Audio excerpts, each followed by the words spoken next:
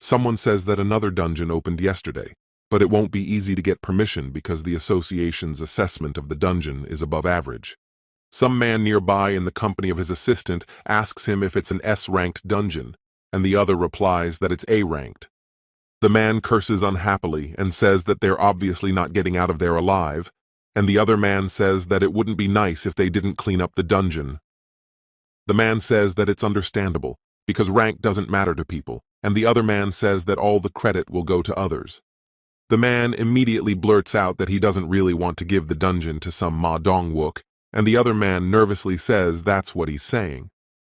The man says that they have quite a lot of good guys, but not many people know about them, all because they don't have any S-rank hunter, which plays a big role. Someone else suggests forming an alliance, and the man replies that it's not a bad idea, since they can't do it alone, but the other guilds are clearly in the know. The girl puts a thumbs up and says that there might be some difficulties with that, but how about inviting one interesting person? The man, covering his eyes, states that they are going to go to the A-rank dungeon, so what would be the point of a new person coming in? The girl starts to smile, asking if the man guessed about this person, and the man says that she means about the hunter Sung Jinwoo. The man says that with him all the crowd's attention will be on their guild, asking what Jinwoo has been up to, and he is told that the man has been mopping up the dungeon. The aide says that he'll find out someone else's contact information, and the man says that it doesn't make sense, since aren't these kinds of issues handled over the phone. The man suggests that they all go up to the floor above, while the city itself is in a pleasant working environment, when no monsters disturb them. The boy, sitting on the couch and folding his arms across his chest, asks with a serious expression about Ajin's name for the guild. Jinho seems to be trying not to show his nervous emotions by agreeing to the name, for as long as it's not called Solo. The boy says that they've made up their minds then, asking what's next on their list, and the other asks about Heiin, to which Jinwoo says that it won't work out with her. Jinho thinks the girl is quite strong and has a mesmerizing beauty, not realizing if Jinwoo is looking for someone stronger than her. The boy mentions that their partner must have a hunter's license, and also that he won't be interested in guild matters, but they'll be able to trust him. Jinho starts to say that he seems to have someone in mind under Jinwoo's description, who is distracted by sudden knocks on the door. The boy doesn't seem like he's going to wait long, asking who's there, wondering if Cha Hai-in is back in the office again. The boy opens the door leading to his office, and then is surprised to see several people in front of him, saying hello and introducing themselves as the Knights Guild. The boy doesn't seem in any way enthusiastic about his new visitors, while Jinho even looks a little shocked at these guests. After some amount of time, these people do seem to have entered the boy's office, but none of them are going to say anything yet. It seems that they put a laptop with some records in front of the boy. Someone shouts that this is not possible at all, because why is the entrance to the gate so huge? The man says that the size of the gate and the level of the dungeon do not always coincide, but it is the largest dungeon that could be seen. The boy thinks about Busan that maybe he should meet with Juhi, and the man says that the association refuses to give them permission to sweep. The man continues that that's why they decided that with Jinwoo's help, they could get a permit, but of course the man would give a good reward. The man continues that in this kind of raid, the big guilds give the hunters 10% of the total profit, but they will give the full 20%. The boy doesn't seem like he's going to bargain with them, and puts up his firm stipulation that the payout will be 50-50. The man seems taken aback by the words of the high-ranking hunter, questioning whether he heard what he just said. The boy says that he agrees to cooperate with them if they accept him as a full member of the guild. After all, they have approved it under the name Ajin. The man, visibly nervous, tries to change his mind by offering 40-60, but the boy says he's not going to bargain with them. The man grudgingly thinks to himself that Jinwoo isn't that easy, and afterward says so be it, asking if he can take on the boss. The boy says that they can count on him, and the man says that the dungeon has opened and they need to hurry, suggesting tomorrow. The boy declines the offer to get a ride, and afterward continues that they shouldn't worry, as he won't be late for the appointed time. The assistant says that he thought it looked like Jinwoo's shadow just moved, and the man asks Yuntae if he's been drinking by any chance. The boy, seemingly realizing that it's time to say goodbye to these new guests, starts to feel a vibration in his hand, which creates his phone. The boy thinks about who is calling him now, and then apologizes and says that he needs to take the call and let the others wait for him. The boy doesn't seem like he's going to waste much time on his way to take the call, not the phone, opening the door to another room. A woman's voice is heard on the end of the receiver. The boy immediately realizes it's his mother, who seems to have bought the phone and also missed him as well. The woman asks hopefully if she is distracting her son now, and he says that she is not, thinking that it was actually his mom who called him. The boy can't hold back his peaceful smile as he finally hears his mother's voice. What could he expect from an unknown number? The boy says that they should have dinner tonight, and the woman on the other end of the line says that she doesn't mind. Sometime later, the very next day, right in Busan and Kwanali, a large number of people pile up near the gate. A variety of high-ranked hunters are near this huge gate, seemingly waiting for something, or maybe someone.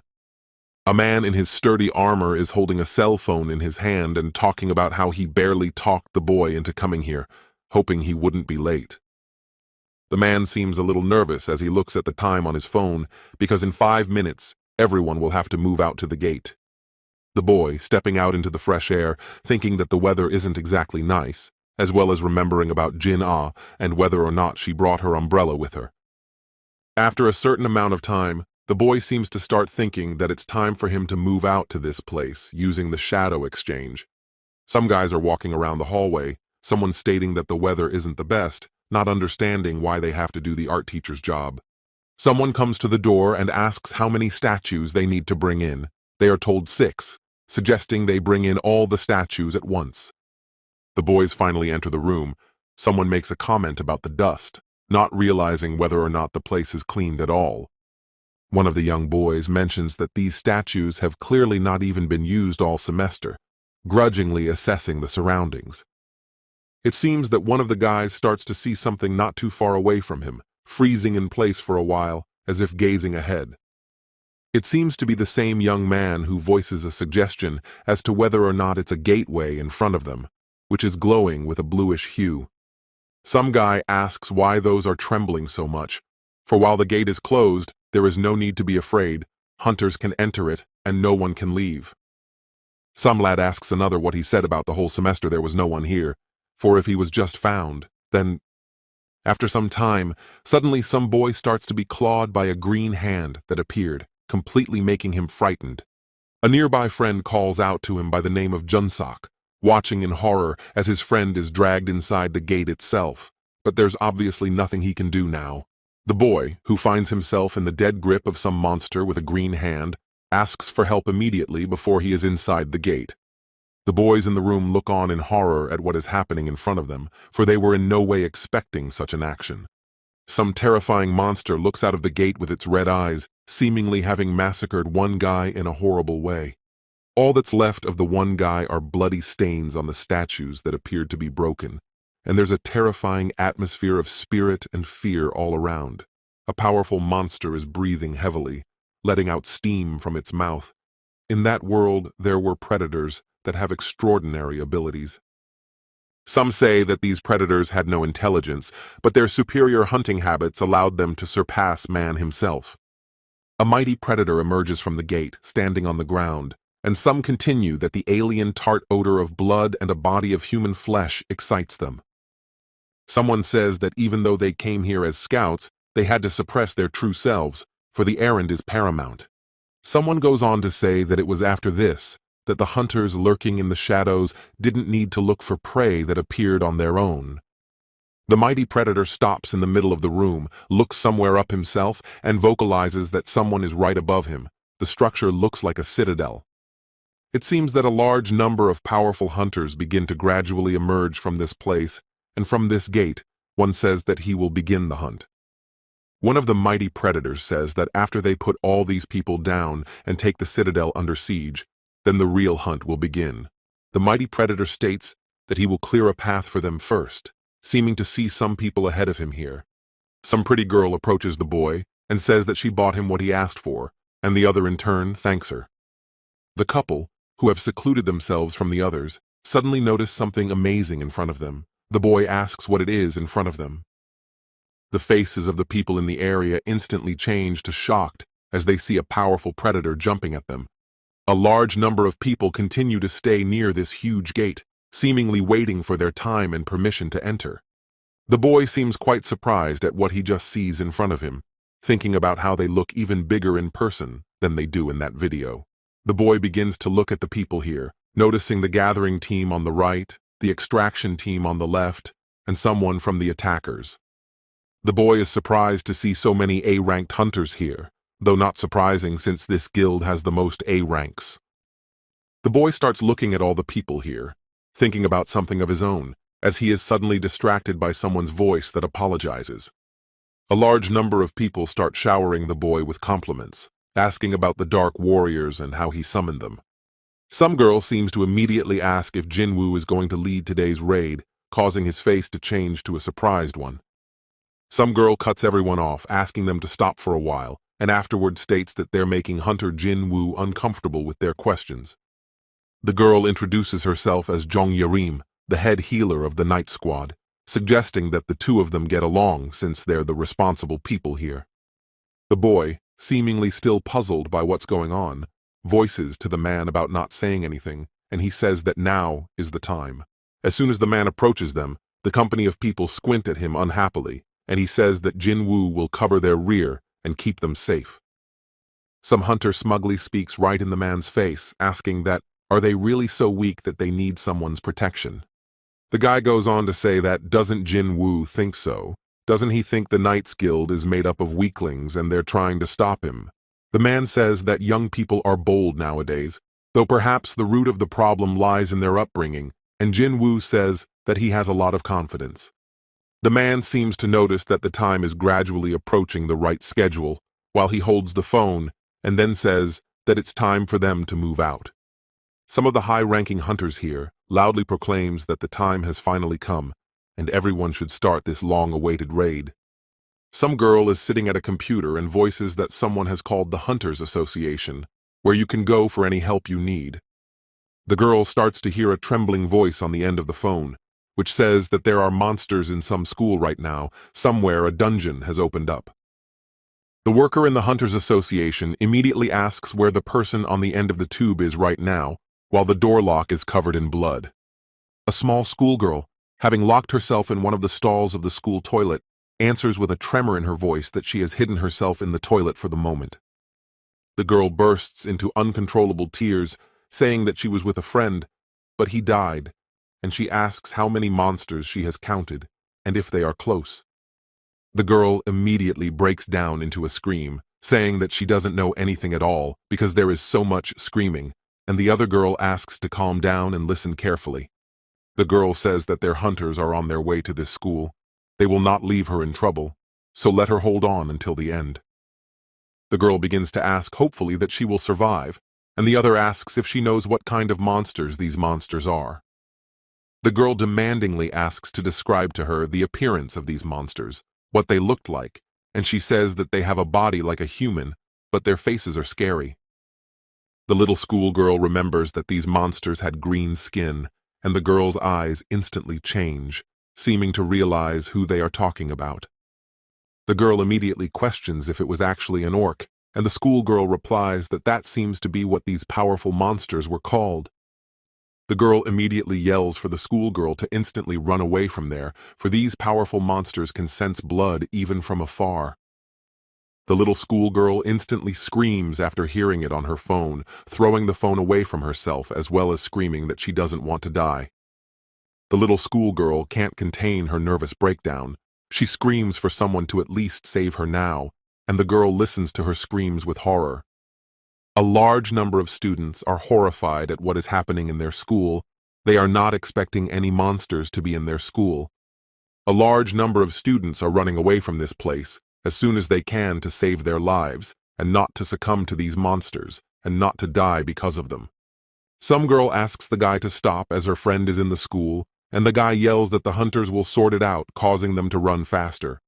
The mighty superior orcs are not happy that a large number of school children were able to run away from them, but someone says it's not that important.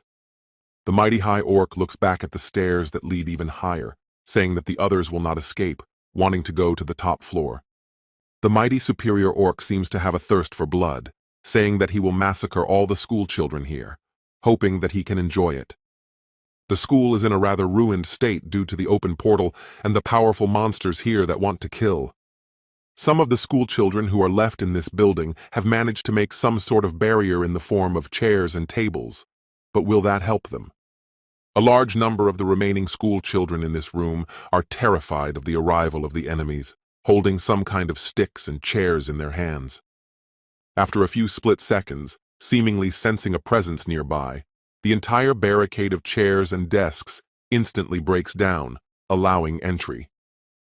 The defenseless school children in the room immediately scream in surprise. They are frozen in one place in terror, not knowing what to do. The defenseless school children are confronted by a powerful predator who is clearly angry and wants to kill everyone. One of the school children in the room starts running towards the window, seemingly trying to save his life by any means necessary. As soon as the boy runs towards the barricade, some powerful predator appears instantly in front of him, looking with red eyes. The very defenseless schoolboy instantly realizes with horror that he has fallen into some kind of unpleasant trap, finding himself surrounded. In a matter of seconds, there is no life left in that defenseless schoolboy after being hit so hard, leaving this world. The two powerful monsters here seem to be frozen in one place, holding weapons that are covered in some sort of blood. One of the powerful predators tells the others that it seems to sense a person with magical abilities here, offering to kill first. The frightened girls don't know what they should do in such a situation, as they don't have any power to just take revenge on these monsters. Defenseless Jinwoo is only thinking about her brother, who she damn well needs right now because she won't be able to stand up to these monsters. This school is in a state of chaos, with someone suddenly yelling aloud no, as if they don't want to end their life this way. Some girl standing next to Jinwoo says that she too is a hunter, albeit an E-ranked one, but Jinwoo asks her not to do anything. The powerful raptors look at the girls in front of them, as if trying to figure out who has strong magical abilities by snooping around. One of the powerful high-ranked predators starts squinting its red eyes, searching out some hunter here. The powerful predator seems to find its target in the form of Jinwoo, who is nervously looking at the ongoing situation around her. One of the powerful predators immediately states that the magical ability is coming from Jinwoo, swinging in her direction and also shouting that he will kill her. Jin-A seems to notice that the stranger's attack is aimed specifically in her direction. She covers her eyes in fear, but suddenly opens them. One of Jinwoo's subordinates appears above the girls and successfully stops the powerful predator's attack, causing it to scream. Jin-A can't hold back her tears. She can't seem to believe what she sees in front of her, thinking about whether or not a baby brother has appeared by her side. Hunter Jinwoo's highly ranked subordinate continues to do his best to keep these monsters from touching the school children. As soon as Jinwoo's strong subordinate makes an attack towards a powerful opponent, the subordinate instantly flies off to the side. Jinwoo's high-ranking subordinate has such great strength that the powerful predator instantly flies out, even from the school itself. The mighty predator observing the whole scene seems surprised, as it didn't expect to see enemies in any way. A large number of Jinwoo's subordinates begin to cover the school children behind them, promising themselves to save them. A notification arrives saying that someone has entered a new dungeon where the atmosphere is calm and even visibility is good. After some time, a man is heard shouting who seems to notice an enemy in front of him and realizes that it is an ogre. The man begins to take a closer look at the monster standing not far in front of all the hunters, which is a two-headed ogre. The man instantly gives the order for all the high-ranked hunters to focus on this opponent to fight him. The mighty ogre seems to notice the large number of hunters in front of him, immediately starts growling loudly, as if he is about to launch an attack. One of the highly ranked hunters seems to be waiting for the right moment for him to start using his magical abilities here. Some couple of countable seconds pass as some sort of impenetrable shield forms in front of the man, using it to protect everyone. The powerful high-ranked opponent starts to be the first to attack the hunters here, his weapons flying at high speed. The high-ranked hunter who uses the shield takes the entire blow, but thanks to this he gains some time to attack. The man who continues to keep his shield by his side immediately calls off Yuntae, who instantly yells out that he understands someone else's instructions. Yun-tae yells out that he is going to attack this opponent, starting to run at high speed towards him. The highly ranked hunter Yun-tae shouts for all the hunters in the area to rely on him, starting to attack the opponent with his sword. At the same time, taking advantage of the mighty opponent's weakness, a female hunter with a weapon starts running towards the other side with great speed. The powerful high-ranked opponent screams, seemingly due to the overwhelming pain, as the attack from the hunters does not stop. A large number of high-ranked hunters take advantage of their opponent's moment of weakness by continuing to attack harder. A certain number of mages, who are standing at a good enough distance from the battle, begin to use their abilities. After a certain amount of time, the powerful opponent instantly takes heavy damage to his side, seemingly unable to resist anymore. After the mighty foe falls to the ground, someone suggests looking around first, and then after resuming their long journey. The man, standing next to the hunter Jinwoo, says that the raid will not be an easy one, because from the very beginning they were caught by a two-headed ogre. The boy, shifting his gaze to the spread-out mighty ogre, turns to the man and asks him if he knows their destination. The boy, without making himself long, states that this monster is a guardian of graves, possessing great enough power to do so. The man states that it does, but if the one was the dungeon boss, it would be easy. But if you meet this monster at the entrance, then... The man hesitates for a while, and then states the obvious, that in this place, in this dungeon, there is an undead that has great power. One of the high-ranked hunters shouts out that here comes the undead in front of them, asking the Henim what they should do, and whether they should attack. A large number of powerful monsters notice a fair number of high-ranked hunters in front of them, waiting for something. Some hunter asks what became of those, while another doesn't understand why the undead ran away after only seeing them. After all, don't they attack at once? The boy thinks in surprise that he obviously did not expect such an action from the undead, being in this dungeon, surprised more. After a certain amount of time, suddenly something starts to catch the boy's attention, as if something is near him. The boy instantly changes in his face, seeming to recall the very feeling, seeming to be familiar as hell to him, guessing. The boy suddenly says that he will leave them because he has urgent business to attend to, and the man asks in surprise what he is talking about. The man says that without Jinwoo, the team might just die, which the hunter must realize, forcing Jinwoo to stop for a while. The boy says that he knows, so now he will call his friend, who can also be relied on to take care of things. The man seems to understand what the boy is saying and says that Jinwoo wants to summon one of his subordinates. The man asks if it's not the same ant from Jeju Island, and the boy says that they obviously know and he doesn't need to explain more.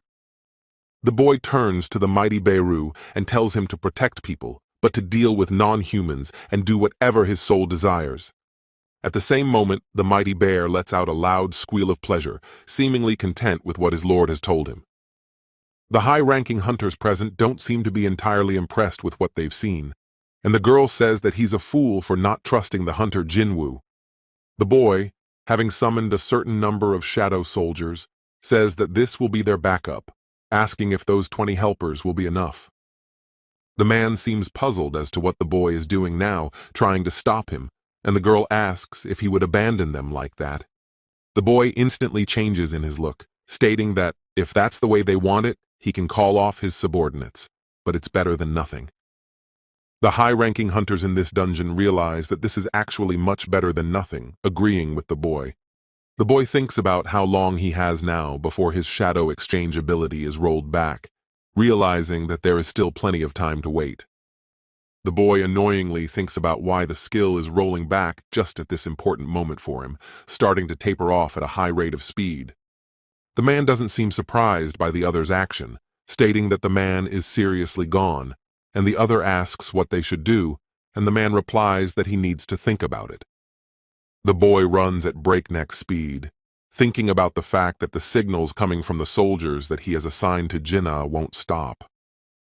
A large number of undead are ahead of the boy, blocking his path with their mere presence, which is very bad timing right now. The boy seems to be on the verge of rage and breakdown right now. He will not tolerate any more moments that will make him linger for a couple more minutes. The boy shows his spirit and body terrifying aura, running at an even faster speed and thinking about no monster getting in his way right now. At the same moment, as if hearing the mighty hunter's cry, all the undead drop to one knee in front of the boy who ran past.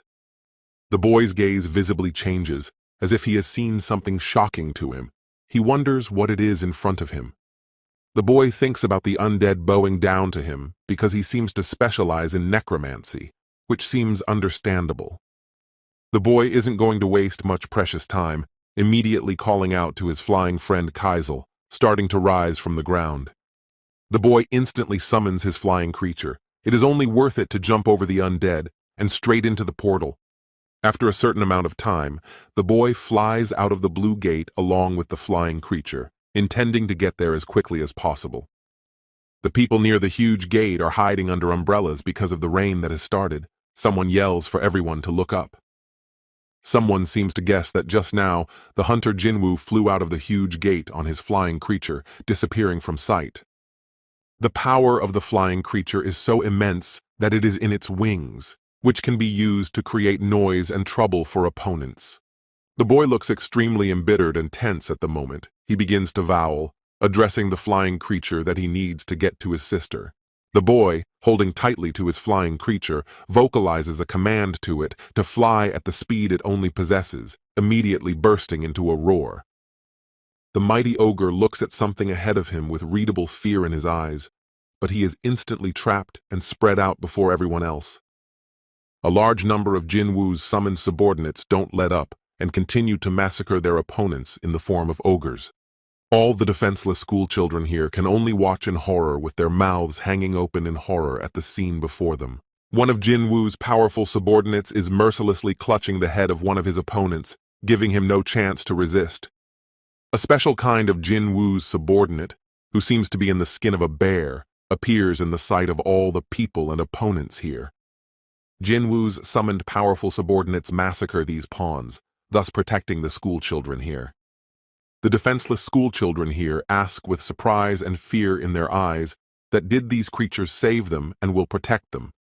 Jinne, standing next to one of the summoned Jinwoo creatures, looks at him with a kind of fear, still also trying to find the person she needs now. Jinne knows very well that these subordinates are shadow soldiers of a non-brother, so why is Jinwoo still by no means around? She calls out to him. The girl seems to be out of place. She doesn't know what she should do, maybe rush out to look for her brother, but the movement is blocked by one of the orcs. The girl raises her head, looking at the summoned Jinwoo creature in surprise, not understanding what he wants, and the other points his finger somewhere. Jinwoo's powerful subordinate is sort of showing his little sister that there's no need to go anywhere, because there are other opponents waiting there. Somewhere there is a powerful ogre that seems to be in charge, which says that the last barrier is finally broken. The mighty ogre says that now he, the great Groktar, the leader of the Red Knife tribe, can no longer be stopped by anyone. One of this mighty monster's subordinates reports that they have enemies in sight in the form of 3 orcs. The mighty ruler clenches his jaws with anger and says that the warriors from the mightiest clan were slaughtered by some orcs. The mighty ogre seems pretty damn pissed off at hearing the news from his subordinate, saying that he'll have to deal with it himself while holding his weapon.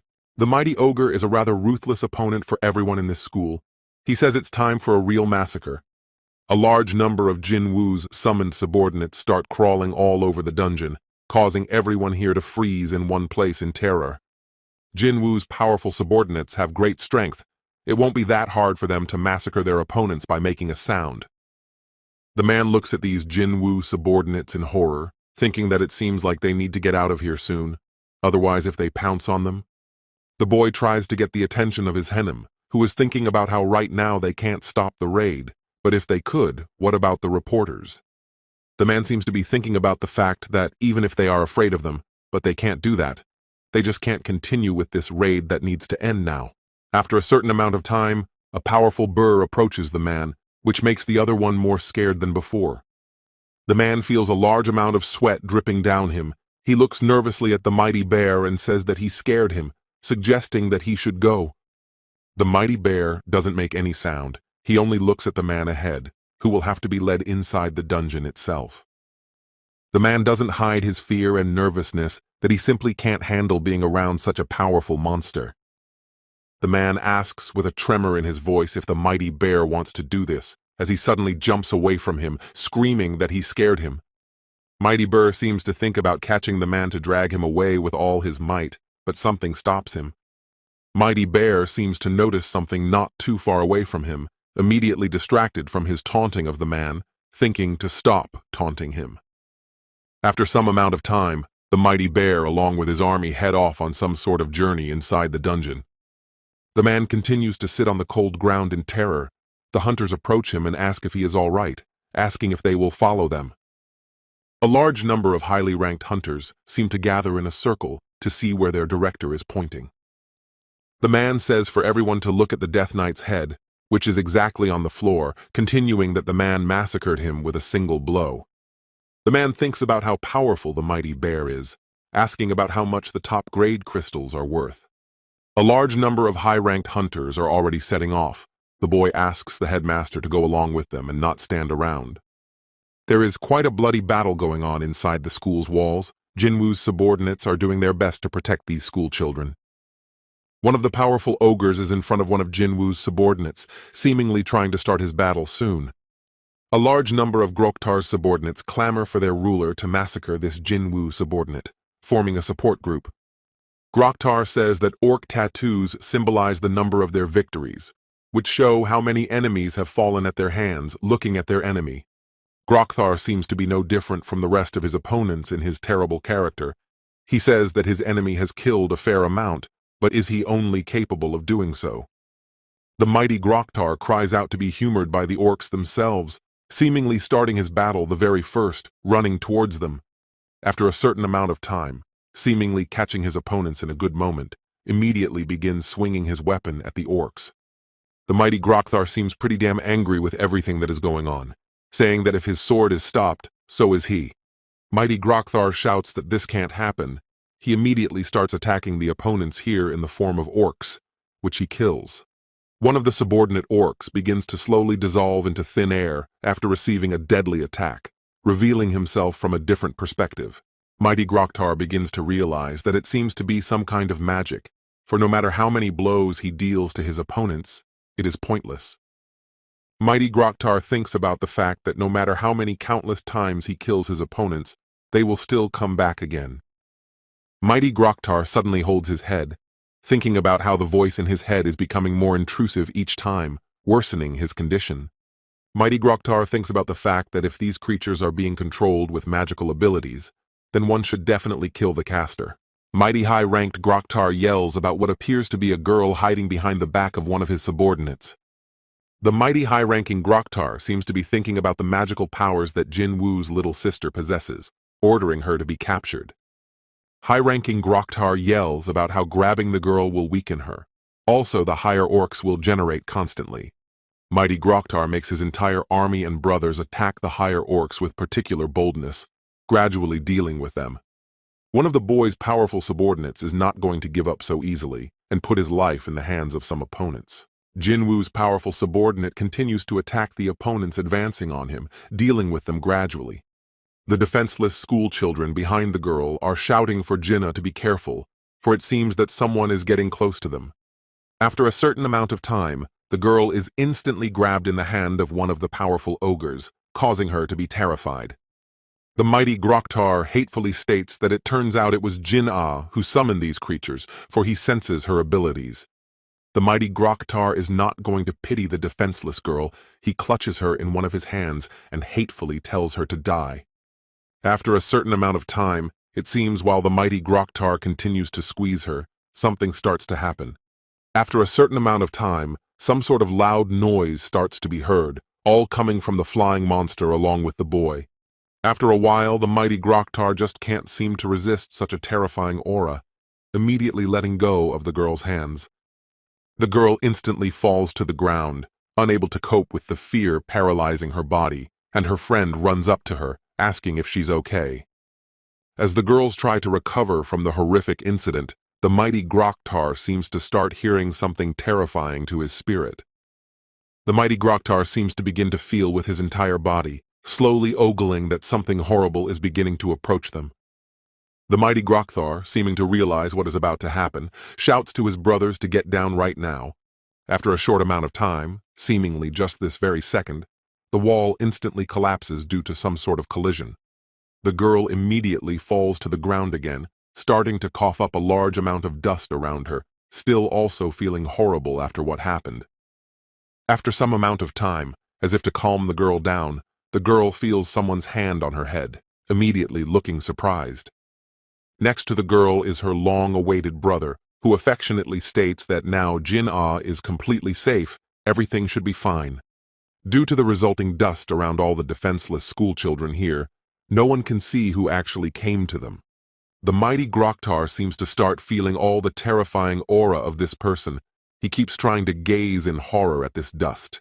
After a certain amount of time, a huge flying monster gradually begins to come into view, as well as a boy standing not too far away. All eyes shift to the new man in front of them, who possesses great magical abilities, making them wait in fear. The powerful Groktar states that he is the ruler of the Red Knives, seemingly trying to talk to the new man in front of him. The boy doesn't seem to be encouraged in any way, having only just begun to hear coming from the mighty Groktar's mouth, vocalizing for the mighty Groktar to shut up and wait for something, pointing his finger in his direction and not hiding his mighty power. The boy pulls his sister to him and states that she is safe now, apologizing for being a little late and making her very afraid. After a short amount of time, the boy turns to the defenseless school children, asking if they are okay, to which they say yes. The boy looks with his bluish-colored eyes, seemingly spotting someone familiar to her in the crowd in the form of Sonia and asking her personally. The girl says with a sort of nervous look that yes, she's fine, thinking about what a terrifying aura the boy now has, which he has no intention of hiding. The girl, who continues to snuggle up to her beloved brother, doesn't hide the tears falling from her eyes. She can't hold back her emotions. The boy, continuing to hold his sister tightly to him, begins to call for the majestic Igris, who is allowed to take care of Jinnah. The boy, summoning a large number of his shadow soldiers, addresses them to take care of the rest of the children. The powerful ogres seem to feel that they simply can't handle such a strong opponent and try to leave, but the boy spots them. The boy shows all of his terrifying aura, instantly looking in the direction of the powerful ogres leaving here, causing them to stop. After some amount of time, the boy watches as his flying creature gradually waits for the rest of the shadow soldiers and school children. The mighty ogre, observing all that is happening, voices the boy's summoning of all these warriors, asking how he understands their language. Mighty Groktar seems to realize that no answer is to be expected from this boy, waits for the right moment, and shouts the command to attack. A large number of powerful ogres immediately begin to run towards the boy at the command of their ruler. One of the powerful ogres seems to be already enjoying the fact that he is about to be able to slay this boy with just one of his powerful blows. The boy doesn't wait long. He immediately grabs the other's hand with his weapon with ease, and then begins to hold the ogre's fingers quite tightly. The powerful ogre who tried to suddenly attack the hunter, Jinwoo, immediately breaks out into a loud cry of pain, not holding back. It doesn't take long for the boy to realize it. He stares with chilling eyes at the enemy in front of him, and then starts swinging at him. After a short amount of time, the boy easily topples this mighty ogre right to the ground, showing his strength. The boy seems to be annoyed as hell at what is happening. He can't contain his anger that is literally emanating from his body. The boy drags the body of the mighty ogre across the cold floor for a while as he lets go, seeming to see something ahead. The boy is rushed by two powerful ogres at once, who seem to take advantage of this moment and try to make a surprise attack right at Jinwoo. What a shame that the boy has magical abilities and can control by putting two fingers forward, seemingly using skills. The boy activates the Lord Hand skill to start controlling the mighty ogres, hurling them straight up higher in the room.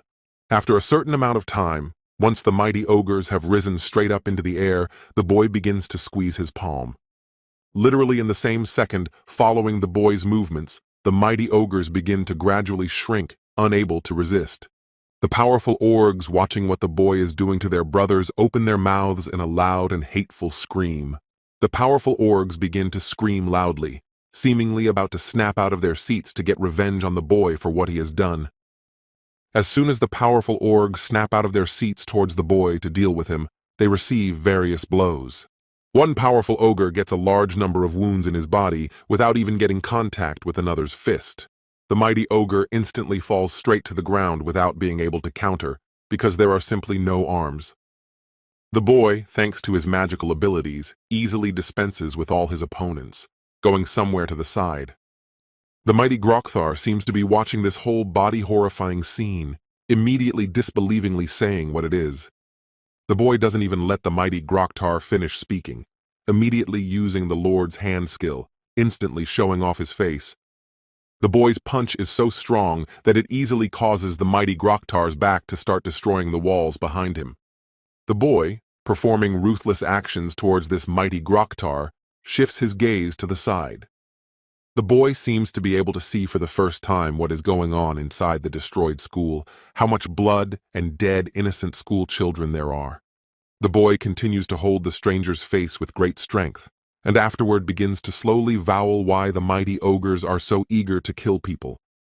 The mighty Groktar, realizing that his life depends on the truth, says that he hears a voice in his head urging him to kill everyone.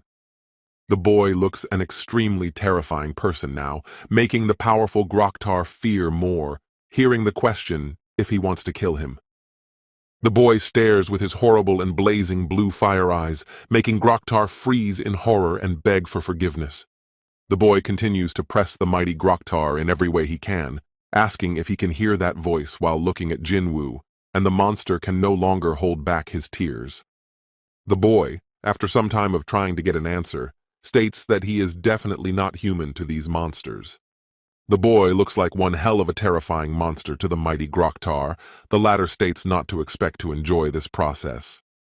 The large number of hunters and workers near the huge portal are waiting, it seems, for the others to arrive.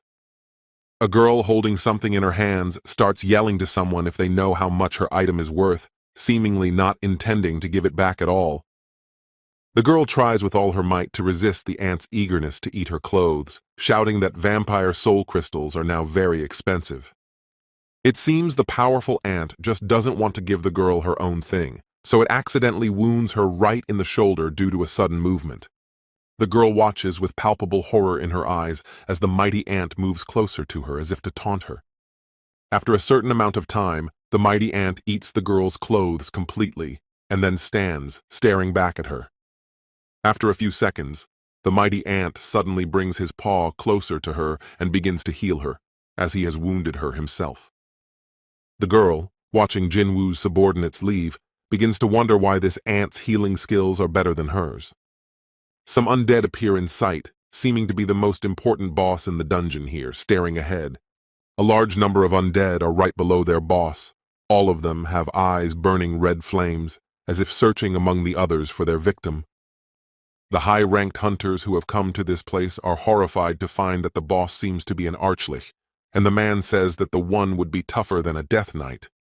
The man thinks that archlich is considered the most dangerous of the dungeon bosses for a reason, as the man wiped out the Chinese guild in the blink of an eye.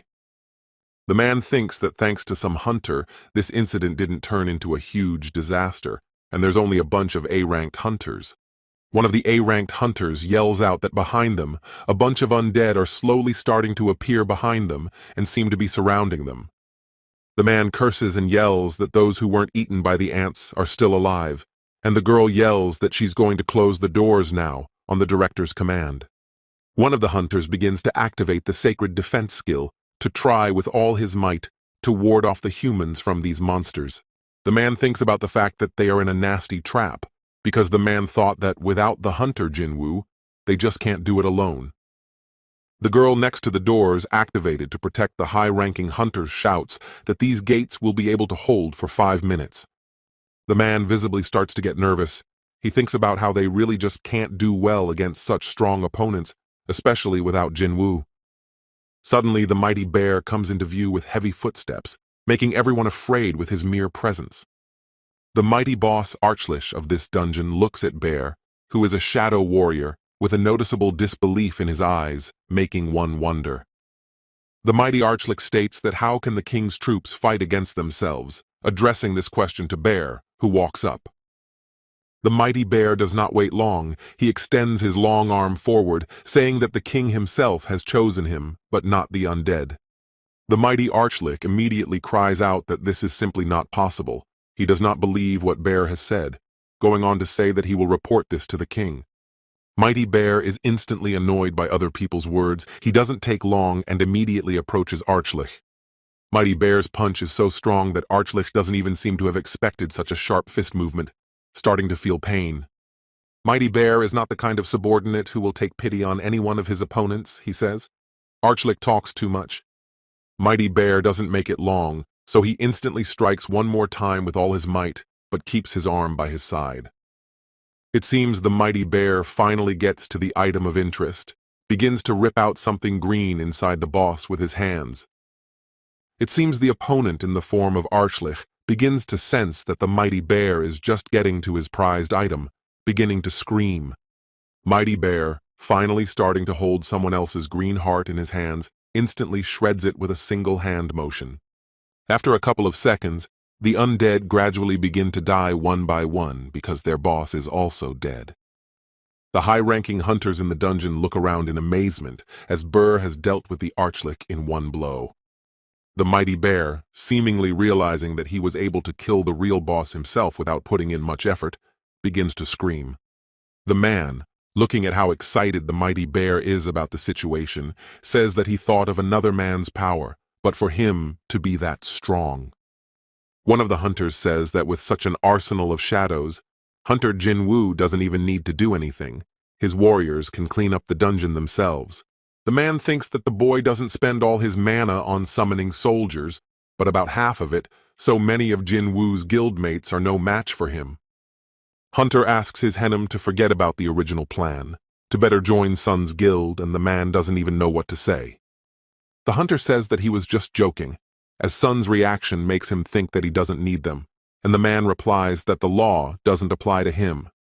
Suddenly, the highly ranked hunter doesn't seem to quite get it, even apologizing to the director as if expecting more details.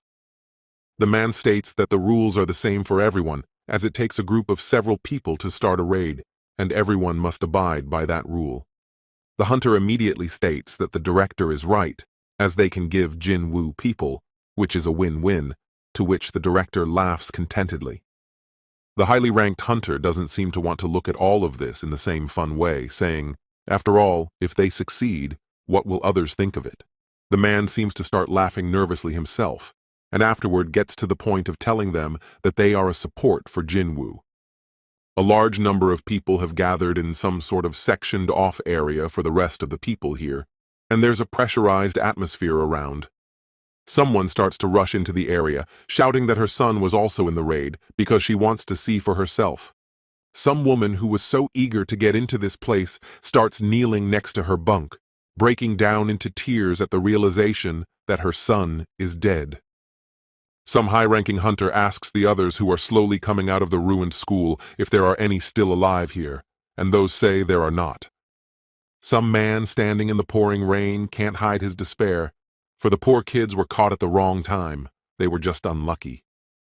The president of the Hunters Association lists how many students managed to escape from the school.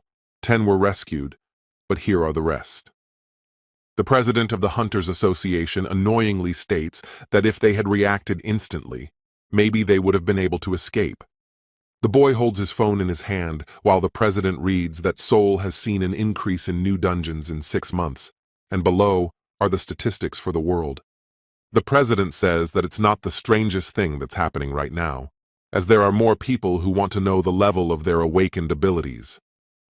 The president goes on to say that it's as if some system is trying to balance things out, and the boy thinks as if something is changing in their world.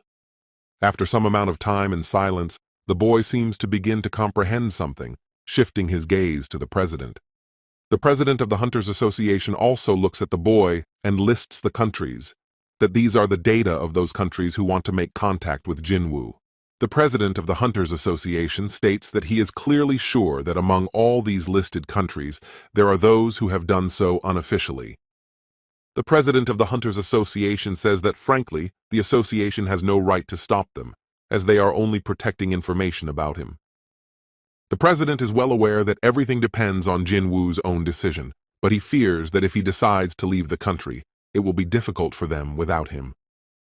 After some time of silence, because Jinwoo hasn't answered anything to the president, they arrive at the hospital where his younger sister is. The boy, without making himself long, immediately gets out of the very car he came in, but the president of the association calls him off once more.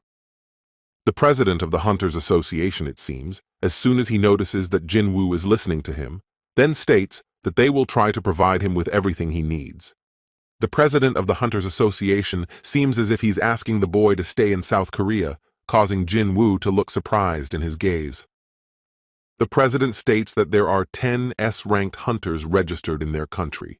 3 lost and 2 died, as one went to America. The president states that they can no longer stay away, asking to be allowed to play a part in someone else's fate, asking what that person desires. The boy seems to think about what the president of the Hunters Association should answer, but doesn't take long and slowly begins.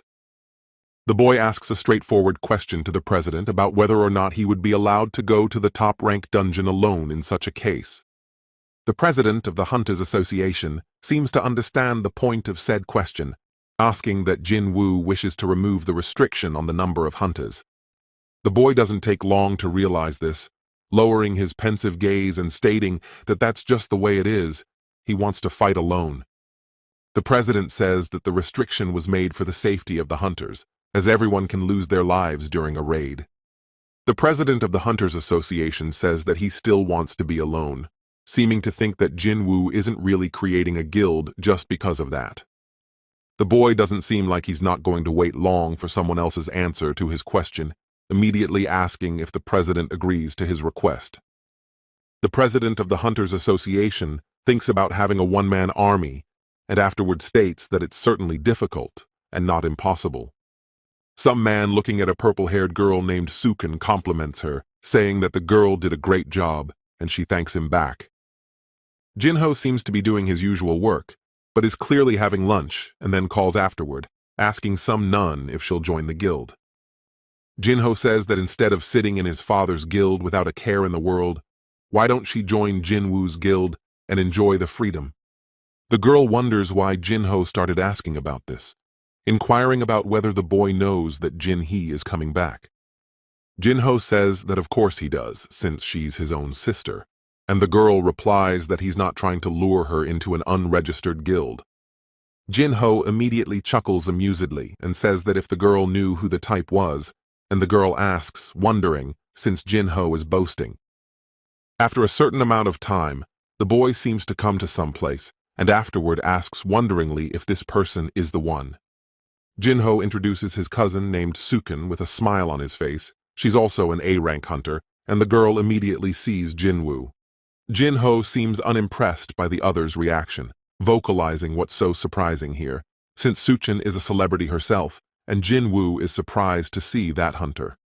Suchin says she can't believe she got to meet Jinwoo, who suddenly showed up at the press conference and left. The boy thinks about the fact that it seems that awakened abilities can somehow be passed on at a genetic level. The boy thinks about how there have been such cases among siblings, and Jinwoo asks if Jinho has initiated her into the details, and she agrees.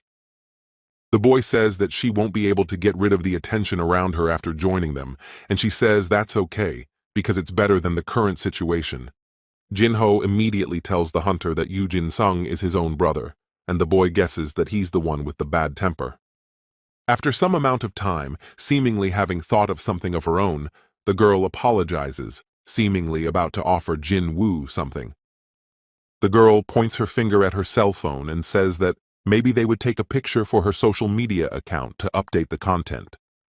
A torrential downpour begins in the habitually bright city, and someone's scream is heard in one of the huge buildings, saying it's mind-boggling.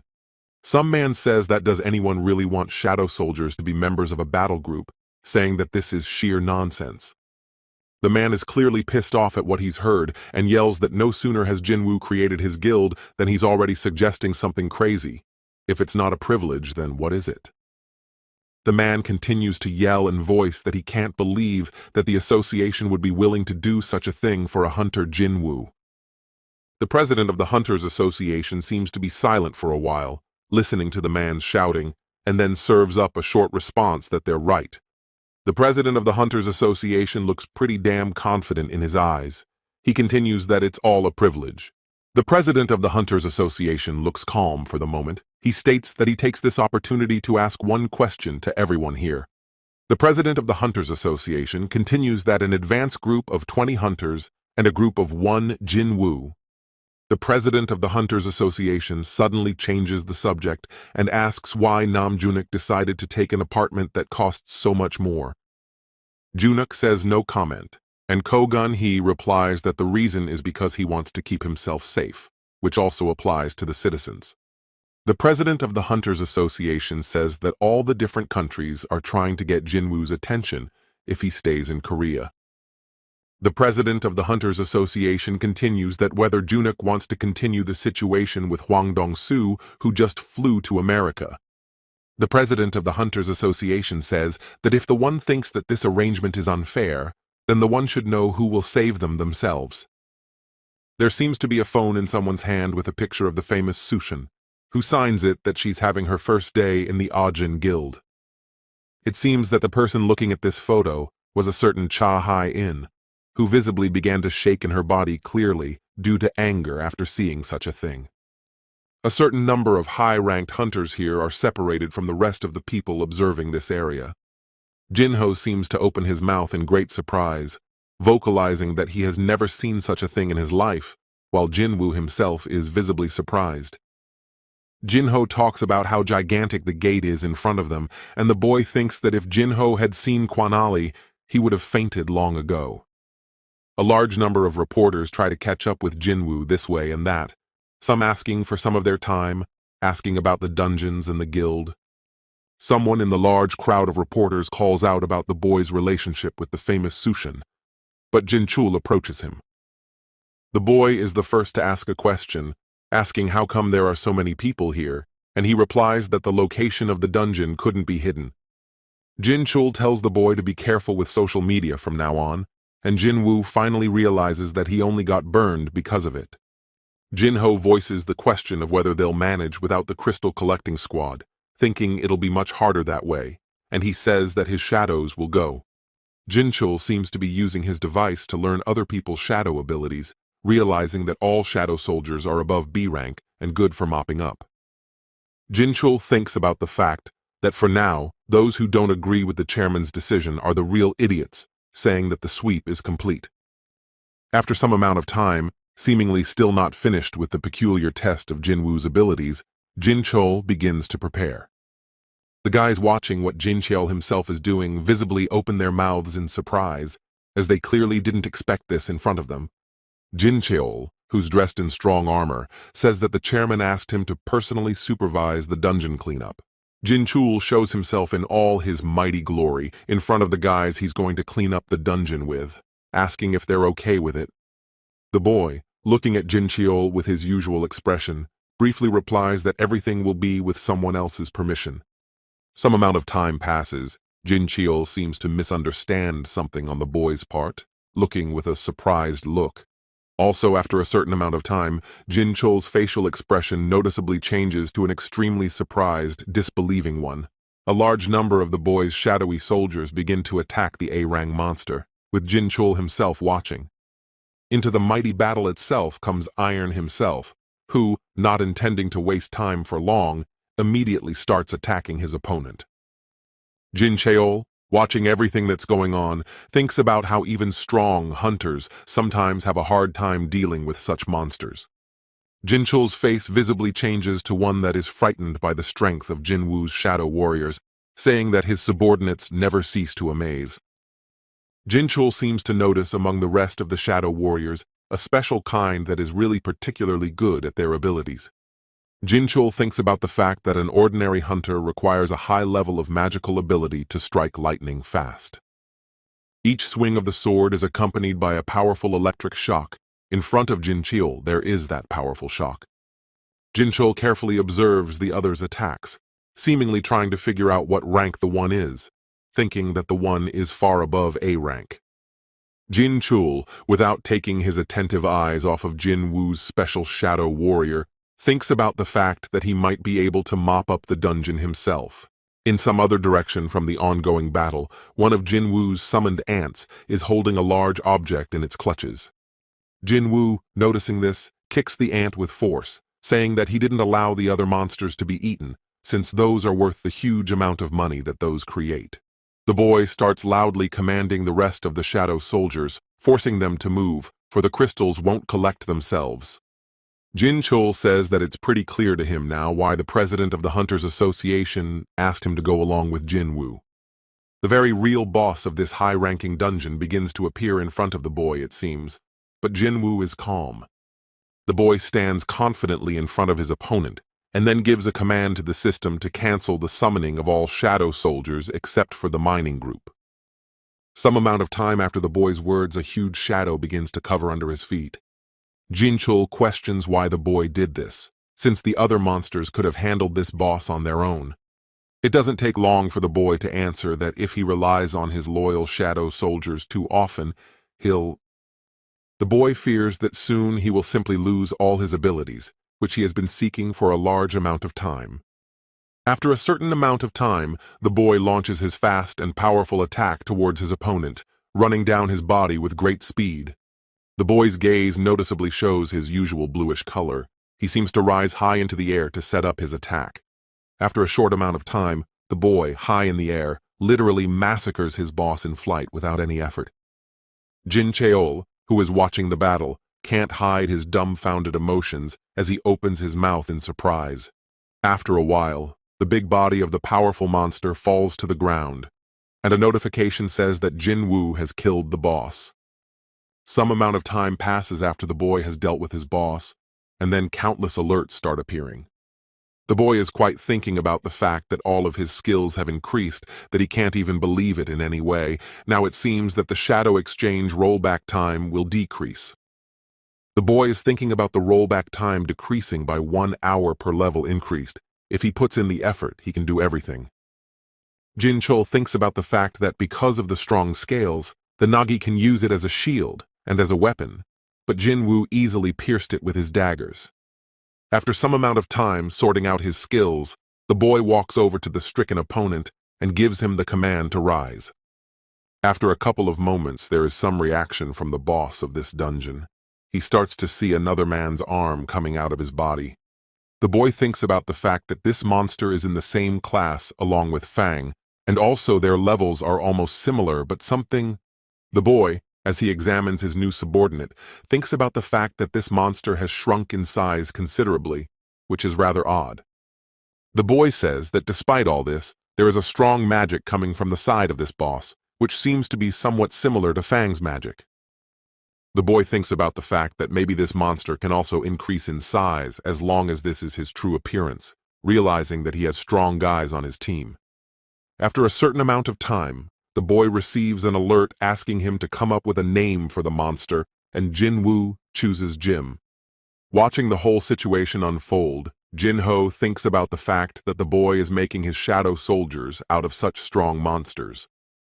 Something seems to be slowly starting to fall apart just inside the huge dungeon, which Jin Ho notices, realizing that it's time for them to go. Jin Ho, immediately turning toward his Hanim, tells the powerful hunter that it's time for them to move out, to which Jin Woo agrees. Only there's one unpleasant problem that leaves Jin Woo wondering where to get Jima's huge body out of the place. A large number of reporters seem to be considerably surprised by something in front of them, freezing in one place out of some kind of fear. Some, seeing Fang in front of them with Jima's carcass on his shoulder, shout to run away, while others realize that it's the shadowy soldier of the hunter Jin Woo. After some amount of time, seemingly realizing that this subordinate of Jin Woo won't do any harm to ordinary people, someone yells to dismount. Mighty Fang also seems to realize that these people are starting to film him, immediately smiling with all his teeth, showing himself to be cute. In the background, reporters can be heard yelling for the monster to smile, and Jin Ho says that the reporters only seem to have gotten even more. The boy, not paying any attention to Jin Chul standing nearby, says that their raid has attracted enough people. But he didn't expect such a thing. There's literally no face on Jin Chul. He doesn't even seem to believe that this raid is finally over, so he can exhale quietly. The president of the Hunters Association sits in his usual seat, seemingly looking forward somewhere, expecting something, and from someone. The president of the Hunters Association voices to Jin Chul that this isn't his first raid, but apparently even that person is surprised by what's happened. Jin Cheol still can't seem to get over what he just recently saw when he was near the powerful Jinwoo, saying that it wasn't a raid. Jin Chul says that it was a massacre, seeming to keep remembering all those fragments in his mind's eye as the boy fought. The president of the Hunters Association understandably states for Jin Cheol to go rest now, and the other bows and agrees. After some time alone and in his empty office, the president goes to the window and starts thinking about what's going on. The president of the Hunters Association thinks about the fact that it is rather unfortunate to admit it, that it is only one man's battle, one man's guild.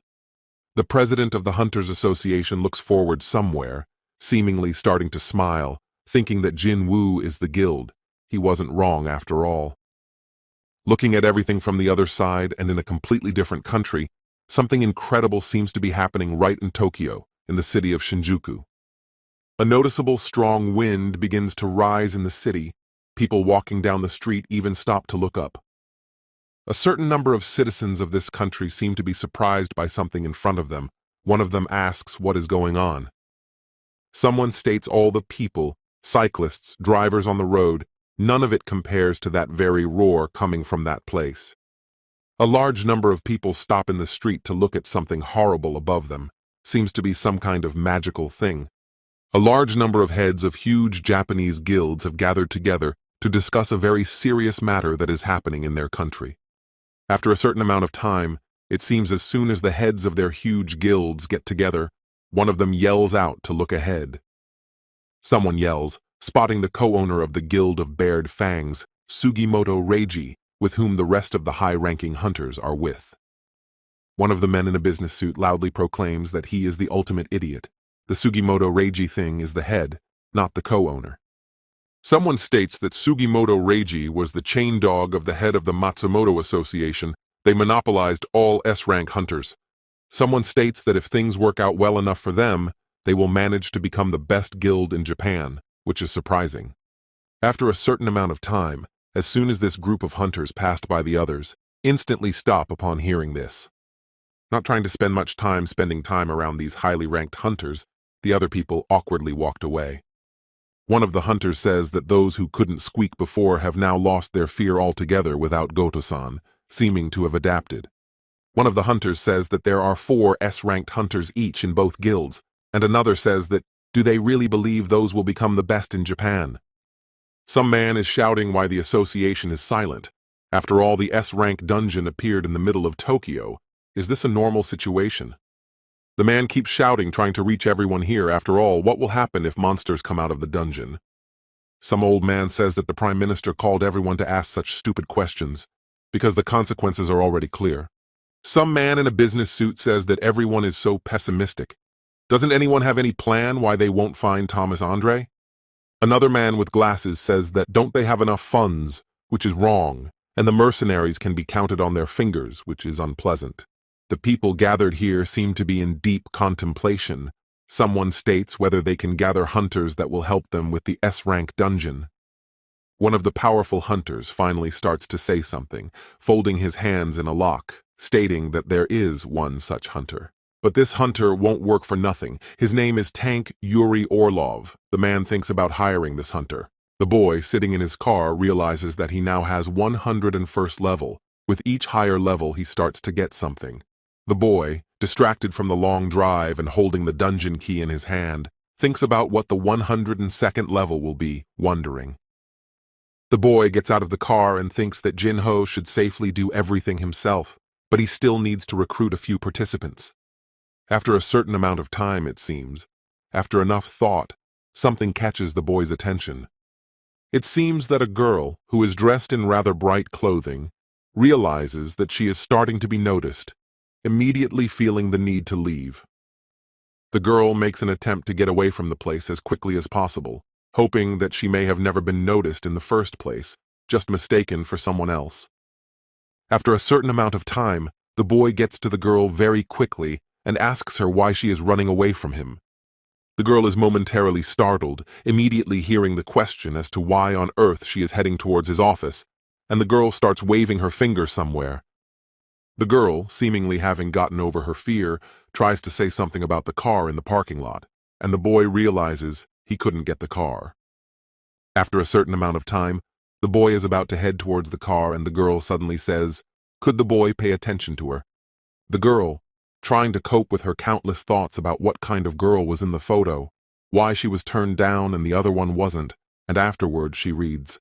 The girl, seemingly gathering her thoughts, states that this dialogue is regarding the hunter Jinwoo's powers, causing him to be surprised. It seems this place doesn't quite turn out to be a good place for such important and serious conversations. The boy snaps and suggests they talk in the office. After a short amount of time, the young couple is in the office, and the girl asks if no one is here, and Jinwoo says that they are. The girl nervously thinks about being alone with Jinwoo in this place, and the latter asks what happened as Byung-gu gives her a message. Some amount of time passes. It seems the boy finishes making coffee and puts the mug on the table, and the girl begins her story. The girl shares her memories of one day she had a vision of someone grabbing her arm with a strong grip. The girl begins to remember the distinct look on Byung-gu's face, who visibly and anxiously asks her to tell Jinwoo to be careful. Byung-gu says that someone plucked him out of the endless darkness, but it wasn't him who came back, for he felt like a blind servant even while in his own body. Byung-gu says that it gave him indescribable joy and at the same time terrified him, because it's such an unknown, but Hae-in doesn't quite understand. Byung-gu slowly begins to dissolve and says that this force is very dangerous and powerful. Jinwoo should know about it too. The girl tries to take a closer look at Byung-gu, to listen to all of the stranger's words to the end, and he states that the real Hunter Jinwoo's army. Hunter Jinwoo's real army is his real army, causing the girl to fall into deep thought over the words she heard. The boy seems to have arranged some sort of break for himself, finding a free moment, immediately using it to grab a bite to eat. At the same time, the boy can't stop thinking about what Hae-in shared recently, his memories, wondering if it's true.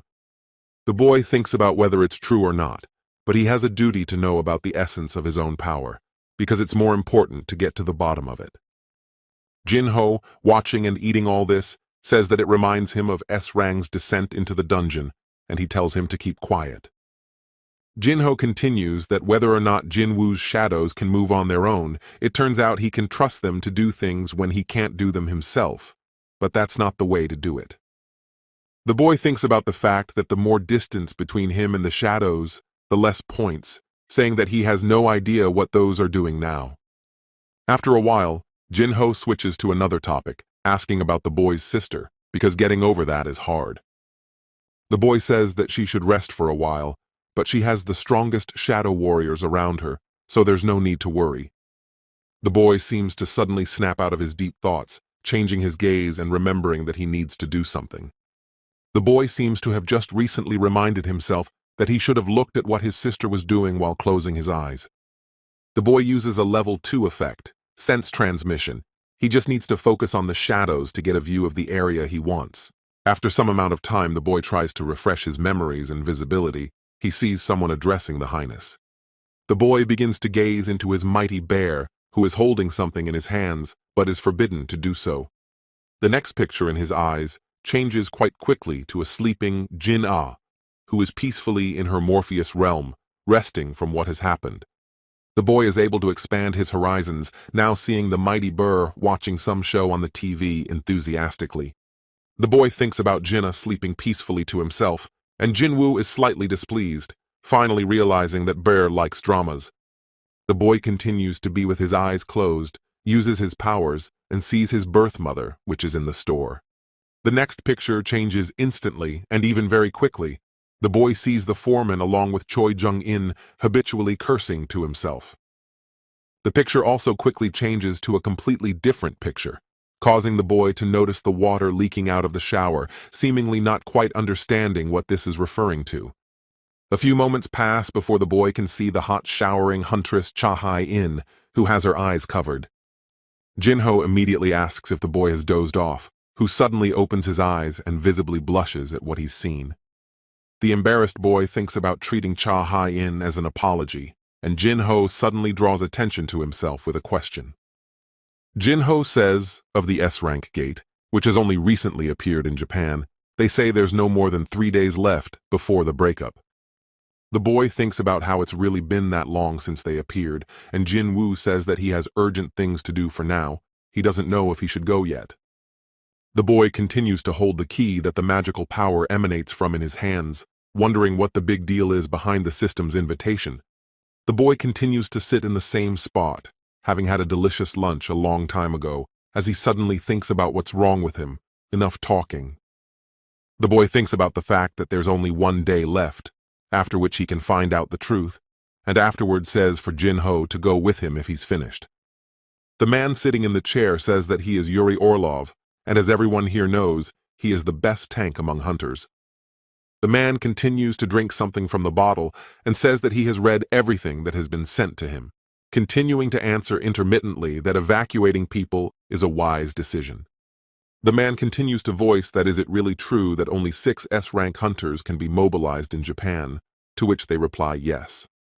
Another man states that to handle the A-rank dungeons they need at least 1 S-rank hunter, their guild sent 3. The man seems to visibly start to get drunk. He wipes the liquid from his lips and states that it's terrible how they will defend their country. The mighty tank continues to hold the bottle of hard liquor in his hand, after some amount of time announcing the price per year. The man begins to elaborate that it is about 10 million in 1 day, so he will block the gate for as long as the country needs it. One of the men, upon hearing the announced price from the mighty tank, immediately grudgingly cries out about the 10 million. The man says that for that money they can save the whole country, because compared to Thomas Andre, his requests are quite small. One of the hunters asks what the drunkard is saying, and the other replies that she has no idea, but thinks nothing good will come of it. The man says, asking if they will pay him 10 million a day, thereby saving their country, or abandon it to its fate. The man smiles confidently and says that the other hunters are in no position to seek a choice, and even if they fall at his feet with pleas, he will not blink an eye. The male who has been dialoguing with this mighty tank from the beginning states that the other seems to be very confident. The man says that of course he is, because it's better than hiring 100 losers like the 2 that are now behind the other. One of the hunters says that it seemed to him, or this tank is laughing at them, and the girl answers that it is clear without words. Some couple of countable seconds pass as some sort of huge barrier appears around these 2 highly ranked hunters. The man, stretching his arm forward, with a smile on his face, says that those 2 should not even move from their place. They will not step aside without his permission. The man amusingly adds that these highly ranked hunters might try to do so if they don't have the guts, watching them from the sidelines. One of the high-ranking hunters is visibly surprised and nervously thinks about how that tank was able to immobilize them, while the other thinks she can't move. The man states that he will sweep their dungeon, but as a bonus, he will slaughter all the monsters, asking if they agree at that rate. The man states that they have done a thorough analysis of the tank's abilities, but he is unsure if the government would allocate such a budget. The man visibly trembles in his hands, gripping the arm of his chair tightly and considering whether the tank can be trusted at this rate, and afterward he states. The man, after some amount of time, having clearly gathered his thoughts, voices whether he can make one call, getting consent. The boy, seemingly about to embark on some good journey, laces up his sneakers and, despite his own mother, vocalizes that he is now leaving. The boy is already rising from his position, about to open the door and head out as the woman stops him with a question asking if he is doing well. The boy immediately smiles, covers his eyes and says that he is fine, just some business came up that will need to be taken care of. The boy, not intending to waste much time, immediately heads towards the door, which he opens and says that they will meet soon. After a certain amount of time, as soon as the boy leaves his home, the very same key begins to glow brightly in his hand. In the field of vision appears some ruined building, which is also cut off from all people interested in such situations. Someone says that 2 gates have opened at once in this place. Some man says that, fortunately, the school has been closed, but school children are still wandering around. A man seems to be guarding the area, sees someone walking purposefully towards the school, and says that this is a forbidden place to enter. The boy seems to notice a familiar face in front of him and lowers his hood, revealing himself in all his glory, hearing a surprised voice with his name on it. The boy asks about when this gate opened, and his question is answered by the same person, saying about 3 days ago. The boy thinks about the fact that no one said that the dungeon would open after he knew its location, and since it's been so many days. The boy thinks it's C rank, though who would have thought the level was that high, asking if there are hunters there, and he replies that about 2 hours ago. The boy says to stop the raid immediately, saying that these hunters are in danger, but if they don't hurry up, everyone will just die.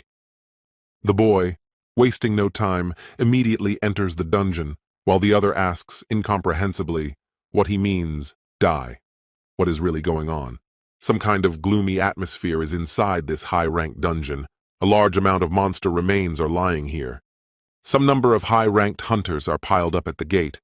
Someone asks if the boss room is here, but why is it closed? After some amount of time, a boy appears in the sight of all the hunters here, calmly stating that this is a trap, scaring the others. The high-ranking hunters here ask with a noticeable tremor in their voices who the man in front of them is. The boy replies that he's one of the survivors of the double dungeon, and someone seems to gaze up and asks if it's Jinwoo. Someone confirms someone else's thoughts, and the boy, not paying attention, states that it's dangerous here, asking everyone to go back. The boy says he'll deal with everything himself and goes to the door and tries to open it, wondering if it's actually enchanted. After some time and attempts by the boy to open the door, he gets a notification that the door is closed, but the keys are needed. The boy thinks about how it was different last time, realizing that now it seems a key is needed, pulling one out of his pocket.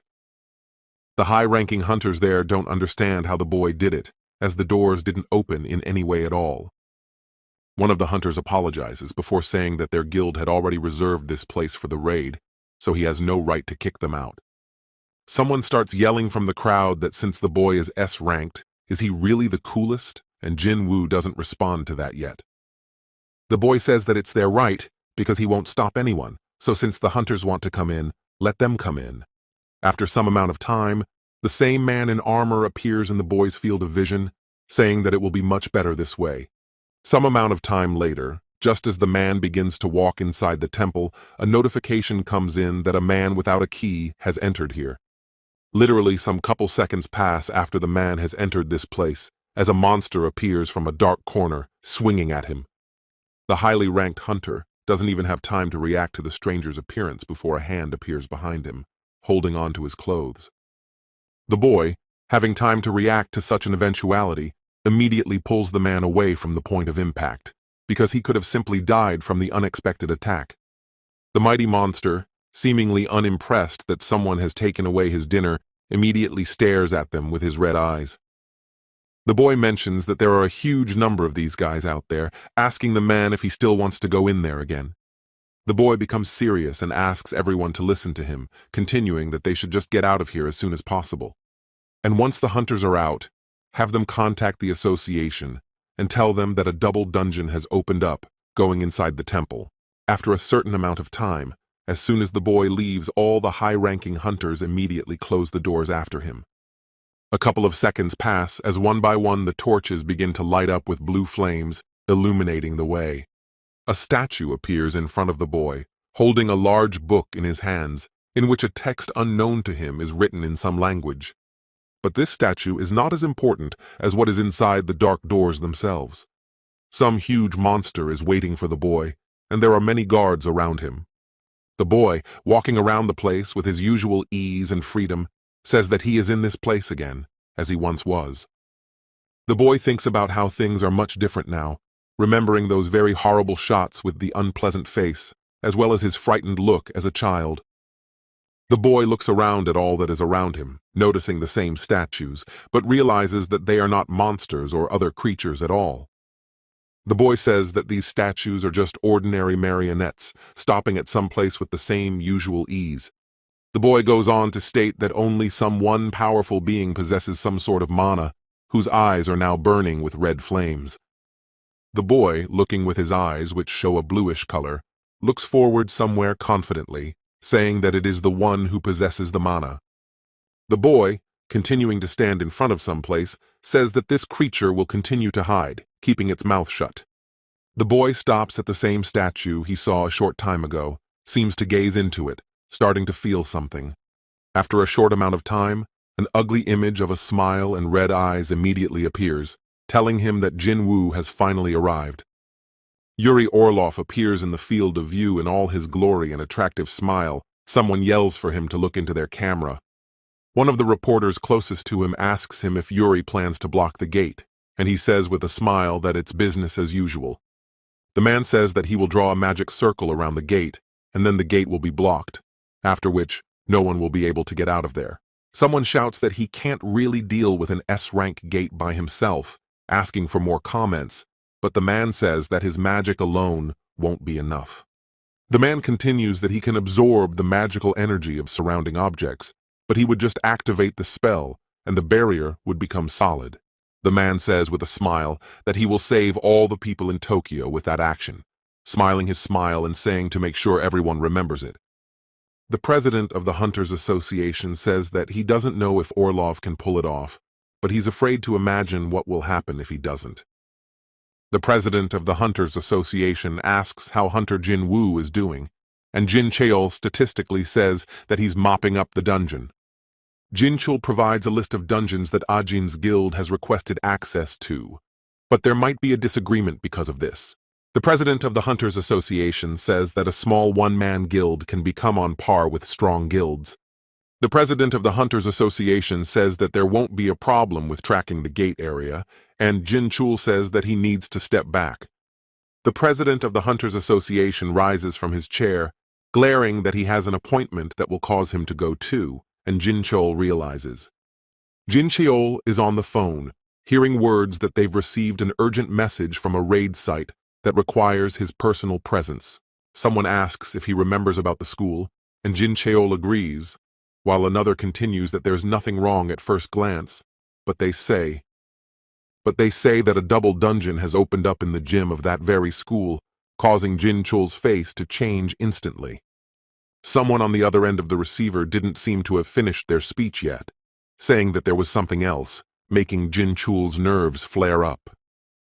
The interlocutor on the other end of the tube says that a hunter named Jinwoo has descended into the double dungeon, who may already be fighting there at the moment. After a short amount of time, the former calm atmosphere gradually fades away, changing to a horrible atmosphere as the statue begins to crumble. Some monster screams in its horrifying voice that finally Jinwoo has come to him after such a long time. The boy thinks that the same stone slab he just cracked, and afterwards says that those rules didn't seem to make any sense at all. The mighty adversary smiles and says that it wasn't like that at all, it's just that now, after so much time, those rules aren't needed at all. The boy, watching with his bluish-colored eyes, asks if he is the one who called him to this double dungeon, watching carefully. The powerful opponent does not hide his smile, but because of the same shadow his face cannot be seen, he briefly says that it was him. The boy is not going to stand on ceremony and asks with a palpable coldness who the opponent is and if he is a monster, but he says that the question is wrong. The mighty adversary says that instead of asking who he really is, it is better to let the boy ask who he himself is. The mighty adversary says that it's time for the final test to begin, and if the boy passes it, he will tell him everything. The mighty adversary ends his speech with the words that here is a parting gift for him, in the form of a large number of knights. The boy, noticing the approaching attack in his direction, immediately does not intend to waste time and gives the command to rise. At the snap of one finger, this monster states that they are in an exam, so it blocks all of the boy's class skills, making the situation worse. The monster states that this test is just for him. He is not interested in his submissions. The boy watches in surprise as everything is blocked. A notification comes in that the boy will not be able to get out of this double dungeon until the exam is over, making the boy wonder. The boy, watching things get nasty, thinks that the trump card he has been hiding so carefully is becoming useless. The boy thinks about the fact that the inventory is still on him, so he will be able to break through from here on his own. After some time, as soon as the boy thinks a little longer than usual, there is some kind of attack in his own direction. The boy barely has time to react to this unexpected attack, which could have hit right on his body, holds this stone object. As soon as the boy gathers his strength in his fist and swings, he deals this stone object a single blow, breaking it. The boy, not wasting his precious time, and also not intending to grieve over the blocked abilities, runs towards the enemy. Thanks to the stone object in the boy's hands, he easily swings it, and at a sufficient distance, it hits the monster directly in the head. As soon as one of the giant monsters reaches for that very stone object to pull it out of its head, then the boy, not wasting such a precious moment, immediately rises high in the air to destroy that monster with a leg kick. The boy continues his attack, not stopping at one monster, immediately using a jump to be high in the sky for a few seconds. The boy purposefully changes the trajectory of his jump towards one of the monsters to clearly fall right on the head of one, killing it. After a certain amount of time, the archers also enter the battle itself, doing their work from a farther distance. While the boy is on the head of one of the monsters and notices those arrows, he immediately drops down, causing those objects to collide. The boy, not wasting his precious time and also noticing that the other monsters are watching for those arrows, jumps. Literally, a few seconds pass. The boy moves pretty damn fast, as if hypnotizing everyone and thinking he's been waiting a long time for this moment. The boy thinks he's been waiting so long for this moment, as if he's been living for it all along, taking out two opponents in one blow. The monster watching the battle says that it's an incredible sight that the boy has evolved to this point, saying that Jinwoo really is. The monster says that Jinwoo has indeed grown stronger, watching the battle from the very top so as not to interfere with anyone else's fighting. The boy thinks that now he can clearly see all the movements of the statues, which were impossible to catch before. They are strong, but Jinwoo will be able to defeat them. The monster continues to watch the battle, saying that the boy has indeed grown incredibly, but this battle is still not over. After a certain amount of time, it seems, after the command indicated by the enemy, someone gradually begins to approach, quite tall. If one gazes into the face of Jinwoo's new opponent, one would be horrified by the expression on his face, the kind of smile he has, and the kind of eyes he has. Watching the whole battle, the boy's main boss says that it's time to sing to God, smiling a nasty smile through all his teeth. A certain number of people in business suits are in a lighted area, seemingly discussing something amongst themselves, perhaps some kind of problem. Someone is holding some documents under their arm and says that it is a memorandum, which states that they are giving up the crystals from Jeju Island. The president of the Hunters Association doesn't seem to quite understand what his guest in South Korea is trying to tell him by asking about it. The man who appears in the field of vision states that this would be in return for the fact that they would have taken Hunter Jinwoo for themselves, saying this with complete seriousness. The interpreter next to the president of the Hunters Association reports everything exactly backwards, allowing him to get the gist of it. After a while, once the president of the Hunters Association listens to the translation, he laughs slightly, saying that it doesn't belong to them. The interpreter standing next to him also translates into a language they understand, and the man says that he knows, but only through the president can he be contacted. The president of the Hunters Association thinks to himself, wondering if it's only for the sake of Hunter Jinwoo that they're willing to pay such a huge sum of money. The president thinks about the fact that with Ryuji's death, they don't have any hunters left at all to hold back the S-rank gate, so it's not a bad deal, but the president of the Hunters Association suddenly puts aside his papers and states that he would like to speak to the man alone and without interpreters. It seems as soon as the man hears the language the man happens to be speaking, he is suddenly surprised. The president of the Hunters Association says that this is the case because when he was a child, his father ran his own business back in Japan. The interpreters are outside the doors, and there is a dialogue that if Chairman Matsumoto is up to something again, let them dismiss the idea at once.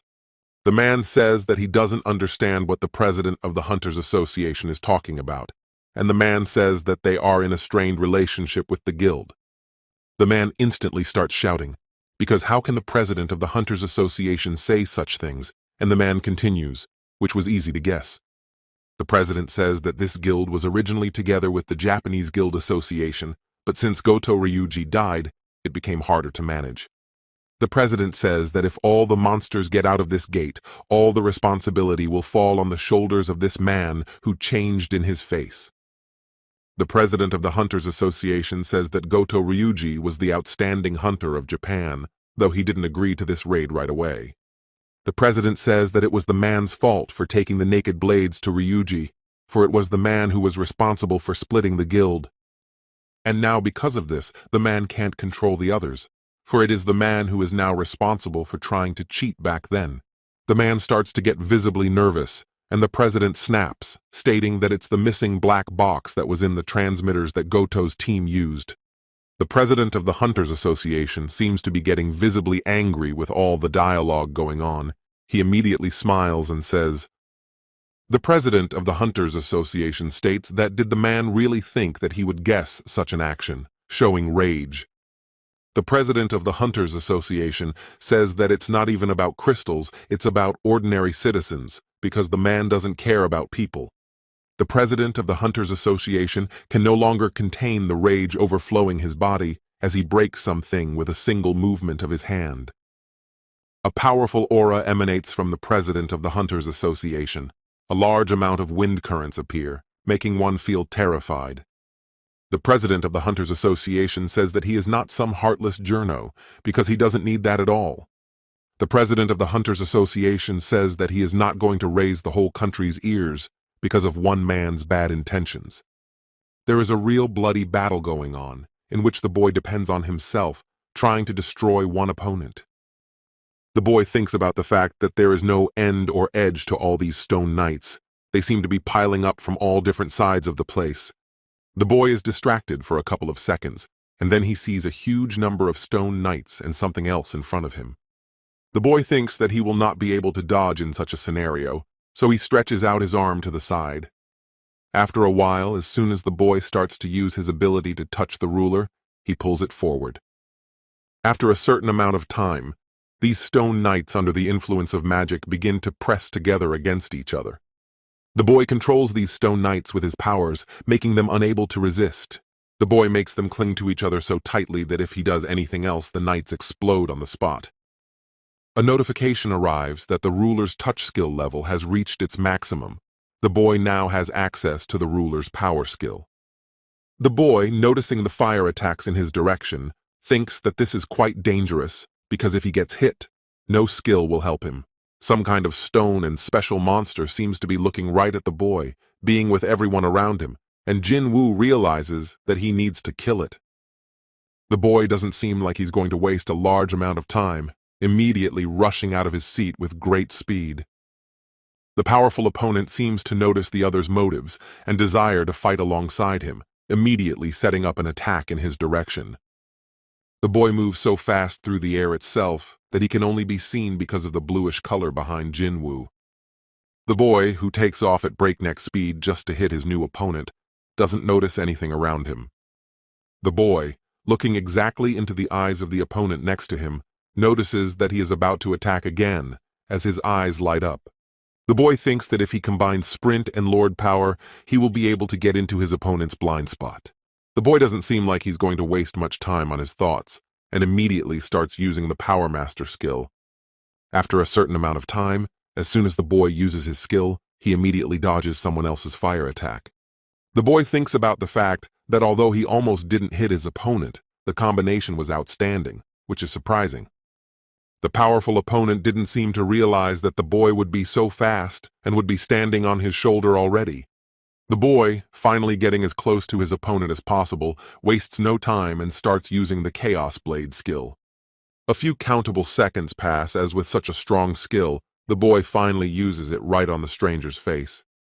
The boy thinks about the fact that he only scratched his opponent with his dagger that could cut anything. The boy is not going to despair and thinks about the fact that since it didn't work this time, he just might break that standing statue. The boy seems to start looking out for all the flaws in this statue, And after that, he starts to notice something in the form of some kind of gap that he will aim for. The boy, without wasting his precious time, immediately takes hold of this crevice with great speed, seemingly about to attack.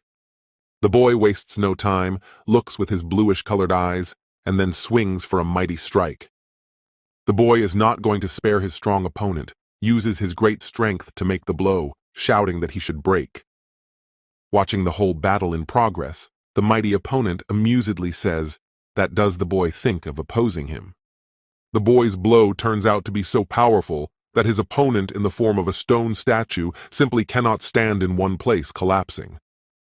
The boy does not spare his opponent and thinks that he will definitely show him the power of 103rd level swinging again. After a couple of moments of crushing his opponent, he simply falls to the ground, shattering. The boy does not make himself wait long. After some time, as soon as he kills him, settles on the ground next to the knights. At the same moment, the knights nearby are immediately going to attack the boy, heading in his direction with great speed. But the boy is not going to give up or give any more weakness. He extends his arm using the ruler power skill. After a certain amount of time, once the boy used his power skill, the knights fall to the ground at the same moment. The boy observes the situation around him, assesses the situation, and notices how everything has visibly collapsed around him. The boy, holding an object in his hands, immediately clutches it, thinking that he has become even stronger by being in this place. The original opponent and the main boss of this dungeon appears in front of the boy, saying that this is quite commendable. The boy, watching this monster approaching him, says to tell all the things he has been hiding this time. Suddenly, the powerful adversary begins to laugh unpleasantly at the boy's words, vocalizing that the exam is still not over. The mighty adversary continues to laugh and amusingly asks if the boy has managed to forget about it, seeing that an emergency quest has appeared. The mighty adversary shows all of his horrible self, stating what is Jinwoo's final test. He has 10 minutes. The boy seems to be trying not to give in to some sort of panic. He asks his question to the adversary, asking who the adversary really is. The powerful adversary continues to smile his terrifying smile. He begins to send alerts, thus answering. The powerful adversary states that he is the creator of this system, asking if Jinwoo is satisfied with this answer. It seems that someone starts to run up to the very gate that is near the school itself, about to see something here. One of the people here seems to be a guide towards this place, beckoning to come here sooner rather than later, for time is running out. The hunters here think that they managed to gather the 7 best hunters of the association in such a short period of time.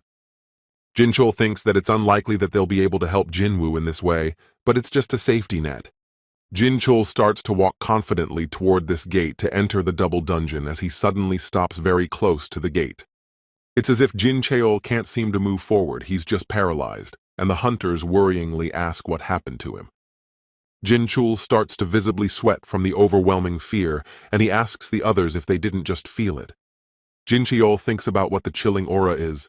The man can't hide his words about how creepy the magic is here, feeling it all.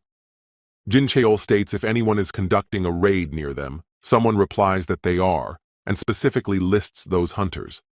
Jinchul tells them to send them an urgent message to come here immediately, and that person wonders what Hunter Jinwoo is doing. A truly horrible event takes place inside the double dungeon, as the very creator of the system begins to use his skills. The boy watches from the side as the hands of that very statue begin to twist around itself, creating streams of air. After a certain amount of time, this system creator appears ahead of the boy, seeming to stop its movements for a while. The boy, expecting a slower attack from the stranger's side, changes in his face as he begins to sense this monster nearby. The boy barely has time to react to the bloody sudden movement from his opponent as he tries to attack him with his own hands. The boy simply can't hold his ground from such a strong attack. He is instantly lifted up in the air, receiving a strong kick to his body. The boy seems to collide his body with some kind of wall, shattering it from the intense pressure, blood gradually coming out of his mouth. But the boy is not going to give up so easily to this opponent who will be his final boss. He dodges another attack. As soon as the boy heads in the opposite direction to make another strike in his direction, he sees the fists next to him. The powerful creator of the system is trying his best to drive the boy into his own trap, using speed and technique. But the boy is not going to give up so easily. Even though he is caught between the fists next to him, he uses some force to resist. The powerful creator of this system can't hide his surprise, saying that the boy has surpassed all his expectations in this regard. The boy seems to be using some stone object in front of him and is about to make a push in the opposite direction from his opponent. After a few counted moments, the boy makes the very move that saves his life and a chance to rest a bit from the battle. The mighty creator says that he didn't think he would be so excited about fighting a human, nor did he think Jinwoo himself would be his opponent. After a while, the creator of the system itself seems to stop attacking the boy for a while, saying that something is interesting.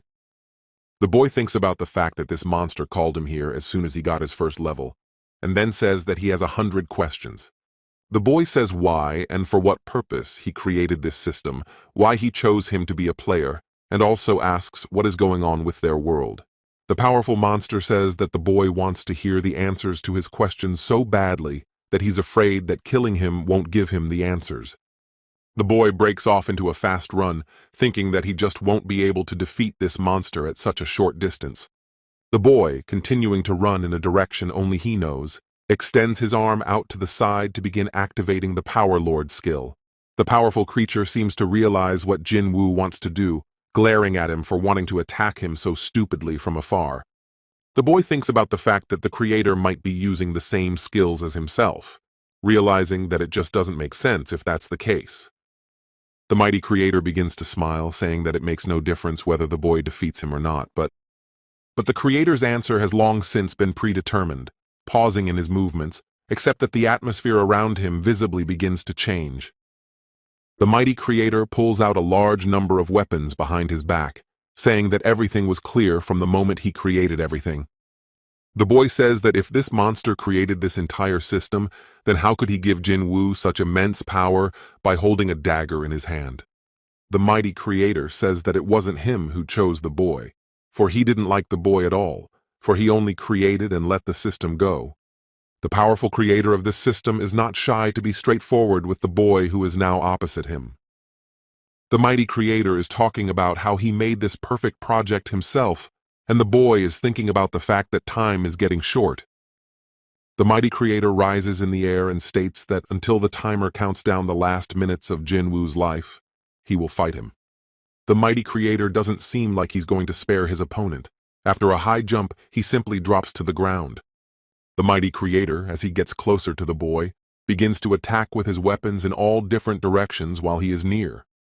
After a certain amount of time, the boy begins to notice some kind of bluish light, thinking that he can't possibly feel. The boy changes his gaze to the familiar bluish color, and afterwards realizes that he can finally use his power. The boy begins to look at what weapons the powerful creator now possesses, for he can specifically sense them.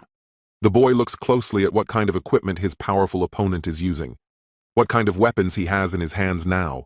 The boy thinks about the fact that he can now feel every move that this monster makes to dodge his next attack.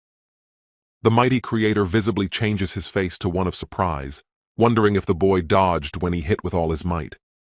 The mighty creator notices that the boy has noticeably quickened his movements, causing him to tense up more than usual. The mighty creator seems to be able to feel the blows, saying that even though it is a fake body, it can clearly feel the pain. The mighty creator tries hard not to be distracted by the aching pain in the wounded area of his body, shifting his gaze towards the boy, gradually realizing. The mighty creator finally notices the reason why the boy was chosen, looking at the stranger's horrifying appearance, watching carefully. The mighty creator states that at least a little, but there is clearly something about this boy, looking at him with an attentive gaze. The mighty creator doesn't seem to hide his emotions, calling out that the boy is an ordinary person, so what kind of audacity does he have? After a certain amount of time, even the rest of the Stone Knights begin to gradually come to their senses, seemingly deciding to join the fight. The boy starts to get visibly nervous, but tries not to show it, because time is literally going by so damn fast every second counts. A large number of monsters are at the bottom of everything going on. The boy seems to be rising above the ordinary. Without wasting his precious time, the boy extends his arm forward and begins to use the Power Lord skill. A couple of seconds pass, The boy waits for the right moment and then jumps from a great height, crushing everyone. The boy realizes that he has very little time left, about 3 minutes, so he just breaks into a run, going to crush everyone. The boy, despite the large number of different monsters behind him, begins to attack one of the monsters ahead of him. The boy only needs a few seconds to defeat one of the stone knights, who is already falling to the floor from powerlessness. Now the boy needs to fight one of the powerful stone knights, who is holding a strong shield made of stone. The boy thinks about the fact that again in front of him appeared this unpleasant guy, on whom you can spend a little more time allowed. But the boy turns out to be much smarter than any stone knight, so he jumps high into the sky and kills this knight with a punch. Once the boy kills this stone knight, he turns his full attention to the creator of the system, who is afraid. The boy doesn't have to put too much effort into chopping up a few of his opponent's stone arms. After a certain amount of time, the boy immediately begins to put his mighty weapon right to the head of his opponent, which surrenders.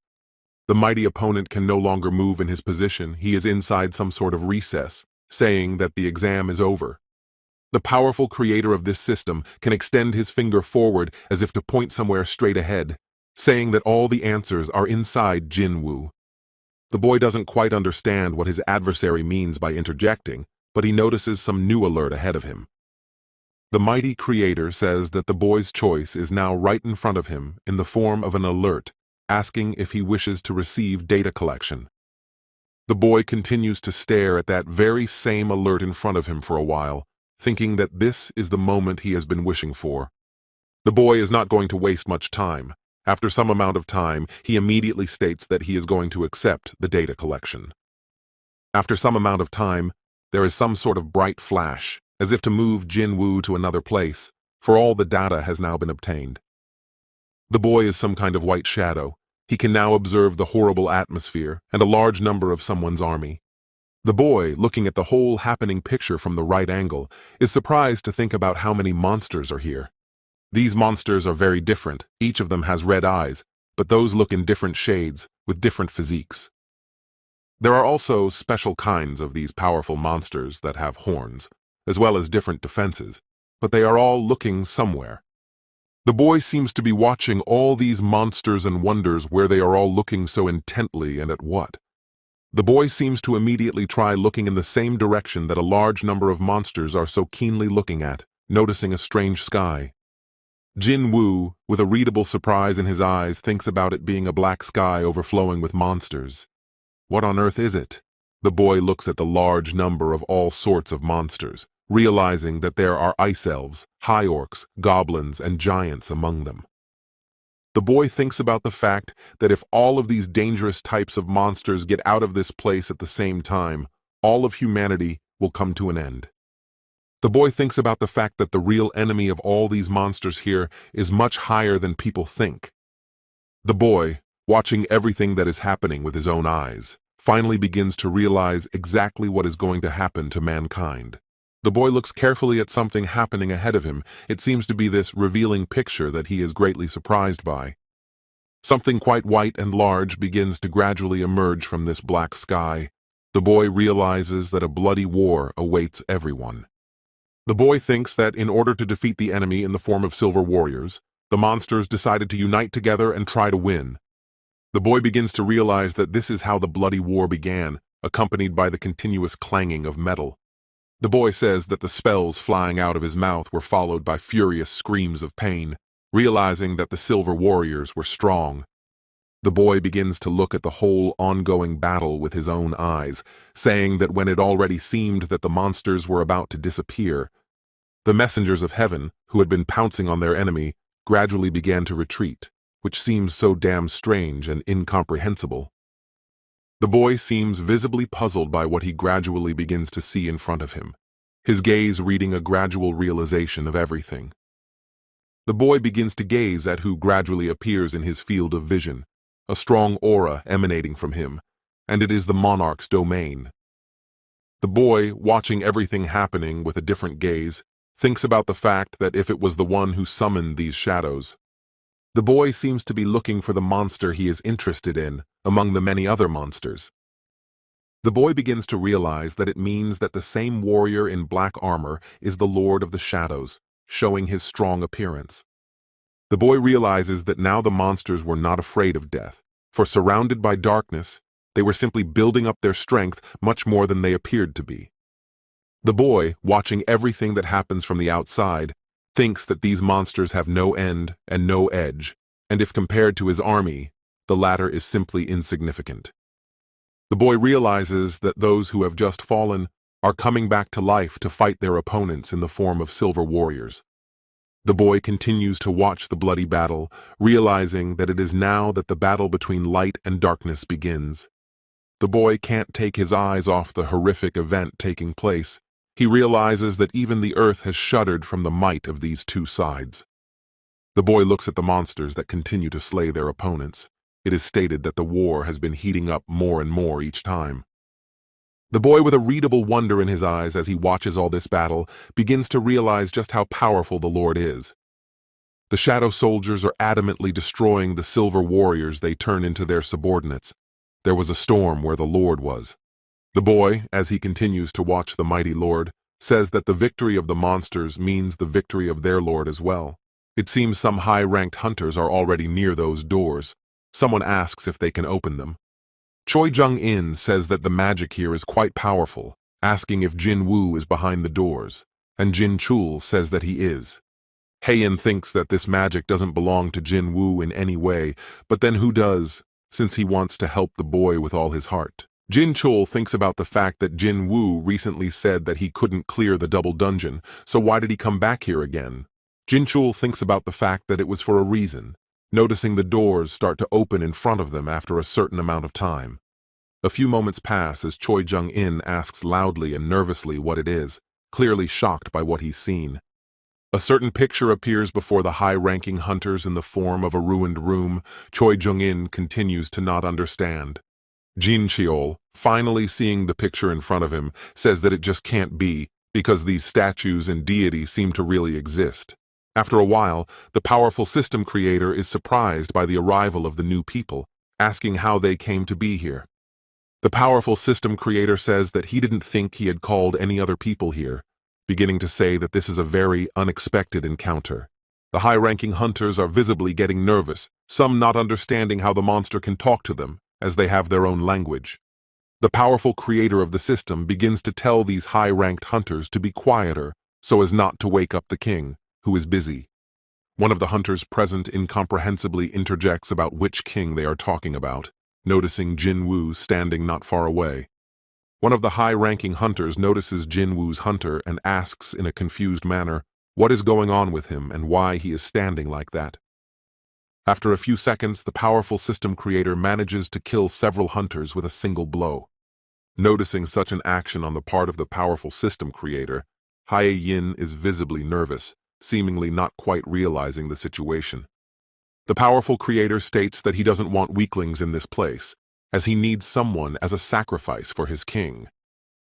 The boy starts looking and listing all the guilds, starting with Rakado, Pithoth, Lokan, Ingrease, and ending with some Radis where Essel lives. After some amount of time, a certain white wolf with its red eyes appears in front of the boy that is about to attack. Noticing their new opponent in the form of a white wolf, the monsters start making loud noises as if they are ready to rush into the fight. The mighty white wolf doesn't seem to be in the least bit afraid of those around it now, as it towers over the others in quite a huge size. One of the high-ranked hunters is in an extremely dangerous state right now. Someone is screaming to be treated as soon as possible. Choi Jung-in gives the command to beef up the defenses as well as get the wounded out of here faster. Someone shouts that they will heal this hunter. Someone yells that the enemies are starting to advance again, who are gradually approaching the hunters, about to fight them.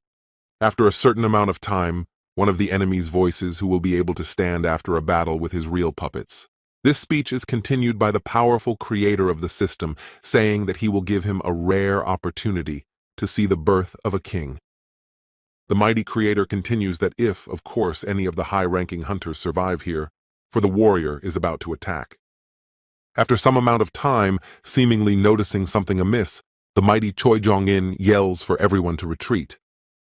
Literally, at the same second there is a fire attack from the tall warrior, the mighty hunters try to escape. Choi Jong-in seems to have some kind of plan in his head to overcome this powerful monster that uses the fire attack. Choi Jong-in can't waste much time to think about all his future actions. He immediately starts using his skills. Choi Jong-in breaks away from the rest of the powerful high-ranked hunters and shouts to them that he will take care of this monster while the others take care of the rest. Jin-chul seems to start fighting against some opponent at this time. He extends his fist forward, which has a lot of power in it. Jin-chul tries not to waste much time. He continues to run around one powerful warrior, seemingly using his attack on him. But Jin-chul, while trying to fight this powerful warrior, realizes that the one is strong enough that he doesn't even collapse after being hit. Choi Jong-in calls out that these warriors have some damn unusual defenses, continuing to voice that all high-ranking hunters should be on guard. Choi Jong-in seems to be trying to slay one of the warriors, but thinks about the fact that it seems like even magic power just isn't being used on him. One of the hunters shouts to Mr. Choi that provocation doesn't work on monsters, and Hae-in continues that it doesn't work with magic either. Choi Jong-in starts to get visibly nervous. He's thinking about what to do because they don't seem to have any way to defeat the warriors. Choi Jung-in finds nothing better to do except that he needs to urgently wake up Jinwoo, who seems to be in some sort of trance right now. Choi Jung-in thinks about the fact that maybe this hunter is in a trance right now, but it doesn't matter, because the important thing is to wake Jinwoo up by sending an attack in his direction. Choi Jung-in doesn't waste much time, his fire attack quickly shortening the distance between him and the boy, almost hitting him directly. But after a certain amount of time, seemingly reacting very timely to this action on Choi's part, the opponent defends Jinwoo. A couple of seconds pass as the creator of the entire system begins to loom over Choi Jung-in, saying how dare he disturb the king's peace. Choi Jong-in seems to realize that he has made too hasty an action, as the powerful creator is already nearby. Some high-ranking hunters on the other side of the battle try to counter the power of their opponent. Jin-chul, turning to the hunter Hae-in, yells out that they'll delay these warriors, so have her try to wake up Jinwoo. The girl, seemingly not wasting a second of her time, shortens the distance between her and the boy, already almost getting closer to him.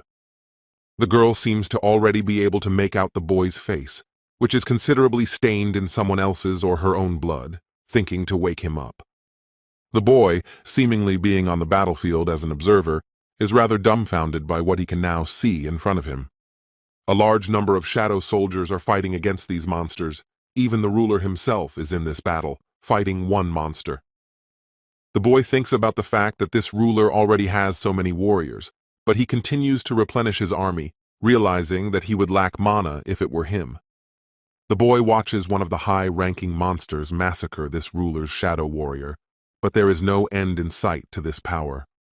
The boy says that the monsters that came here, that were once on opposite sides, are now fighting against the same enemy. But if this battle was between the monsters and the silver warriors, the latter would certainly not have to fight against the shadow soldiers. It seems that the boy is slowly starting to realize the fact that the shadow soldiers are fighting against the warriors, and that could only mean...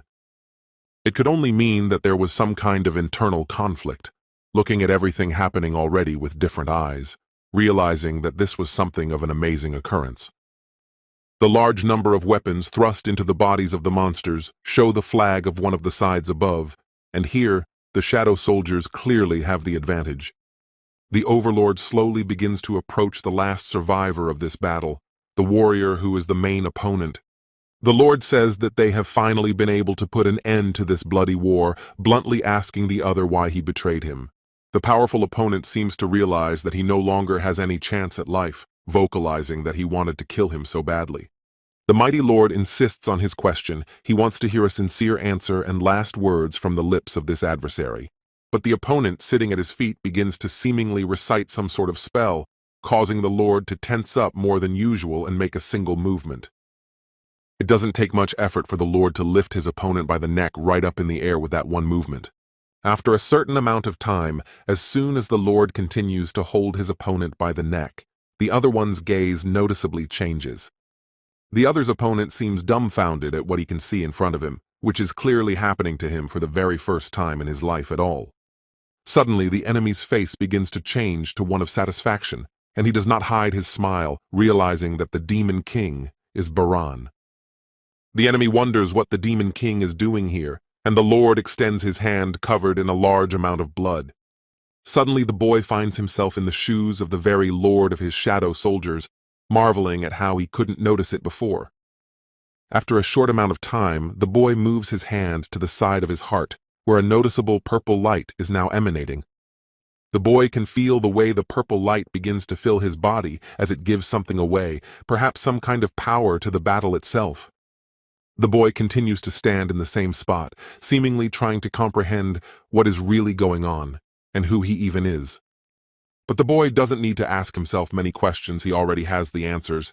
He looks at the silver warriors ahead of him. After a certain amount of time, once all the bloody battle is over, the boy gets a notification that the data download is complete. After some amount of time, a powerful creator of the system comes into view and states that Hai Yin is ridiculous. The powerful creator doesn't seem to be afraid of his opponents at all, even mocking them and asking them to show him what they can do. Hai Yin, on the other hand, is very serious about this battle. She looks with her bright eyes and uses her sword dance skill. After a certain amount of time, as soon as the girl voices her use of the skill, the creator of this system himself starts attacking her. The creator of the system can't stop laughing as he easily wounds this girl right in the shoulder, and the girl visibly cries out in pain. The mighty creator voices the fact that is it all on her part, realizing that the one is just as boring and uninteresting as the rest of the people. The mighty ruler states that the high-ranking hunters are following a clear-cut script that he came up with. The powerful creator of the system can easily sense all the panic that the hunters are experiencing, saying that they will not be able to stop him. Realizing that the creator of this system had overestimated the hunters here, watching as they were gradually being surrounded. After a certain amount of time, just as the powerful creator continues to voice a speech, something is sent at him. It seems that with his fire attack, Choi Jung-in tried to distract him. It says that they need to wake Jinwoo up because there's no other choice. The huntress Haein doesn't seem like she's going to spend much time watching with shocked eyes at this battle. She flies off in some direction. Just as the girl starts to accelerate, the stone hand of this monster that aims to grab her also starts heading in her same direction. The girl seems to realize that she needs to instantly get as far away from this place as possible, which she manages to do in the last few seconds. At the same moment, the huge statue instantly falls down, making the ground shake for a few more seconds, and Hai Ying walks away from this place. The powerful creator of this system is watching everything that is happening and how the huntress successfully dodged, seemingly complimenting her. It seems the mighty creator of this system can peer in and notices a certain shadow next to the girl, wondering. The powerful creator asks about her relationship with Jinwoo, since the latter has one of his shadow soldiers assigned to her. The girl, feeling the pain in her forearm, says that she's just friends with Jinwoo like everyone else, since they came to save him.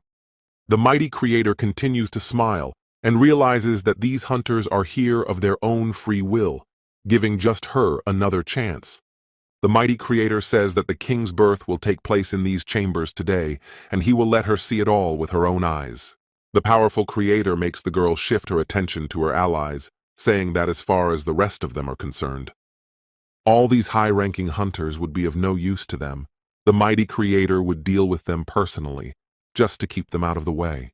The mighty creator seems to be distracted from his arrogant speech, hearing the question of who said such a thing in the first place and who decided so.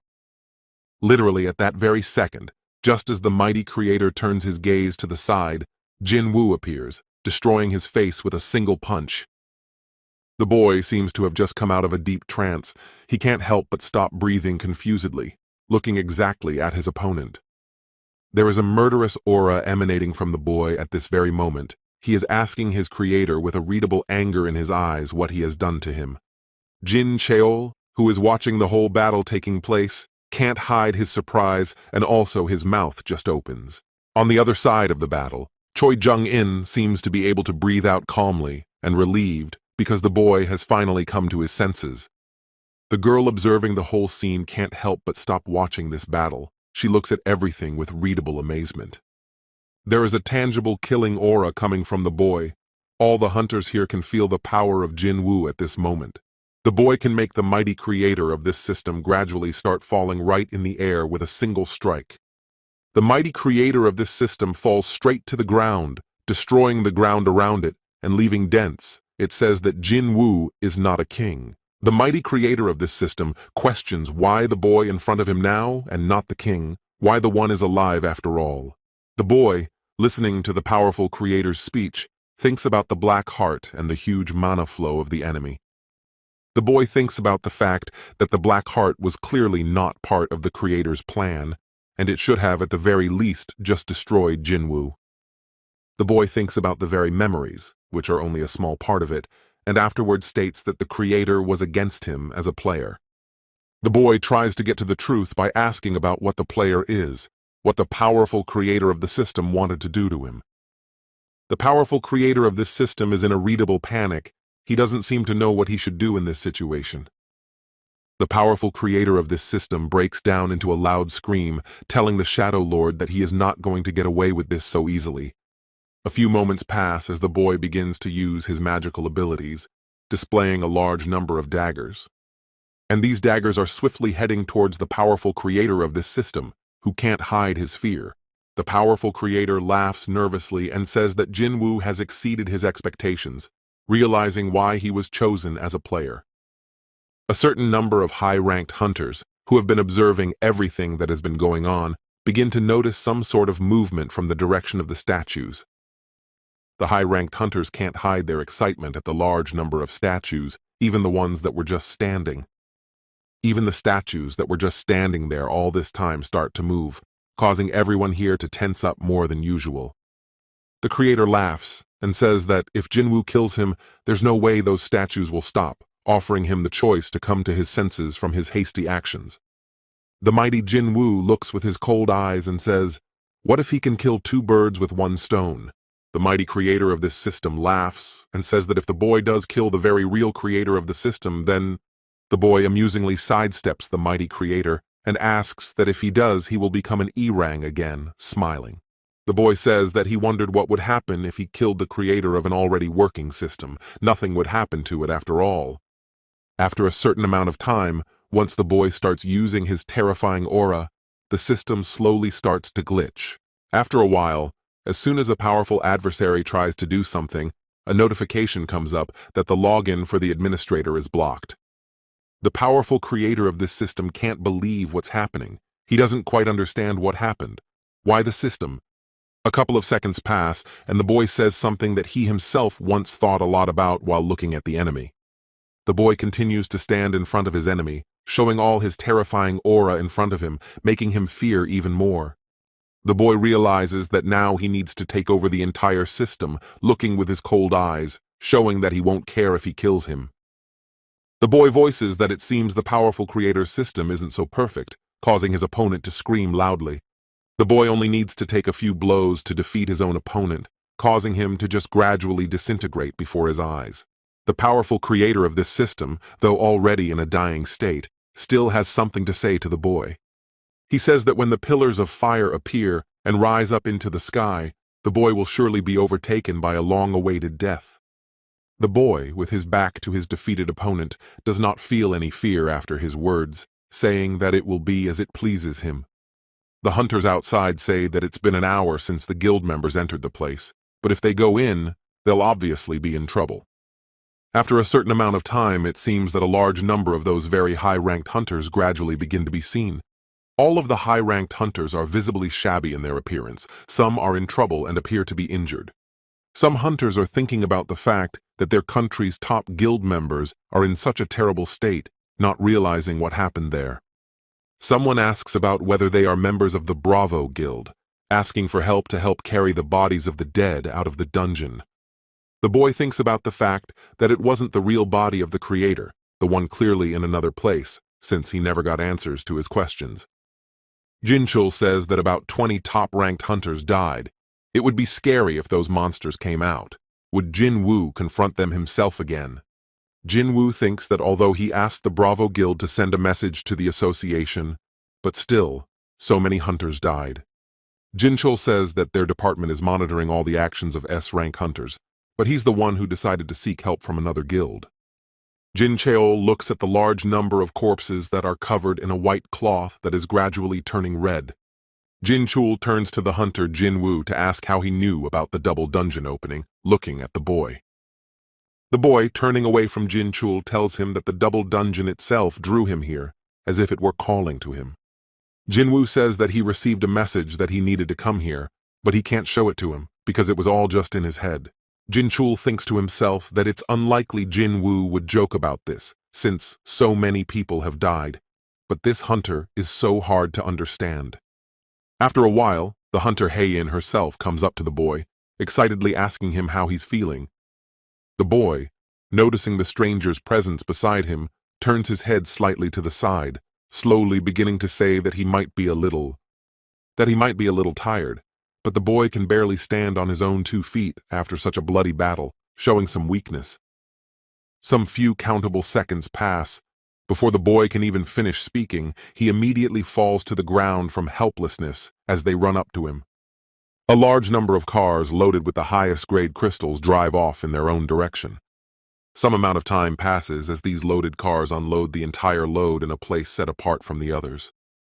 Some man says that about 200,000 tons of magic crystals have arrived, thinking that this should be enough for them. The man says that they will first channel the energy of the magic crystals into the barrier, and then the barrier will suck out as much mana as it needs. But something seems strange to the man, and the other man asks what it is, to which the man says that the barrier is in perfect condition, but someone seems to be watching them. The man shifts his gaze in some direction. From somewhere he senses something amiss, clearly someone else's presence. Another man in a business suit doesn't quite understand what the man is talking about, and the same man, in turn, starts yelling and asking him to show himself. The man looks in some direction and abruptly stops talking, and the other man asks in amazement if there is anyone else here. The man begins to smile his wide smile, glaring at who could be sure it was some very ordinary person, causing one to wonder. The man finds himself with his back to some shadow that is high up on one of the multi-story buildings, which seriously makes for some kind of tracking. This shadow says that the man has a well-developed sense of smell, but considering how the man got his power, there's nothing strange about it. The man looks at everything going on below himself, continuing to voice that it's not that important anyway, because the show is starting. The man looks up at the sky, which is creating some sort of hellish spin along with some sort of glow inside, saying that everything is going clearly according to the script. Some girl asks why they called in soldiers, as modern weapons are almost useless against monsters, but you have to be on guard. The girl says that they'll just be cannon fodder, and another high-ranking hunter replies that they're no different from themselves. The high-ranking hunter looks up at the same horrible sky above them, continuing that it just shows how helpless humans are in the face of disaster.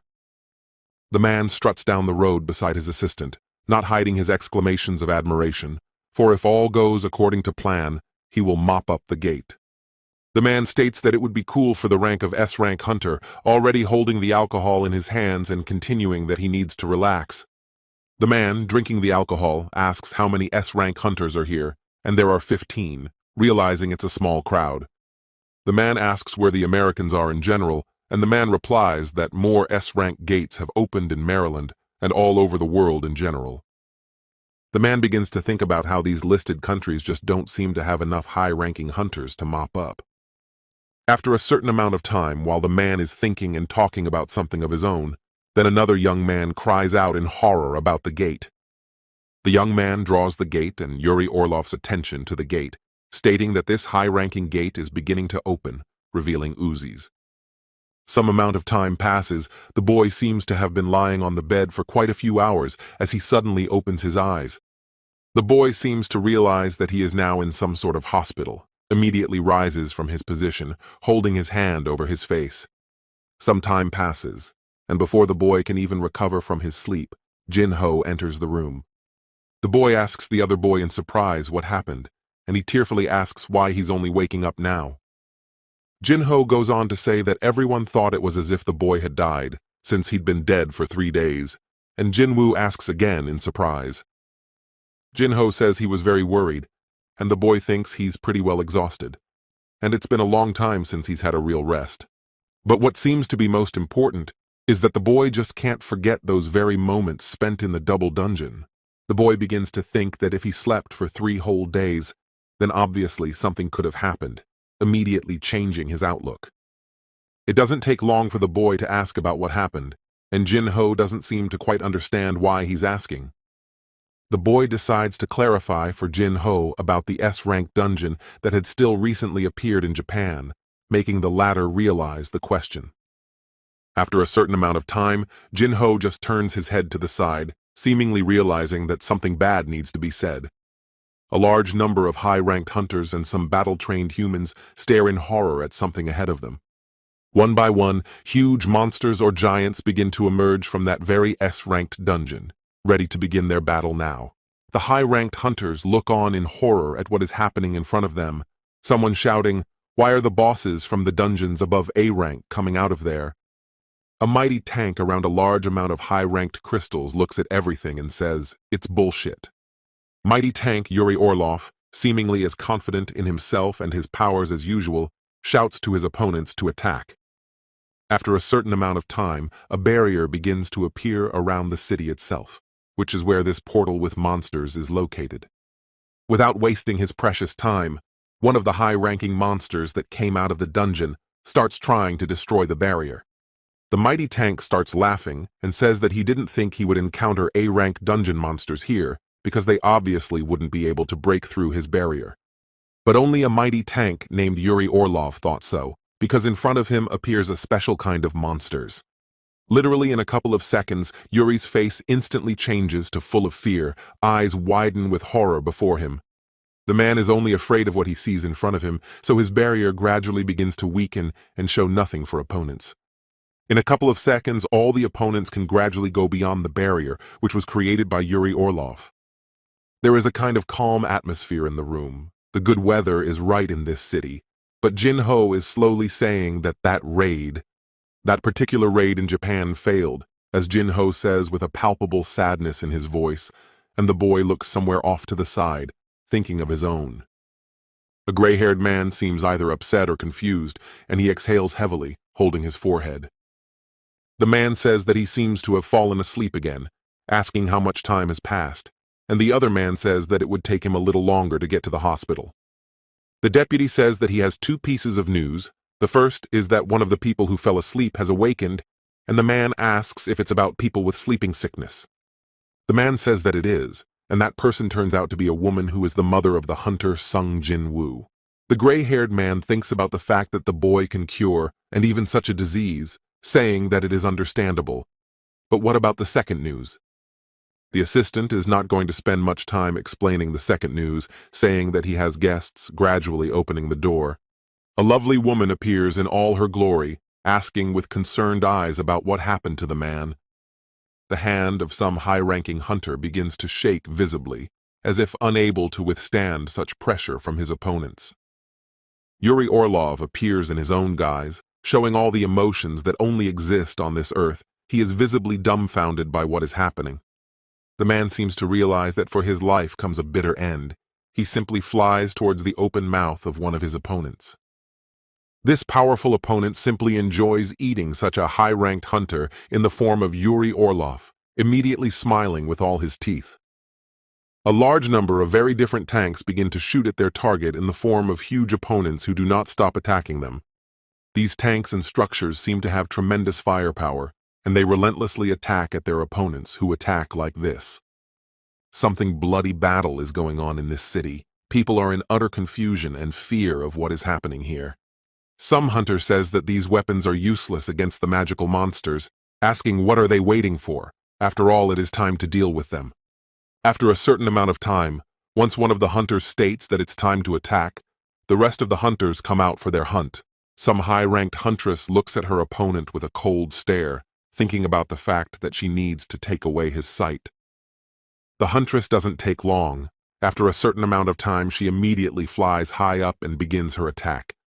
The girl thinks with some horror that for the size of this monster he moves too well, and also fast, being a strong opponent.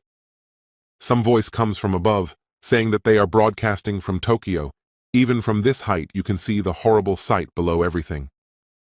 The boy looks at the TV, listening to the fact that it's a living hell, because the whole world is waiting with bated breath for the outcome of the battle, whether they will overcome the disaster. The boy thinks about the fact that if everything continues in the same vein, the same case as on Jeju Island may happen again. And that's when the whole of Asia could be in great danger. The boy continues to stare at the TV, and also sits thoughtfully. Suddenly a voice is heard from some side. The boy looks at this girl with surprise who says not to go anywhere. The boy, completely oblivious to some broadcast, asks her if the girl wants Jinwoo to stay, and the girl replies that he won't listen to her. The boy gradually rises from his seat, saying that he wasn't really going to go there, because a lot of things have happened lately. The boy says that he will just need to rest, so let his significant other not worry about it, stroking her hair sweetly. Some amount of time later, it seems after seeing the broadcast, the boy thinks about resting outside, sitting on a bench. A couple moments pass, it seems the boy decides to call out to Bera, who instantly appears, but in a small form, addressing him. The boy amusingly states that did the mighty Burr rewatch Korean doramas while watching over his sister, causing the latter to become embarrassed. The boy, not making him wait long for his question, asks him about Jinna, and he says that she continues to sleep a lot in her room. The boy thinks about how it seems like his sister was pretty traumatized by that situation, but in all the 4 years, that one wasn't going to stop him. The boy thinks about what he should do now in such a situation, looks around himself thoughtfully, and goes his own way. Some time passes, as suddenly behind the boy begins to drive a car, and then completely stops next to him. It seems that the boy is already in some place, going to talk to someone about something, asking them what they want him to do. The boy turns to Yu Min-han, a giant of the construction industry, and the man introduces himself in a polite manner to this hunter. The man doesn't seem like he's going to waste much of the boy's time, immediately starting to hold out something in his direction in the form of a sheet of some kind. The man states that he doesn't piously believe in the case where money can buy anything, much less a hunter like Jinwoo. The man covers his eyes and says with a calm expression that this is why all his thoughts are pure, and he hopes Jinwoo will understand him. The boy thinks about the fact that it seems like their conversation should stay just between the two of them, not quite understanding what the man wants from him. The man begins to say that he has the same disease that Jinwoo's mother had, beginning to outline the purpose of the meeting from afar. The boy immediately asks if Jinho knows about it, and the man says that only the 3 people around him know about the disease. The boy amusedly states that he probably knows about the other's disease now too, though it's some unpleasant news for Jinho. The man calmly agrees with the stranger's words, saying that the man is absolutely right, expressing his smile, seemingly trying to be calm. From afar, the man begins to say that while they were all looking for a cure for this disease together, there was a man who was able to cure himself of it. The man says that he's honestly not quite sure if it could be a matter of luck here, because that person turned out to be the hunter Jinwoo's mother. The man says that Jinwoo is therefore right and that he needs something from the hunter. But if the man helps him, the chapter will never forget his kindness. The boy begins to wonder about his surroundings. What is going on today, thinking that today the boy will have to make important choices about everything that is going on, it seems, to figure out who is best to help and who is not. Some man shouts that monsters are tearing down buildings and uprooting trees as if they want to wipe out all humanity from the earth. Someone fearfully says that means they are too, and the man says that there is no need to panic, because as long as they don't touch them, the monsters won't touch them back. The man says that it's that giant that's the problem, because while the other monsters are tearing everything down, this one is standing there protecting that gate. It's like it's waiting for someone or something. Everything seems pretty damn weird, but this monster is especially awesome and clearly capable of any attack. The cameraman says it's his personal guess, but it seems as if that monster isn't alive. Even though it's breathing, it's as if it's been programmed. The man says that if it were that simple, then it would have gone down from a single hit from an ordinary projectile, realizing that it has been 2 days since he left the gate. The man says with horror, how long can they hold off these powerful monsters? Really, until their city is reduced to rubble. Jinho seems to be having a conversation with someone about a topic that is very important to him, suddenly cringing at the question of whether his interlocutor is going to go to Japan. Jinho says with horror that Jinwoo doesn't watch the news at all, because there's so much horror going on and he hasn't fought so many monsters. The boy calmly says that he knows about everything, but if he succeeds this time, their guild will become famous. But Jinho isn't sure. The boy thinks about how strange this is, because even Jinho, who has always supported him, starts to doubt as he hears other people's words. After a certain amount of time, it seems like as soon as Jinho starts thinking about his own, he immediately shouts confidently that he'll definitely go with Jinwoo. Jinho says that all the incidents that have happened even more recently are clearly united by something, and the boy wonders what. Jinho amusedly says that all of these incidents are united by the fact that he wasn't at all of these battles, immediately starting to cry. Jinho says that he can only brag about working with Jinwoo, and the latter is surprised, not expecting to hear words from the rich son's mouth. Jinho says that's why he'll help Jinwoo wherever they go, asking him to take him along, and Jinwoo doesn't quite understand why he's changed his shoes. Suddenly, Jinho confidently says that he trusts the boy, because if the hunter thinks it's much better this way, then it will be. Suddenly Jinwoo says that he's joking about it, because why the hell does he need Japan, and Jinho doesn't seem to understand him right now. The boy turns away from his assistant, already opening the door and saying that all this work will be enough for today, saying goodbye. The boy thinks about the fact that he couldn't use his shadow soldiers then, since the creator had about the same level as him. The boy begins to realize that there are clearly those left in this world who can still easily compete with him. The boy thinks that the world is big enough, and that somewhere there will be someone who can defeat the hunter Jinwoo. The boy thinks that it is time for him to accept the fact that he can't cope with problems alone when he meets his mother. The woman asks her son if he's going to have dinner, also asking about Jinna, and he says that she just doesn't have an appetite. After a certain amount of time, the boy seems to think about the stranger's words for a bit, and afterward he says that he can't help him. The man asks the boy with noticeable uneasiness to at least tell the boy how his own mother was able to cure herself of the disease.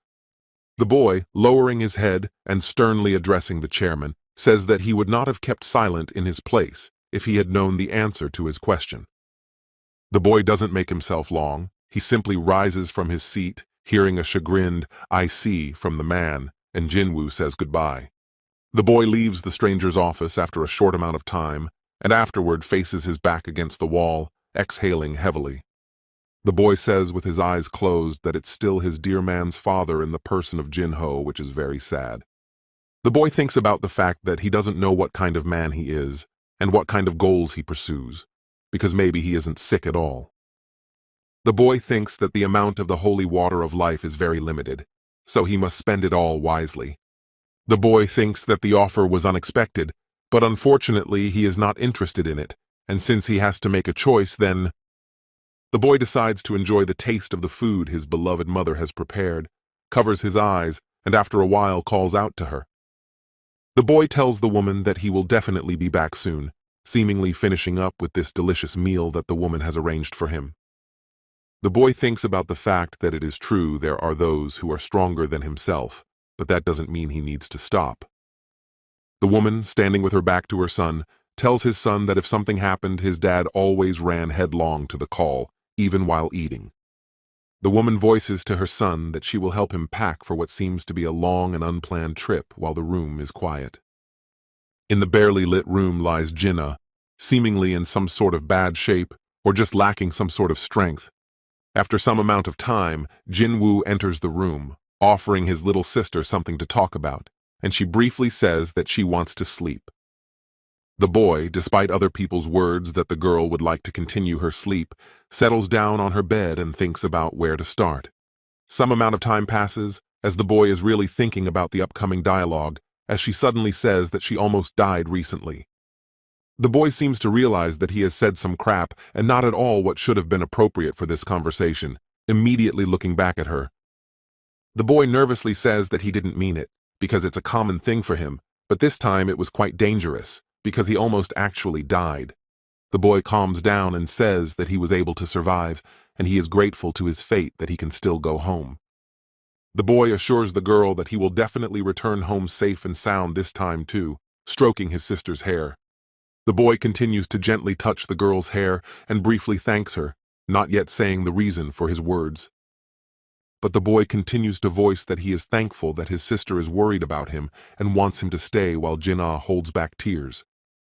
The girl can't seem to hold them back anymore. She covers her eyes, letting the tears flow down her cheeks, and says that he's going to go there anyway. The boy says with his usual calmness that he is, but he will definitely come home safe and sound, making her believe him. The boy goes on to tell her not to cry on this occasion, because he will always watch over her wherever he is. The president of the Hunters Association seems to look a little nervous before some speech he has obviously prepared for the people in front. A large number of reporters and assorted journalists are waiting for some sort of conference to begin, starting to write something down in their notebooks. Some amount of time passes. It seems that the president of the Hunters Association does not yet notice the presence of others around him. A few countable seconds pass as a boy in his businesslike and tidy appearance stands behind the counter, noticing a large number of flashes. Without making the two wait for each other for long, the president of the Hunters Association shakes hands with his usual smile to the highly ranked hunter. Among the large number of people here, one can notice Jin-Ho, who is carrying something on his back, seemingly a large load. The boy, who is dressed entirely in black clothes, turns his head back to look at Jin-Ho that is approaching. Suddenly the boy finds himself embarrassed by something, immediately awkwardly bringing his hand to his hair, starting to rub it upon seeing Jin-Ho. After some amount of time, the entire Asian guild heads off in some direction in their full two-man guild. The military man says that they don't have much room left at all to evacuate, and the man says that there are 10 more patients left to take. The military man says that now is not the time to worry about those who are almost dead, but the old man says that he can't leave his patients here. The military man says that since this is the case, he will also stay here, because he can't leave the civilians here and run away from here like a true coward. The military man seems to be trying to support himself by saying that he should first find a shelter nearby and then... Before the military man can even finish his speech, a huge monster with red eyes appears from behind some building. Someone shouts from the military that it's the giants in front of them, causing everyone here to immediately launch an attack against these opponents. One of the military seems to realize that things are getting close to their sad, shouts aloud, "No!" immediately reacting quickly and starting to cover themselves. It is only worth it when one of the giants tries to attack their victims with particular aggression, then some sort of sword flies in his direction. The giant simply does not even have time to react to such a movement on the part of his opponent and immediately finds himself defeated. One of the giants, who is about to attack the civilians, simply falls to the ground with his breathless body. Thus, the opponent for the giant turned out to be a huge monster, who holds in his hands a weapon, then was able to defeat this enemy. The same military man who promised to stay in this place until the very end, with particular fear and disbelief, asks, "What is going on here?" After a certain amount of time, a young boy is near the military man, who says that it is dangerous here and should be taken away from the hospital. The same elderly man, with readable surprise in his eyes, looks at everything that is happening. Only a huge stone flies from one building. At such an opportune moment, Jin-Ho appears with his shield by his side, thus covering the elderly man with his weapon, saving him from being hit. Jin-Ho confidently states that he will evacuate the elderly, and after that he will wait for the boy, forcing the other to entrust the lives of the people to him. The boy completely trusts his partner, with whom he went to this very city, agreeing with other people's words and using force. One of Jin-Woo's giant subordinates continues the bloody battle against these monsters. He effortlessly massacres them. Jin-Woo's powerful subordinate continues to fight. Without any pity for his opponents, he just kills them one by one. The boy doesn't need to put much effort to climb up on his subordinate's body and go in his own direction. It seems that the boy, thanks to his subordinate's huge body, jumps right on top of his opponent after a certain amount of time. In one of the high-rise buildings, some sort of conversation is heard, touching on the subject of Jin-Woo, who has gone to save the situation in Japan. One of the hunters says that he heard that Mrs. Sellner was never able to help him, and another says that there is clearly a death waiting for Jin-Woo in Tokyo. The hunter says that everyone here was able to unlock their abilities thanks to Mrs. Sellner, so the average hunter has limits. A man asks if Jinwoo has awakened twice, and another says that he's so intoxicated by his power that he can't think straight. The man says that the man thinks that ants and giants are the same thing, because who knew that the raid on Jeju Island would be Jinwoo's last? A man says he's betting his boat that Jinwoo will die on the first day, and another says he's betting his house that he'll die 2 days later. A man with blonde hair sitting not too far away from the rest of the high-ranking hunters enters the dialogue, vocalizing what he should bet. The man continues that he would then bet the entire guild building that Hunter Jinwoo would definitely come back alive, starting to smile. The man says that he'd better focus on the S-rank gate if he were the others, after all. Those should already open tomorrow, so who can survive? Another hunter thinks that man knows how to ruin the mood, and another also maintains that it's better to ignore him. The man mentions that Japan seems to be having a lot more fun than America right now, starting to look out the panoramic windows with a smile. A man voices the fact that this country seems like it should be as much fun as Japan itself by tomorrow, noticing some infernal circle in the sky. Some cameraman shouts, addressing his viewers with words to the effect that can anyone believe all this is happening? The cameraman excitedly states that the summoned creatures and shadow soldiers of Hunter Jinwoo are attacking that giant. The man comments that right now the monster is in a bad situation, as the ants are starting to devour it alive. Someone of the powerful monsters is trying to chase down a defenseless girl who is running away from this foe as fast as she can. It seems that the girl has just a little bit to go, as suddenly the mighty Igris catches her deftly, and at the same moment removes the monster's alien arm. The mighty opponent doesn't seem in any way encouraged by the fact that his prey has been so brazenly taken right out of his hands, not noticing what's happening behind him. A few split seconds pass as the powerful monster is dealt with by the suddenly appearing shadow soldier Jinwoo. Jinwoo's shadow soldier massacres his opponent without any regret or pity, making sure that he never gets back on his feet again. The majestic Igris, watching everything happening from the sidelines, holds the little girl tightly in his arms, grudgingly glaring at the monster. Mighty Iron, not hiding his shout of pleasure at having dealt with such an opponent, stands on the breathless body. Mighty Iron does not hide his satisfied smile, looking at the scene in front of him, for he was the one who dealt with the monster. The majestic Igris doesn't seem in any way impressed by what the Mighty Iron has just done, only stroking the little girl, calming her down. The boy thinks about how Iron, after raising his own level, is starting to cut loose, enjoying the process. The boy thinks about the fact that even so, it doesn't stop the Mighty Iron from doing his job, noticing the military man. The suddenly appearing soldier doesn't hide his gratitude in front of such a highly ranked hunter as he suddenly sees the hand in front of him. Before the military man can even finish his speech of gratitude, the boy interrupts, starting to say something in another language. The military man seems to be even more surprised than before, for could it be that the highly ranked hunter is not only good at fighting, but also speaks another language perfectly? Jinwoo speaks to Jinho about getting the military man out of here and finally ending this evacuation, and the latter agrees. A certain amount of time passes, and afterward, Jinho begins to escort a certain military man behind him to send him to safety. Once the boy finally finds himself all alone in this dim place, he slowly voices the fact that now the real show begins, immediately slowly using his magical abilities as he continues to stand.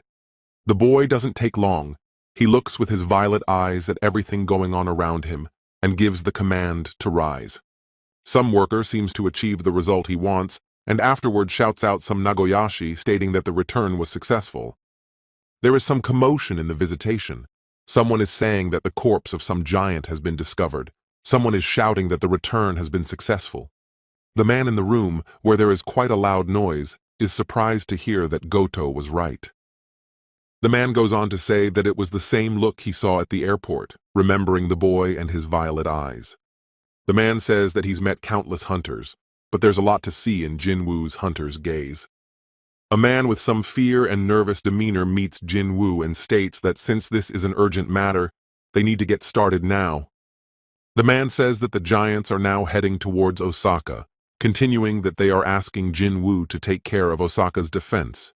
The boy goes on his own way, seemingly not even listening to what the man next to him is telling him, thinking about his own things. The man thinks that no matter how strong Jinwoo is, he won't be able to stand up to these giants, finding some merit in it for himself. Some time passes, it seems that the boy does not make himself long to wait, and with his usual cold-bloodedness, says that he does not want to. The man instantly changes his face and says what the boy will do in this position, because everything is very dangerous. The man thinks about whether Jinwoo is really serious about going alone against these monsters, but what he's doing now. One of the boy's subordinates seems to be waiting expectantly for any command from his shadow lord.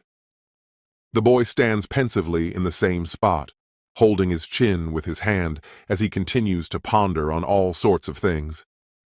Suddenly, some idea pops into the boy's head that he will number his shadow soldiers, and Burr says that they have eliminated another enemy. But it's as if the boy doesn't react to the words from the mighty bear. He continues to ponder how he should number the others. The boy thinks about how he should immediately use the exchange and start building an army, telling Jin-ho to get ready. The boy thinks that everything has been easy enough so far, but the most important and interesting things will start now. The boy says that the shadow soldiers he has now sent all over Japan have helped the hunters destroy the giants. The boy realizes that this is a win-win strategy when he has a lot of mana in his bank. The boy says that the giants who were able to use up their strength could not stand up to the shadow soldiers. The boy says that it is enough that at the same time other gates are opening, so he has to both fight and evacuate people.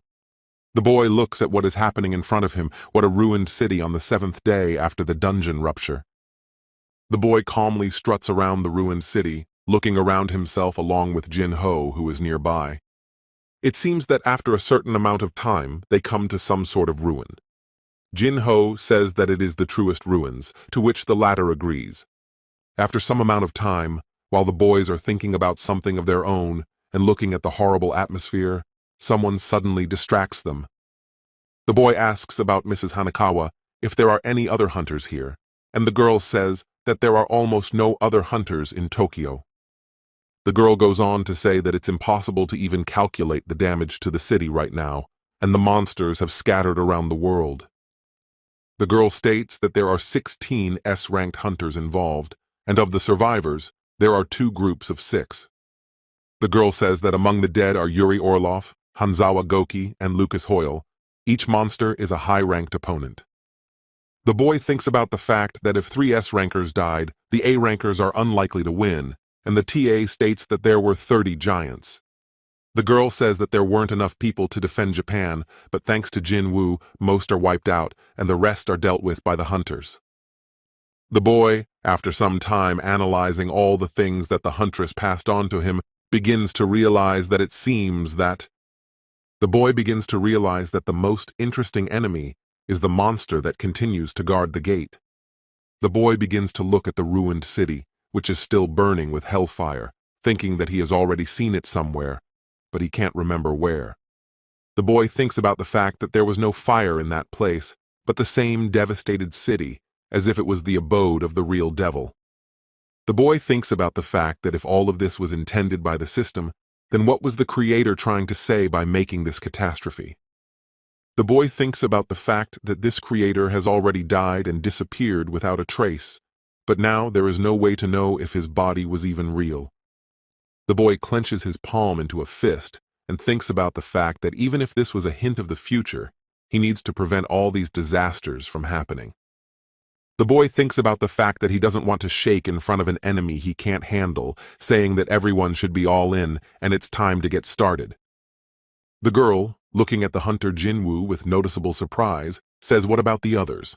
And the boy replies that everyone is in place. Some high-ranking hunter, being in a lying state, begins to get angry and says that everything just pisses her off.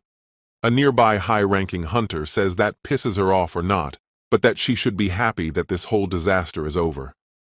The girl blurts out that she knows it herself, but she's not happy that she wasn't left with any monsters to fight in Tokyo.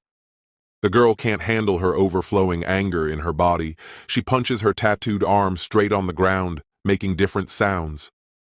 The girl next to the hunter states that she feels as if she is being told that they are for cleaning. She is fed up with these summoned ones.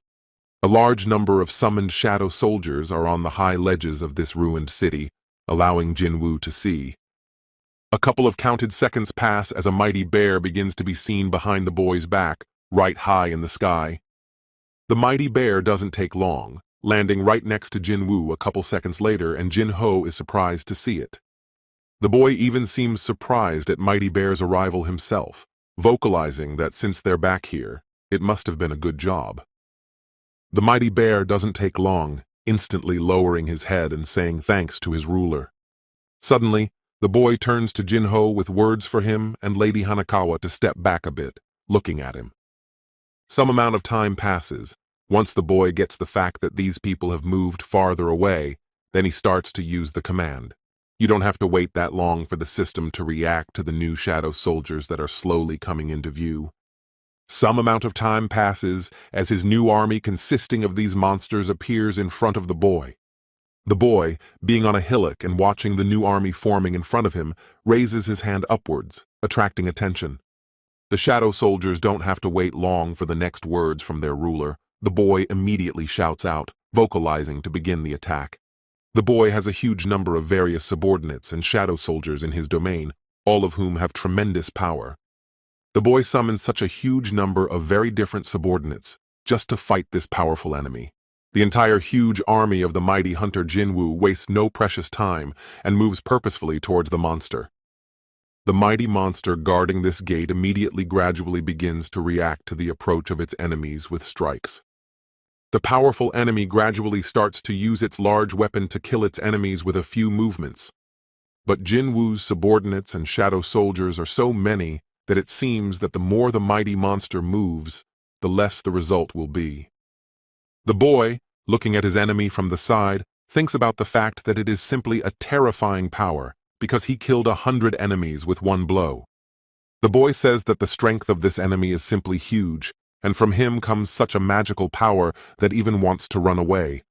The boy slowly begins to realize that this is a problem of considerable proportions, wondering how to fight him by summoning his fang. The boy has several choices at hand, one of which entails simply running away, defeat, and being able to forget about the battle. But the boy also has a better choice, denoting that Jinwoo just needs to get rid of his opponent. After a certain amount of time, literally the same huge size, a soldier appears next to this powerful monster. As soon as Jinwoo's shadow soldier tries to hit his opponent in any way, the mighty monster is faster. The mighty monster doesn't need to put too much effort into dealing with the shadow soldier with a single sword strike. As the mighty monster continues to fight those who are preventing him from guarding the gate in peace, the others begin to crawl up his leg. But the mighty monster seems to prove to be much smarter than all of his opponents, starting to simply stomp on his opponents.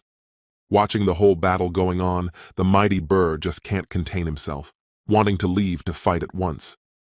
But the boy stops his strong subordinate in time, telling him that it is not yet the right time to attack. The boy thinks about how things have been predictable so far, but he needs to hold on to his mana to find his opponent's weak spot. The boy watches intently at the ongoing battle and the mighty monster's attempts to slay all the small shadow soldiers with his fist. The boy does not take his eyes off the ongoing battle. He also keeps an eye on his mana, which is slowly starting to drain. It seems that after a certain amount of time, the powerful enemy is gradually getting angry, acting aggressively. The boy thinks about the fact that the magic of that monster surrounds him like an iron wall. That's why he doesn't bother with any defense. The boy thinks that the powerful opponent is why he's so confident, but Jinwoo knows that he did block once. The boy doesn't seem like he's going to spend much time analyzing the battle going on anymore, immediately summoning the flying Kaikul to his side. As soon as the boy climbs onto the flying creature's body, Jinwoo doesn't take long to give his command. As soon as the boy gives his command, the mighty bear instantly takes off, heading towards the enemy with great speed. Mighty Bear turns out to be such a strong and fast shadow soldier that even the monster can't keep up with someone else's speed. The boy, while on the body of the flying creature, along with the majestic Igris, head in some direction of the monster. It seems that the mighty bear turns out to be such a fast and strong shadow soldier that he makes the one fall down with one move. The boy, watching the whole scene, can't seem to hide his surprised emotions because of how strong Bear is as a soldier. Sometime after the attack on the monster, the majestic Igris enters the battle.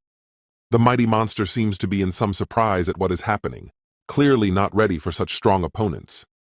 The boy, watching the battle from the sidelines, can't hide his satisfied smile because everything is going just as he thought. On the other side of the ongoing battle, and the mighty Burr uses his skills, clawing the enemy to make them fall faster. The boy, not intending to waste much time with all this fighting, appears in a terrifying guise and begins to use the monarch's power. It seems that the attack from the Jinwoo hunter is so strong that huge flashes of lightning and strikes can be seen from a great distance. The hunters watching the battle from the side can't seem to hide their surprise, because it doesn't seem like a hunter fighting a monster. The girl, clearly puzzled by what she can now see in front of her, says that it's more like a battle between two monsters. Jinho can't seem to hide his pride in the Henim, who is doing a great job with his though so strong opponent. The mighty monster seems to be slowly starting to lose his great strength already, as flashes of lightning come out of his red eye. The boy appears in his powerful form in front of the enemy, not hiding all his motives to deal with the monster quickly. Some amount of time passes, seemingly a few counted seconds, as the boy shouts to his subordinate, calling for an attack. The mighty bear doesn't seem to take long. He instantly reacts to the other's command, saying that everything will be executed. A few split seconds pass as the mighty bear immediately flies straight into one of that monster's eyes with great speed. After the stranger's abrupt action, there is a noticeable reaction from the mighty monster, who doesn't hide his cry of pain. The boy activates the Chaos Blade skill, looks at his opponent with a cold stare, and begins to deliver swift blows. The mighty monster seems to be unable to resist its opponent anymore, spitting blood and gradually falling to the ground. Some time passes before an alert from the system appears, stating that the boy's level has been noticeably increased. The boy thinks about the fact that the enemy has been defeated, seemingly even faster than usual, and at the bottom of what's happening, Jinho calls out. Jinho starts running toward the boy, saying that such a brilliant battle was expected of Jinwoo because he won the battle. The boy thinks about the fact that the system's message didn't say that the dungeon boss was defeated, which could mean that the raid isn't over yet. The boy thinks about the fact that the black aura still hasn't gone away, and he just can't extract the alien shadow as expected from the system itself. As Jinho scoots closer to the boy with all his might, Jinwoo seems to extend his palm out to the side as if trying to tune in. The boy stares intently at the breathless body of the mighty monster as the voice of his shadowy soldier is suddenly heard. The mighty bear appears before the boy in all his usual guise, glaring that it was him, making Jinwoo realize the whole point. The boy, looking at his shadow soldier, finally realizes that it was Bear, thinking about the fact that even if Bear is dead, it's hard to feel his magic. After a certain amount of time, the sky begins to turn a bright white color, seemingly emitting some sort of powerful reaction. The boy seems to begin to feel some incredible wave of magic, his gaze noticeably changing, looking carefully ahead of himself. The boy seems to suddenly come to his senses about Jinho. After all, this guy had just been by Jinwoo's side, immediately fearing for someone else's fate. The boy turns the other way to find Jinho with his gaze, and sees him protected by the majestic Igris. The boy suddenly begins to think about the fact that this huge gateway is beginning to suck in all the magic of this huge giant. The boy thinks about how mana alone can inflict such huge wounds, but he has never seen such a thing before. The boy tells Jinho to stay where he is while Jinwoo checks the situation behind the gate. Jinho only shouts after the Henyam to be careful, but the boy wastes no time and runs towards that gate. The boy wastes no precious time. A couple moments pass as he flies over the barrier, a glow behind him. The boy, finally landing on the hard floor, can't hide his admiration. How spacious it is here. Everything is just right for giants. Suddenly the boy stops in the middle of this road. The mighty Burr asks if his lord can hear anything, and the boy says yes. The boy states that he hears a very strange laughter, immediately leisurely heading in the direction of these sounds emanating from the depths of the dungeon. The boy thinks that someone has enemies in the dungeon, and this creature is laughing. The one clearly has a strange sense of humor. The boy, without making himself long, voices that it's time for them to depart. As on the other side, some creature voices that he's laughing like hell.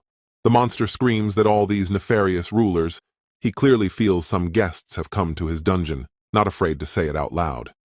The enemy, seemingly noticing the highly ranked hunter Jinwoo in front of him, addresses him as Highness while in chains. The boy, watching the whole scene in front of him, wonders if it's the boss in front of him, and he asks to be freed. The monster imprisoned in chains says that he knows the plans of all the monarchs. He should definitely tell the other rulers as soon as possible. It seems the powerful monster, who can't move his limbs at the moment, can finally see Jinwoo's face. The powerful monster immediately changes his face to a hateful one. He states that the boy is not the one he knows. The boy, as he continues to stand in front of this monster, questioning if those monarchs did such an action towards the monster. The boy thinks about the fact that of course he has tried to dialogue with monsters before, but none of them could explain where they came from. The boy is not ceremonious and asks the monster about the monarchs, and the monster says that they are the longtime enemies of the rulers, looking at Jinwoo. The boy digests the information and thinks that since they are the enemies of the rulers, they are also his enemies, and then asks the monster about the monster's stiffness. The powerful monster completely agrees with the words of the hunter Jinwoo, saying that he is also the ruler, looking at him carefully.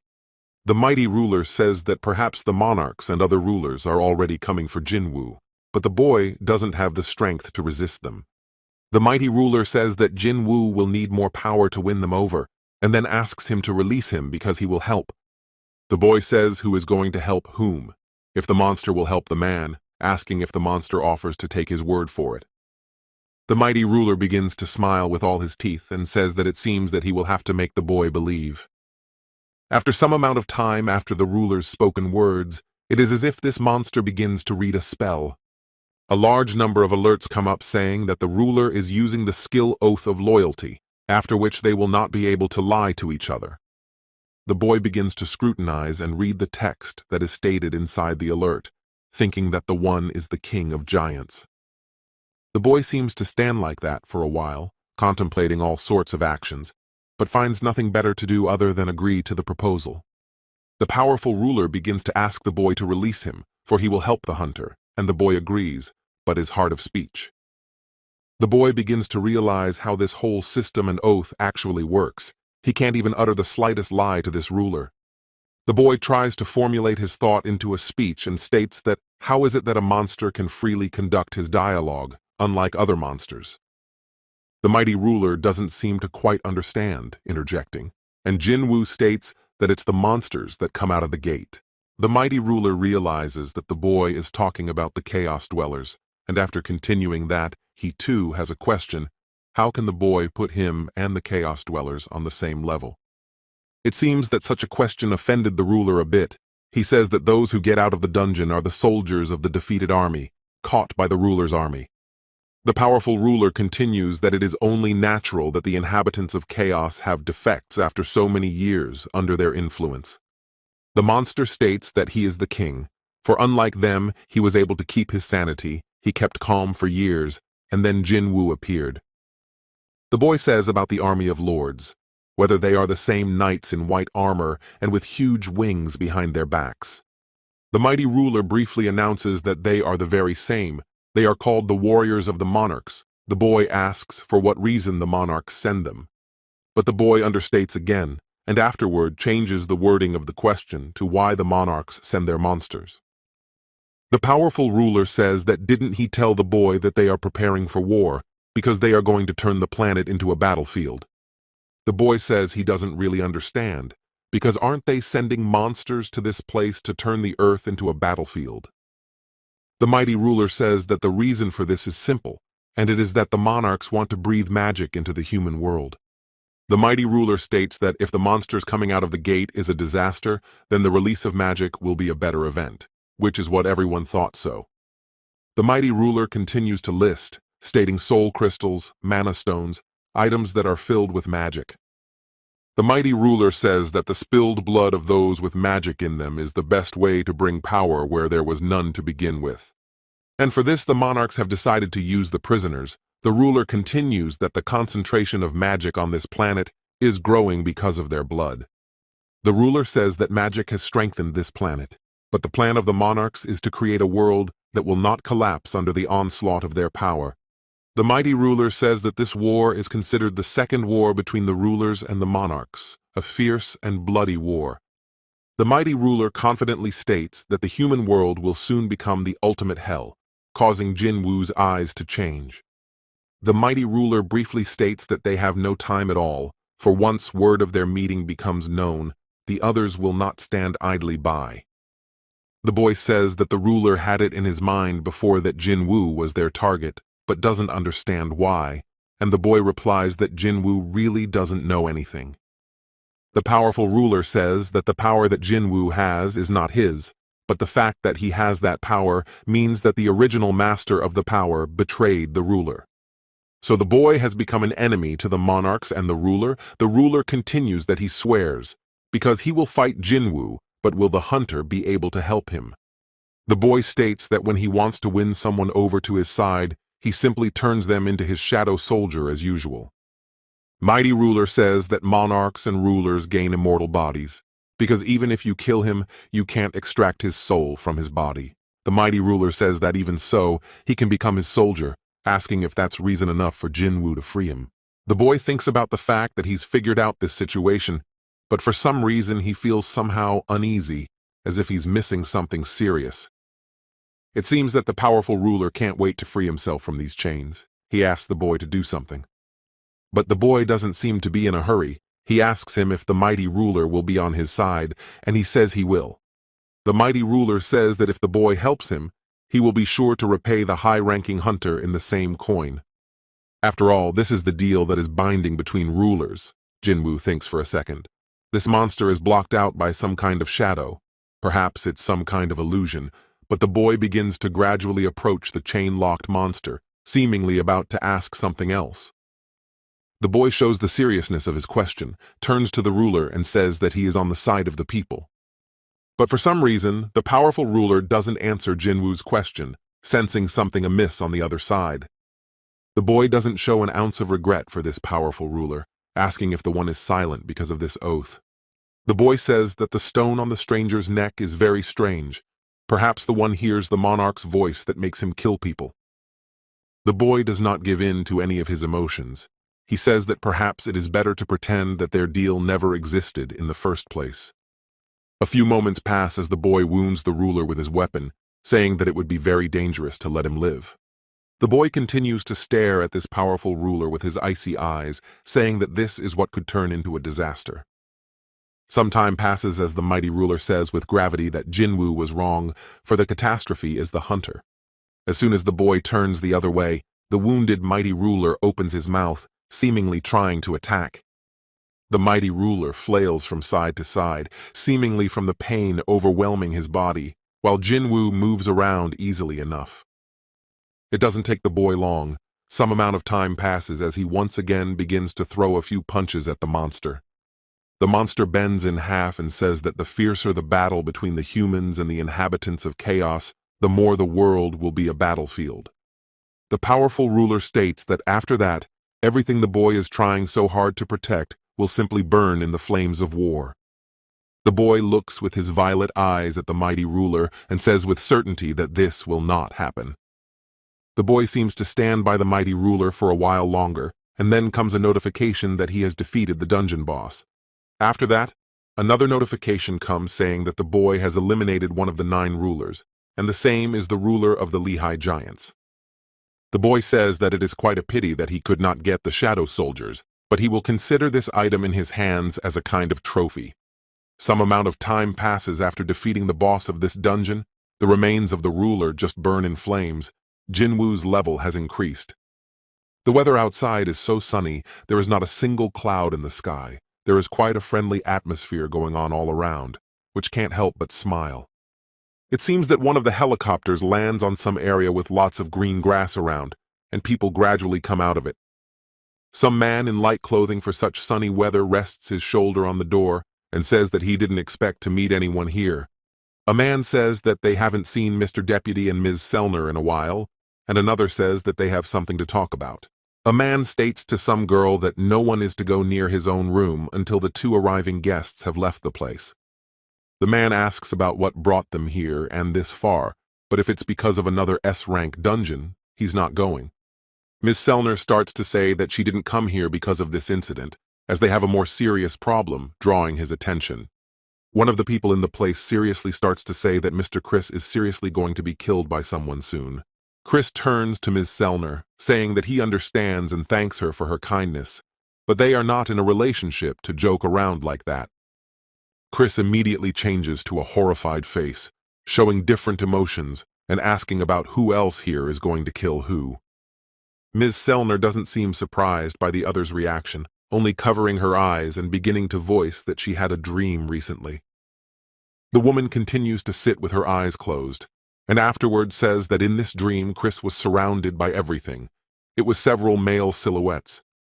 Chris immediately reacts angrily, telling the woman to take her time because she didn't come to tell all this nonsense because of some dream. Chris says that there is no need for him to be fooled, because there have been many rumors about Miss Sellner, why her abilities are so different from others. Chris seriously states that he is a national-level hunter, which he thinks means that no one can kill him. The woman tries to say what she clearly saw in her dream about Chris being killed, but the other isn't even going to listen, asking that does he really need to ask for help.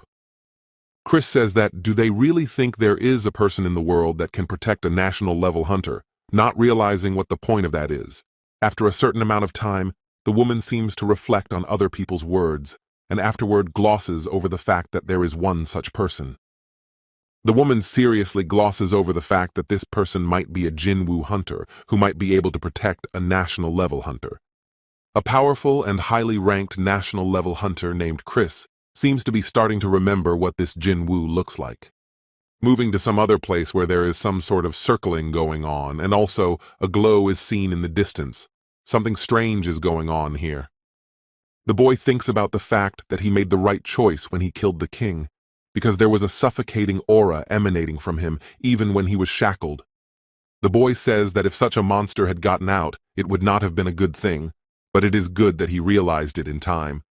The boy begins to remember the events he was able to learn about thanks to the creator of the system, thinking that he needs to be even stronger.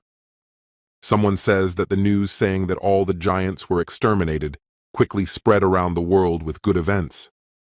And on social media, the discussion about the national-level hunter began to rage, but this topic has not only affected Koreans themselves. Someone says that one of the giants that tried to cross the sea was defeated thanks to Liu Zhigang in China. Also, the head of the Matsumoto Association voluntarily surrendered to the authorities, but no one knows if he tried to take responsibility for what happened on himself. And on the other side of the earth, somewhere in the United States, the American hunters that successfully completed the raid into the S-rank dungeon are having a buffet. Some man says that the government threw a nice buffet in honor of the raid's completion, while another man says that the raid was bullshit. After some amount of time, it seems as soon as the men finish talking, they are cut off by another man saying he was looking for the others. The man with the blonde hair and sunglasses doesn't stop smiling, stating if the others remember their very argument. The man begins to list that one hunter had bet a yacht on that bet, while another had bet his house, and a third didn't seem to have bet anything. The man seems to cut the other hunter short, abruptly begins to tower over him and ask about the tie, while the other begins to get visibly nervous. The man amusingly asks how he likes his tie, and the girl replies that his tie is quite expensive, but it doesn't match his Hawaiian shirt at all.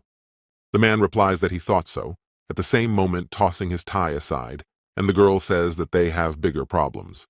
The girl says that the hunter management has sent a list of guilds that are invited to the International Guild Conference, but among them is the Jinwoo Guild.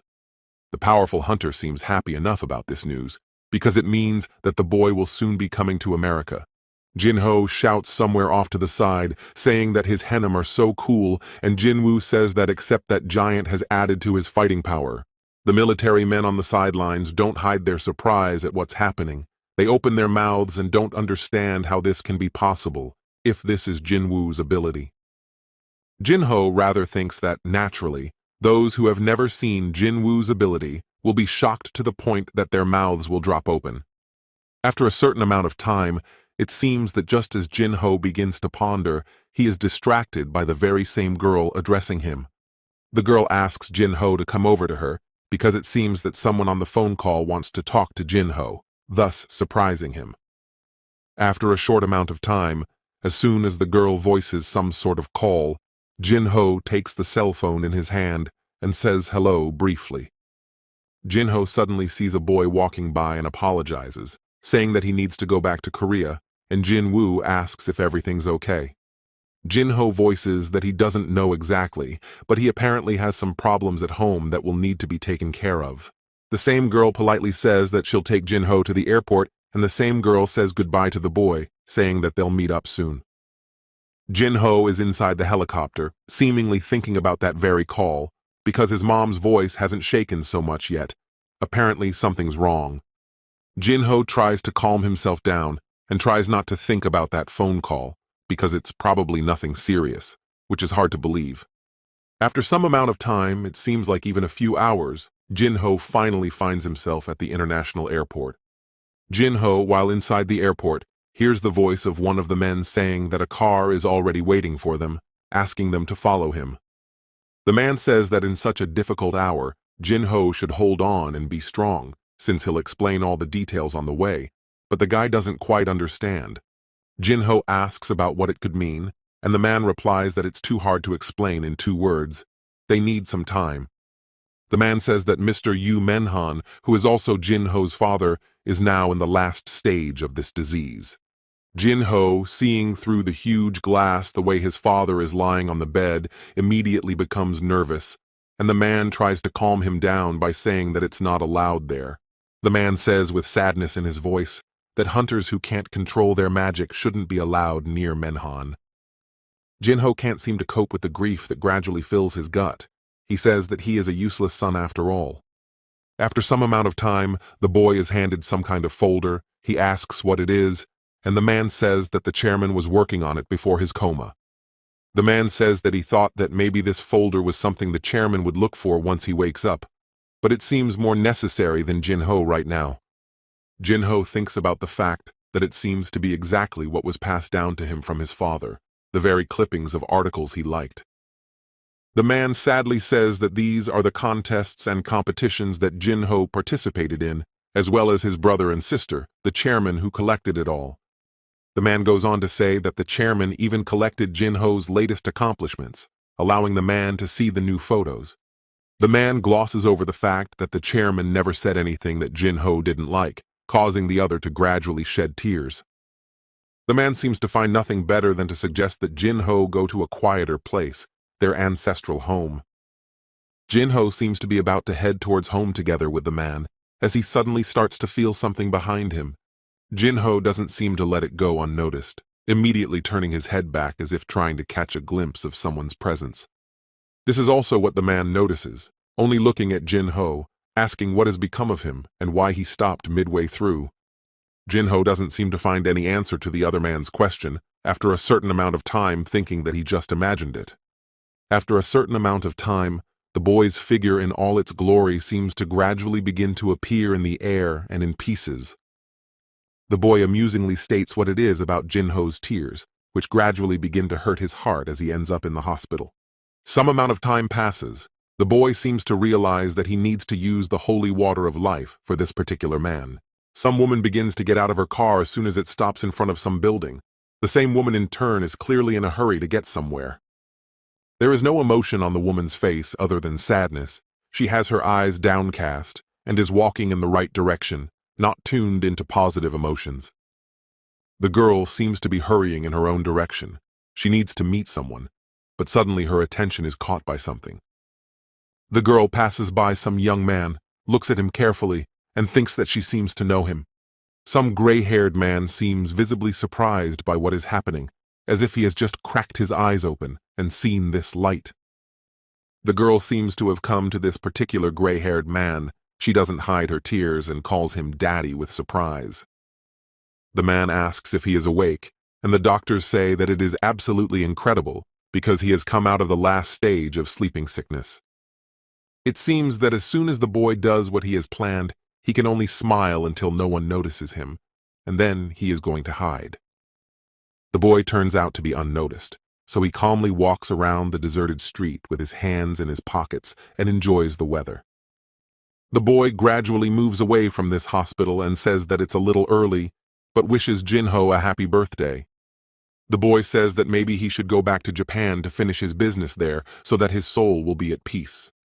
The boy thinks about the fact that he needs to spend almost 2 more hours somehow, because when he has free time, he doesn't even know what to do. Suddenly, the hunter Hei-in all her glory, the one who so embarrassingly said that Jinwoo was interested in her, pops up in the boy's thoughts. The boy instantly sighs and thinks that maybe he should look for derelict dungeons for something to do. Chris is in his big room, but he seems to be feeling quite uneasy after that very encounter and dialogue with Miss Sellner. The powerful national-level hunter can't rest easy after hearing the words regarding the assassination attempt. After a certain amount of time, seemingly never finding the strength to relax, the powerful hunter gets up and goes somewhere. Chris, who is a national-level hunter, looks around him and notices that it is somehow too quiet. The powerful national-level hunter approaches one of the tables, setting his hand over one of the wine glasses. After a certain amount of time, seemingly listening to everything going on, the hunter suddenly pushes the glass off the table. After a couple of seconds, that very same glass with expensive wine simply develops and shards fly all over the floor. The mighty hunter instantly changes in his face, seemingly not understanding why he didn't hear the glass clinking, which is very strange. The mighty hunter stands in the middle of this room, looking around him and wondering what on earth is going on here. Mighty hunter begins to remember the words of one of the men, which says that Chris could call them at any moment. After a certain amount of time, seemingly not allowing Chris to think any longer about the past dream, some guy appears in front of him. An amazing aura emanates from this guy. He seems to only have eyes for the national-level hunter in front of him. The powerful national-level hunter senses the presence of those behind him, asking about who they are. The same guy says that if a man fights for people, he won't accomplish anything by doing so, saying about some wind shard. Chris is surprised to think that he can hear the language of monsters, but he doesn't like it, so he rudely asks what he's talking about. The same kid looks confident. He says that this information is not for Chris's ears, but for someone much higher than him. The powerful national-level hunter doesn't seem like he's going to tolerate being treated this way. He asks if those who are laughing at him are laughing at him. Something incredible happens in some place. It seems to be some kind of battle. Some powerful monster appears in its horrible form. This mighty monster is saying that at least but one of the opponents he will definitely be able to finish off with such power. The high-ranked hunters watching all this happening wonder if this is an immortal fire that is controlled by a human. This powerful monster is shouting with its loud voice that all its opponents who stand in its way should simply die a brutal death. The boy seems to be going on some kind of journey, but wherever he goes there will be a large number of fans around him. Some say that all these people are here to see Hunter Jinwoo in person, realizing that it's his last day in Japan. Behind the boy, Burr appears, saying that these people are here to show him gratitude, but that he'd rather greet them. The boy voices the likelihood of meeting a familiar face right in the next airplane crest, seemingly unsurprised. The boy amusingly voices whether or not the same person wants to say it's just an ordinary coincidence, but that person voices that if he does, Jinwoo won't believe it. The boy voices that they've met Mr. Adam White again, and the man says that he didn't expect the man to remember his name. The boy thinks about the fact that he was actually prompted to do so by the powerful bear, who tells his king different clues. The boy says that they talked it over last time, and Adam replies that it's too bold, but he has some kind of conversation to have with him. The boy glosses over whether America couldn't contain the S-rank gates either, and he says that's not it at all, because they're doing just fine. Adam seems to want to show something in his notebook, which slowly begins to open, asking if Hunter wants to take a look. The video shows some kind of massive fire, the firefighters yelling that it's useless. They just can't put out this disaster. A boy holding someone else's laptop in his lap asks what it is, and the boy asks to pay attention to the person behind the screen. Adam states that it's Christopher Reed who started the fire, the one who is one of the strongest hunters on the national level. The boy says that there must have been a battle at that place, since the fire was so strong, thinking that Adam says that Christopher was killed, which none of them could believe, because that's a damn strange thing to say, such a national-level hunter. After some amount of time, it seems Adam isn't done showing some information to Jinwoo yet, pulling something out of his jacket. Adam shows a picture of the man who is the prime suspect, as the Hunters Bureau is looking for the culprits. After a certain amount of time, it seems as soon as Adam barely has time to say those words, the man begins to scream in terror, for something is affecting him. The boy, still sitting in his seat, begins to use his powerful magic, causing the other to be in midair. The boy harshly states that if Adam is going to play such a stupid joke on him, the other should be prepared to say goodbye to his life. Adam immediately starts yelling no to the guards not to come near him to help him, because jokes are not good with the boy, you have to be honest. Adam says that the creature in the photo came out of the dungeon. It may not be who the hunter Jinwoo might have suddenly thought it was. The powerful hunter listens intently to the one he is now using his magical power on, asking for more details. Adam states that he couldn't be distinguished from the monster by his magical energy, asking if the man remembers the explosion at the bureau a few months ago. The boy seems to slowly begin to realize what Adam has been talking about all this time. He begins to clarify if it was because of his father. The boy seems to stop using his magical power on Adam after a certain amount of time, causing him to collapse. Adam begins to breathe rapidly, saying that the man attacked their hunters and then fled, but after this incident, their bureau began to keep a close eye on him. Adam says that he understands the hunters' feelings about that, but they have every reason to consider the man a prime suspect as well. The boy asks about then why they showed him a picture of that man, and Adam says an international guild conference. Adam says that at the conference, where the representatives of the famous guilds will gather, the Hunters Bureau will reveal the truth about that man. Adam states that after that, the investigation will no longer be classified, causing Jinwoo to give Jinwoo a serious look. Adam states that the American government has lost a valuable national-level hunter. Now they will do anything to catch the killer.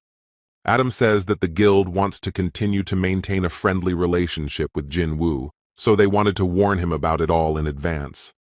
The boy thinks about his father who disappeared without a trace 10 years ago, whether he turned into a monster and decided to return to this world. One of Adam's bodyguards asks if he's okay now, to which the man agrees and says it's just a misunderstanding. Adam thinks about the fact that this technique is completely different from what mages use to move objects, wondering more. Adam thinks about the fact that Jinwoo is the 6th national-level hunter, which needs to be reported to the deputy head of the department. Someone mentions the International Guild Conference, as all the guild representatives are discussing the future of their hunters. Someone says that after a few days, the official list of guilds invited to this conference was released. As the representative of South Korea is Ajin Guild, which only has the only high-ranked hunter Jinwoo.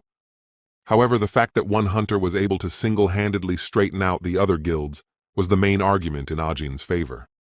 Some man says that there are now heated discussions that the Hunter Guild will be replaced by the Ajin Guild, as Choi Jung-in comments on this. A hunter says that it's a perfectly reasonable decision, and another asks what that means, which means that he's not just accepting it, but agreeing to it.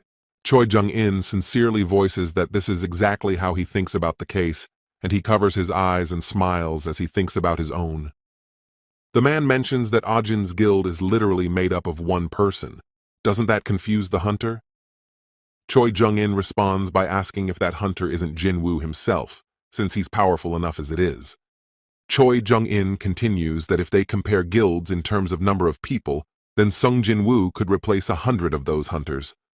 Choi Jung-in states that during the raid on Jeju Island, he saw firsthand what a hunter Jinwoo can do, so Ajin is a very strong guild. The man states that it still seemed to him that due to the lack of a hunter guild, it might upset Hunter Choi. The man says that it certainly upset him, but his sense of pride in Jinwoo overpowers all of his regrets, since it was that hunter who saved them on Jeju Island. Choi Jung-in continues that in fact, he and his guild members were only able to come back alive because of Jinwoo the hunter. Some man says that they've booked a dungeon that appeared in the Suzhou area today. It's A-ranked, but not very dangerous. Choi Jung-in asks about the Ajin Guild, saying that they weren't going to book it, and another man says that he hasn't heard from them. Choi Jung-in thinks about the fact that it's been 4 days since Jinwoo came to Korea after Japan, and he hasn't shown up anywhere since then. Choi Jung-in thinks that he's different from Baek Yoon-ho of the White Tiger Guild and Im Tae-kyu of the Reapers, because those look like the truest monkeys. The man says that since the Ajin Guild has calmed down, their sales have increased by 40%, and Choi Jung-in realizes that he's another monkey. Choi Jong-in thinks that a person who recently single-handedly defeated S-rank dungeon monsters can't lay low so quickly. The weather outside is so sunny, some dialogue can be heard in one of the buildings saying that there's a request from China about Jinwoo.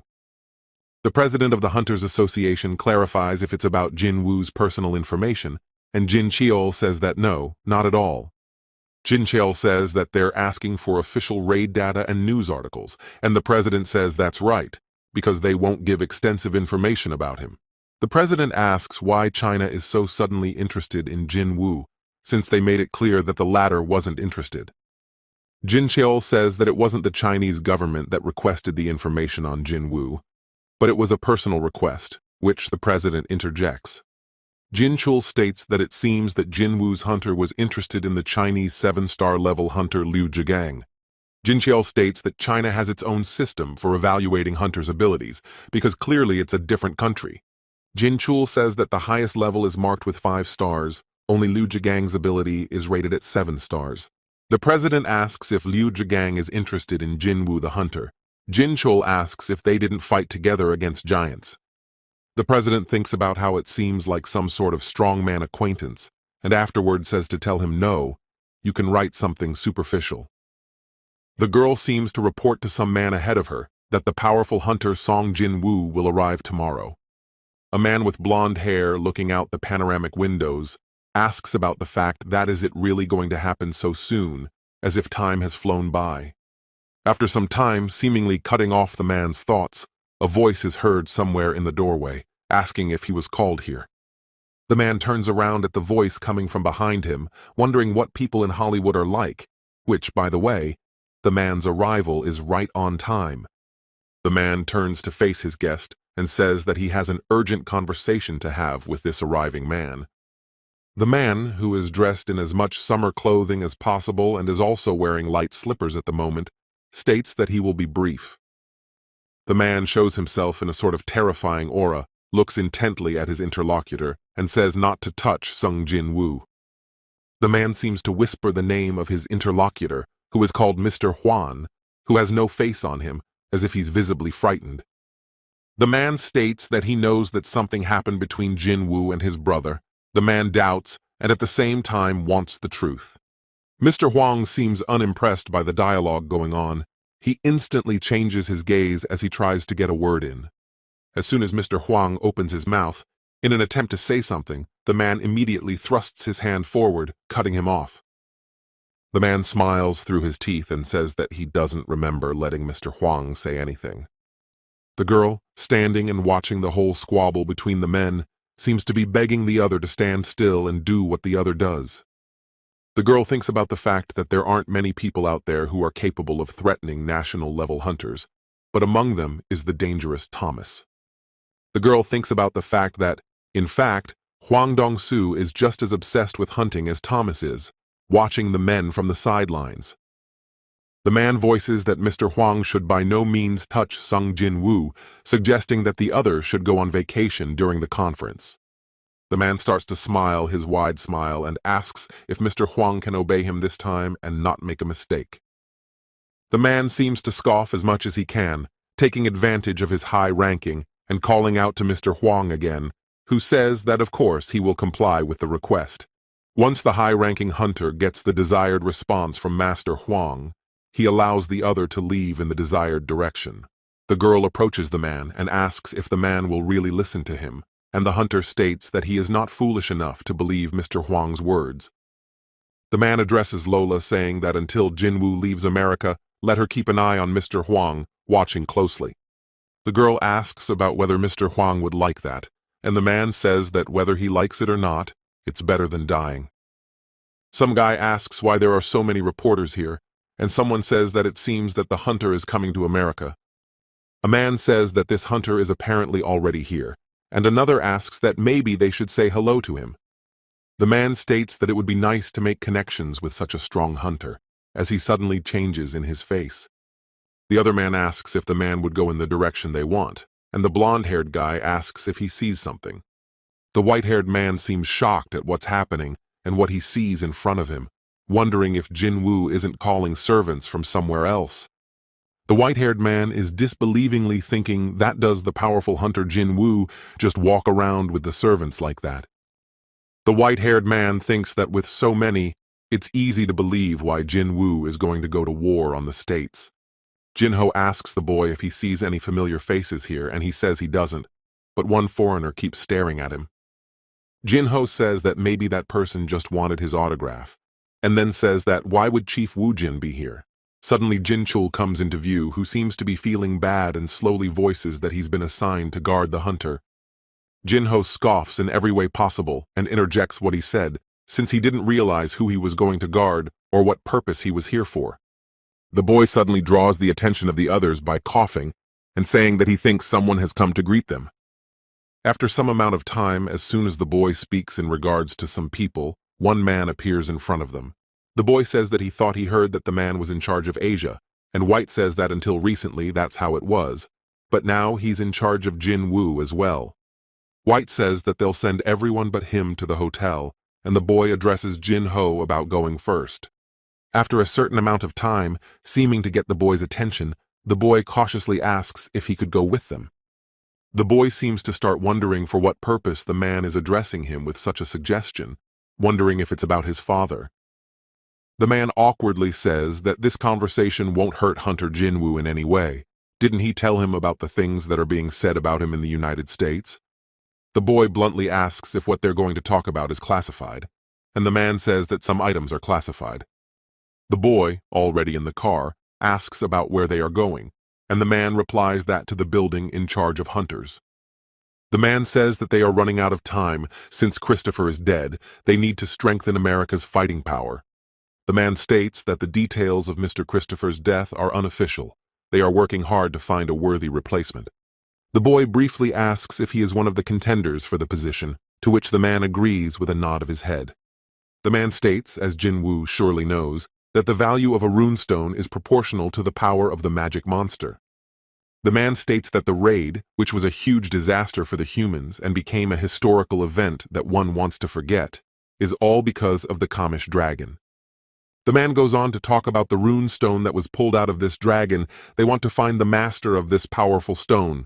After some amount of time, once the man finishes his story about the stone and the dragon, asks about the offer.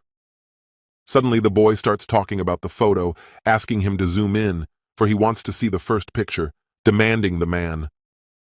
The man seems to start guessing about the photo the boy is asking for, asking if Jinwoo is talking about Kamish's body. The boy, looking at the photo closely, asks if Kamish's body has been preserved in the US, and the man says that it has. The boy asks where this body is, as they need to go there urgently, as he has given them his time, so let him get at least this in return. The man says that this is information that has been authorized from above, but he doesn't know where the body is. The man says that if Jinwoo asks, the authorities from above will obviously agree, but Adam needs to provide a report, so it will have to wait. Some middle-aged man seems unemotional or even tired, asking if Jinwoo has arrived. The man asks about the runestone, if there's any information about it, and another says that while they were traveling, the man didn't say anything. The man starts rubbing his chin, stating that the only purpose Jinwoo has is to see the dragon's body. The man says to talk to the deputy head of the building and tells the other that he can go his own way. The man states what makes Jinwoo want to see Kamish's body, and the other replies that he doesn't even know why, but the hunter is clearly not a tourist here. The man states that the value of Jinwoo's skills are immense. High-level hunters don't save money on the runestones they need. The man continues that the lives of hunters are directly dependent on their own skills, meaning that being able to see Kamish's body will give Jinwoo a lot. Another man, however, says that aren't Jinwoo's abilities limited to the magical monsters he once defeated. After a certain amount of time, it seems that once the man in the business suit realizes what he heard the main man say, he understands something. The man holds his hand to his forehead and thinks about what if Jinwoo could make a monster that died long ago as his servant. The boy, using his powerful aura, sits on the couch, seemingly trying to relax, but some sounds are heard in the distance. The boy continues to sit in the same spot, clearly hearing the entire conversation in that office, where it is stated that does Jinwoo want to make a servant of Kamish. The man states that if that is true, then it is impossible for one person's powers to be so increased. But if they refuse him, then there will be no friendship. The man seems to calm down instantly, putting a hand to his forehead as if to begin to ponder something that his whole life depends on. After a certain amount of time, it seems, as soon as the man decides something important for himself, he gets to his feet, saying that everything is clear. The man says that he will then personally guide Jinwoo to the dragon. Maybe this will be a great chance to see the skills of such a hunter. The man says that he would like a calmer environment, but Jinwoo doesn't want to go that way after all as he ponders. Some amount of time passes. It seems the men have decided to lead the boy to the target he wants, the same man says, asking to go to this place. The boy, watching all of the man's movements, clearly begins to feel the magical energy right in the air. The boy thinks about the fact that if this energy is still there 8 years after the events, how much power this dragon will show. The man says that this dragon killed all the powerful hunters and only 5 hunters were able to see the dragon dead. The man continues that all the magical powers used in the building responsible for the hunters come from the magical Kamisha stone. After a short amount of time, the man breaks the silence and asks if Hunter Jinwoo is satisfied with everything, and the man asks them to step back. The man also moves away from the boy. His assistant asks if everything is going to be okay, and the man replies that yes, because he let him. The man states for everyone to pay close attention to what is about to happen, looking at the boy who is getting ready for something. The boy seems to use his magical power, extends his arm forward as if to concentrate, and then tells the man to rise up. After a certain amount of time, there is some sort of reaction, but the alert writes that the boy failed to retrieve that shadow. The boy seems to sigh, clearly used to such events, but he will get what he wants. After all, since the shadow can be appropriated, he will definitely succeed. Jinwoo, tuning in one more time, stares with his violet eyes, and then voices his firm command to rise. There seems to be a real reaction from Kamish's side after a certain amount of time, as black smoke appeared all around. Just a few seconds later, you can hear the loud roar of the dragon, and you can clearly see his shadow rising up. The mighty Kamish doesn't wait long, appearing in his usual form and asking if Jinwoo had summoned him. The mighty Kamish doesn't seem to quite understand what is going on around him yet. He says that he is the king of the dead, the lord of the shadows. The people here seem to have no way of realizing what is happening in front of them. They look on with a readable look of surprise on their faces. The mighty Kamish seems to begin to slowly realize what is going on here. He sees a few people. Mighty Kamish doesn't take long to realize. He holds on to the glass with his huge paw and says to kill the people. One of the men watching the whole scene can't hide his surprise, thinking that the magic glass just cracked. Some amount of time passes. It seems the mighty Kamish just can't stand it, and with one roar he shatters that glass. The men start screaming about how they need to get out of here immediately, as this is Kamish's breath. But where do they need to hide from him? After a certain amount of time, it seems as soon as the powerful Kamish starts to get angry, Jinwoo gets fed up with it and orders it to stop. The boy speaks in the language of monsters, and says that the magic stone was taken out of the dragon's head long ago. He is not obliged to follow the orders of monarchs.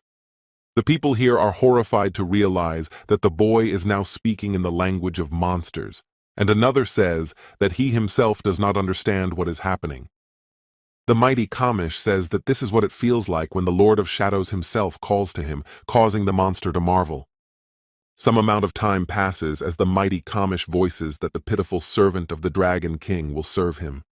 The mighty Kamish states that he welcomes his new lord, stooping as low as he can in front of the boy.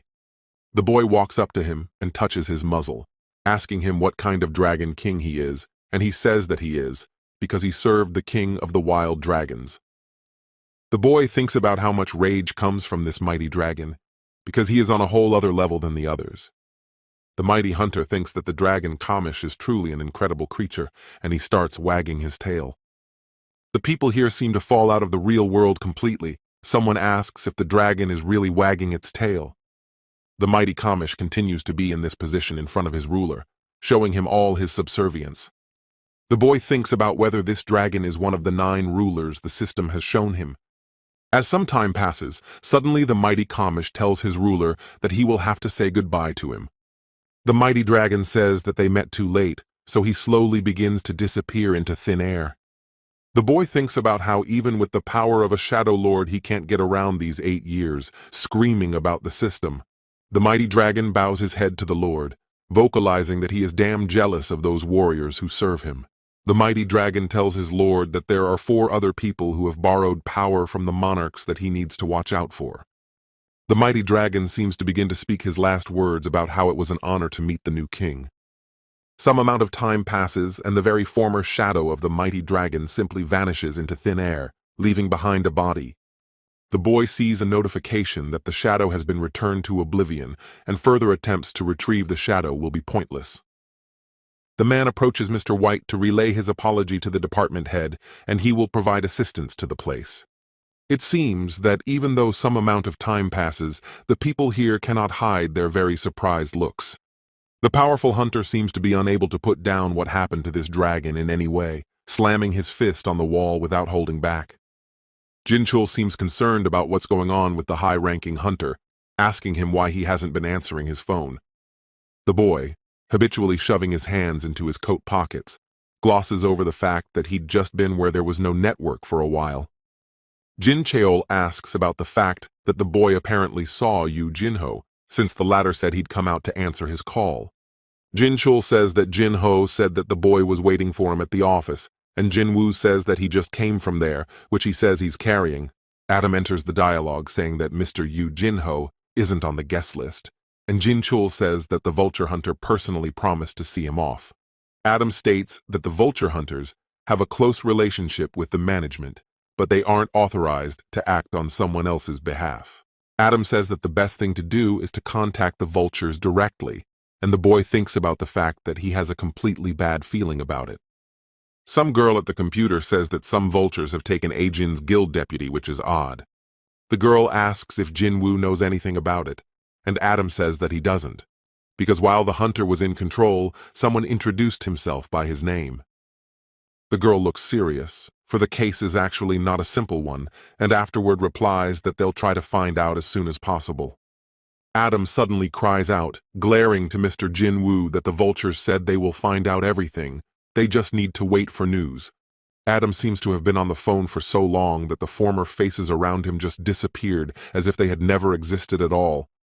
The boy seems to be in a big hurry to get somewhere, and thanks to his powers, he is moving around the building in great leaps and bounds.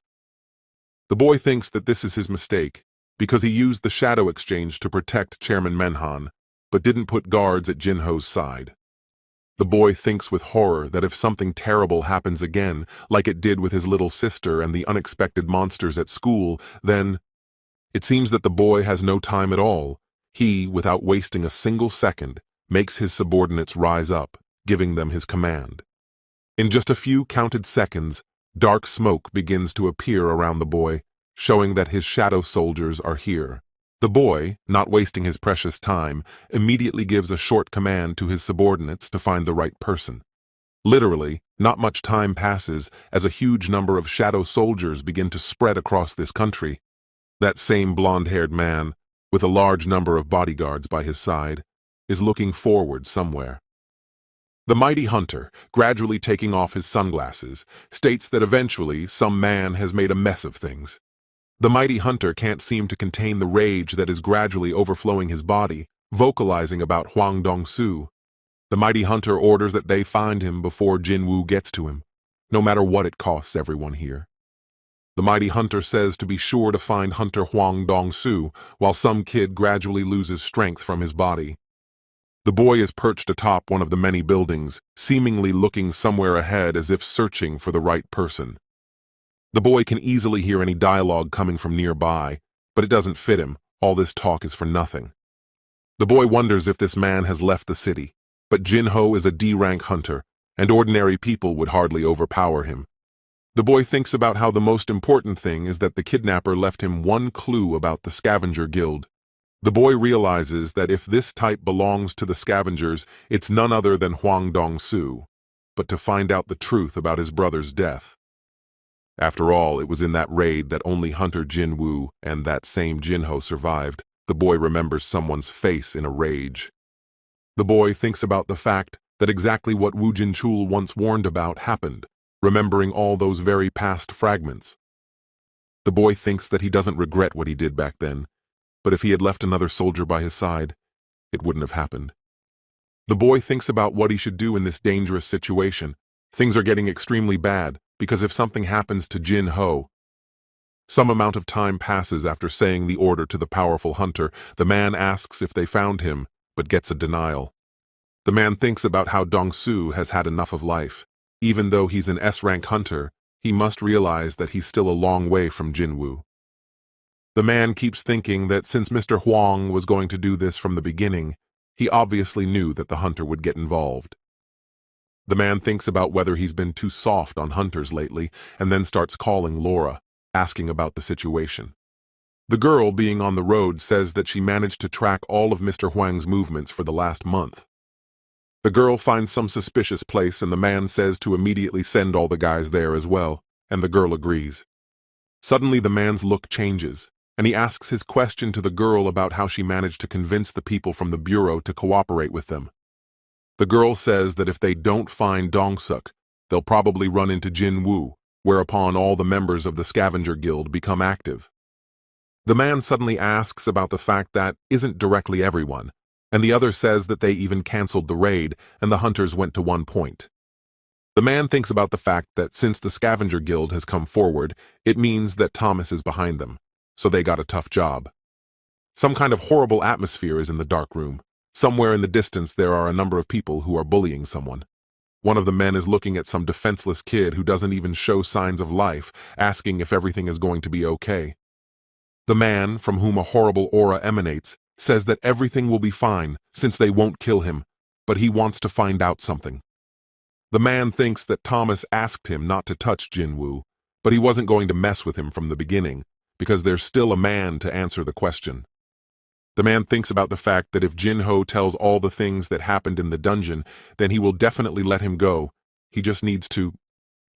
The man wants to hear the fact that Jinwoo killed his brother, because once Jinho confirms his words, then he won't need that sacrifice anymore. Some amount of time passes. It seems quite a lot of time for the man, so the man squats down and tries to wake Jinho up. It seems the man's patience is just running out. After a few screams, the man doesn't wake up, so he slams his fist into his face. Some say that Jinho is doing a good job, because if it were an ordinary man, he would have died a long time ago, but they don't understand how he can keep quiet. The man doesn't seem like he's going to put up with much, and he holds Jinho's head stiffly and says that he's not going to kill him. The man says that the guy next to him is a skilled hitman, so even when Jinho is on the verge of death, the man will be able to heal him. The man says that this place was abandoned about 5 years ago, so even if Jinho screams, no one will come to his aid. The man tries to hear the truth from someone else's mouth. He asks if Jinho is ready to tell him anything now, and the man says something. The man's gaze instantly changes, seeming to expect to hear the words he wants from Jinho sooner rather than later. But Jinho isn't going to say anything about his Hyeongnim. Even being on the verge of his condition, he just sends him as far away as possible. The powerful hunter instantly becomes angry. He seems to just burst through the roof with aggression that he starts punching Jinho. One of the hunters tells Mr. Hwang to go a little easy on him, because no one wants him to be involved in the murder of one hunter. One says to leave Jinho alone because they've already learned enough information from this boy who's barely alive. The man's gaze instantly changes. He doesn't seem to quite understand what the hunters beside him are carrying right now. The highly ranked hunter states with a particular anger and sneer that the bullying is just beginning, so there is no need to rush anywhere.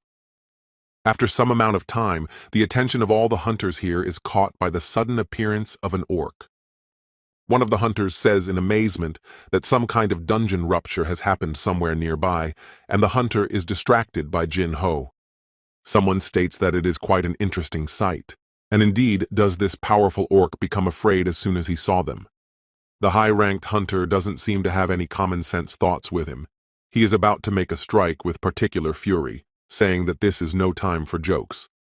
As the fist of the powerful hunter begins to gradually approach the orc's face, there is some sort of exchange spell. The woman seems to be staring forward somewhere passionately while stroking Jinna at the same time, stating that she hopes Jinwoo is okay. Behind the peaceful girls is the powerful Burr, who is thinking about how if anyone dares to anger the Lord, they won't live. Something is being said on TV, and a woman catches Jinna's attention with words about her brother being on TV. Mighty Bear suddenly changes in his gaze. He seems to start sensing something amiss, as if it's such a reminder of the past. Mighty Bear thinks about his king being pissed off. Some hunter says that none of them should get hurt, so they need to be careful. After some amount of time, while the man is saying something, some kid shouts out with fear, drawing attention to himself. The kid turns to his henam to say that a shadow just trembled under someone else's feet, and the guy asks again if he's drunk. Yoondae says he wasn't drunk at all, and afterward continues that it's as if the stranger's shadow just came to life, and the knight says, "That's not how things are done," offering to rest. The high-ranking hunter seems to be in a car, but suddenly yells for his driver to stop, causing him to be surprised. The mighty hunter seems to be in a nervous state. He is vocalizing softly that something already seems to be starting. The mighty hunter just can't waste his precious time, so he simply kicks the door of an expensive car with one of his feet. The mighty hunter takes off at high speed, just jumping out of the car even while the car is traveling a bit. The mighty hunter walks over to the door the driver is behind, yelling at him to catch up a little later. One of them says that they'll be sent a bill tomorrow to compensate for the damage, and the other maintains that couldn't they have just driven the car? The exchange of shadows seems to happen just in time, as instead of the very orc, a boy's hand appears, striking some object. The hunters in this dark and desolate place stare in surprise at what is happening, seemingly not expecting this to happen. Jinho, who is barely alive, seems to be able to sense the presence of his Hyungnim, beginning to smile forcefully. The boy appears in his terrifying guise. He doesn't hide his powerful aura, looking at his opponents with a murderous stare. The boy comes close to the weakened Jinho and gives him a bottle of liquid, allowing him to replenish his health. The boy, being close to his dear man and trying to help him, asks the others if there is a healer among them. The boy, as soon as he asks his question, looks at the hunters here with his murderous gaze, ordering them to heal him. One of the hunters here nervously begins to say that this is a different country, and they don't quite understand him. Suddenly a man in all his glory comes into view, seemingly showing his aura and stating that Jinwoo is ordering the other to be cured. The man slowly begins to approach the boy, showing his all-powerful aura and saying that they have finally met him. The boy doesn't even seem to mind the stranger's presence in the place, turning away and vocalizing for those to heal Jinho. One of the cocky hunters suddenly voices that the boy should ask their boss for permission first before prying into them. The boy doesn't seem like he's going to tolerate being treated this way, pulling his hand towards the stranger's face, breaking his glasses. The boy causes the cocky hunter to fly off in the opposite direction of himself with one hand movement. The boy asks the other hunter if he's a healer, and he tells Dong-Su that he didn't warn them that Jin-Ho is this hunter's friend. The boy irritatedly tells him that he clearly asked him if he can heal Jin-Ho, and the boy says in a shaky voice that he can't. It doesn't take long for the boy to realize that he can't, and within a couple seconds of hearing his words, he makes the hunter fly off in the other direction. Hwang Dong-Su starts to slowly approach and says that did Jinwoo really kill his precious brother. The boy seems about to reply something to his adversary as his attention is drawn to Jin-Ho, which calls off the Hanim. Jin-Ho, though on the verge of his death, can't help but worry about Jinwoo, stating that Dong-Su is Dong-Seok's brother. The boy can't seem to keep his usual words about Jin-Ho taking care of himself first and foremost, rather than anyone else.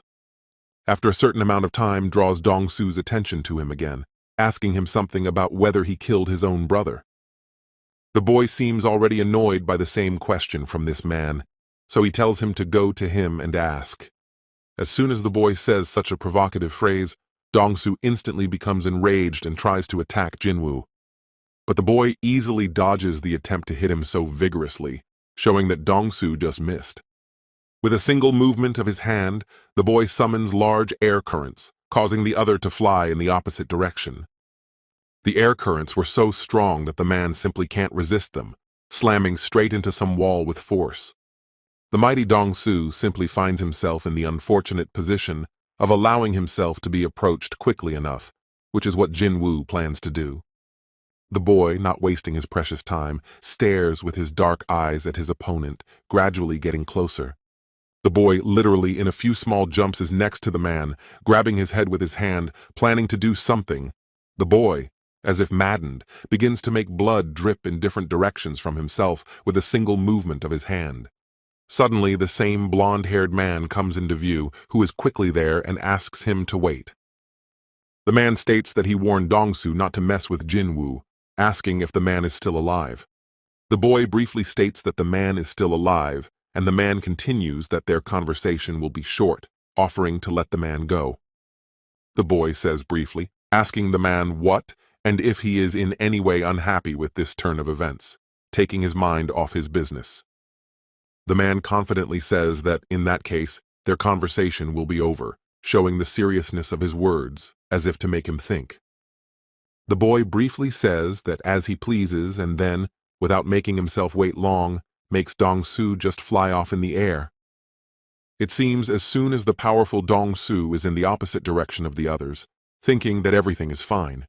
The man thinks about the fact that now all Thomas has to do is get revenge for everything that's going on, as if asking to rip Jinwoo to hell. The boy calmly approaches the highly ranked hunter, who says that apparently Jinwoo doesn't know who is in front of him right now.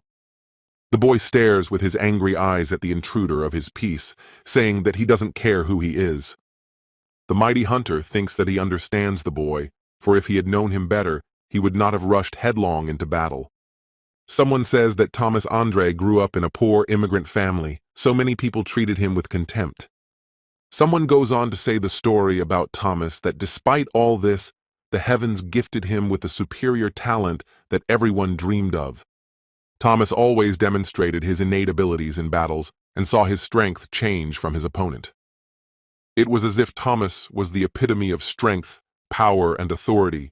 He lorded over men, and when a different kind of power appeared in the world, he established himself as king.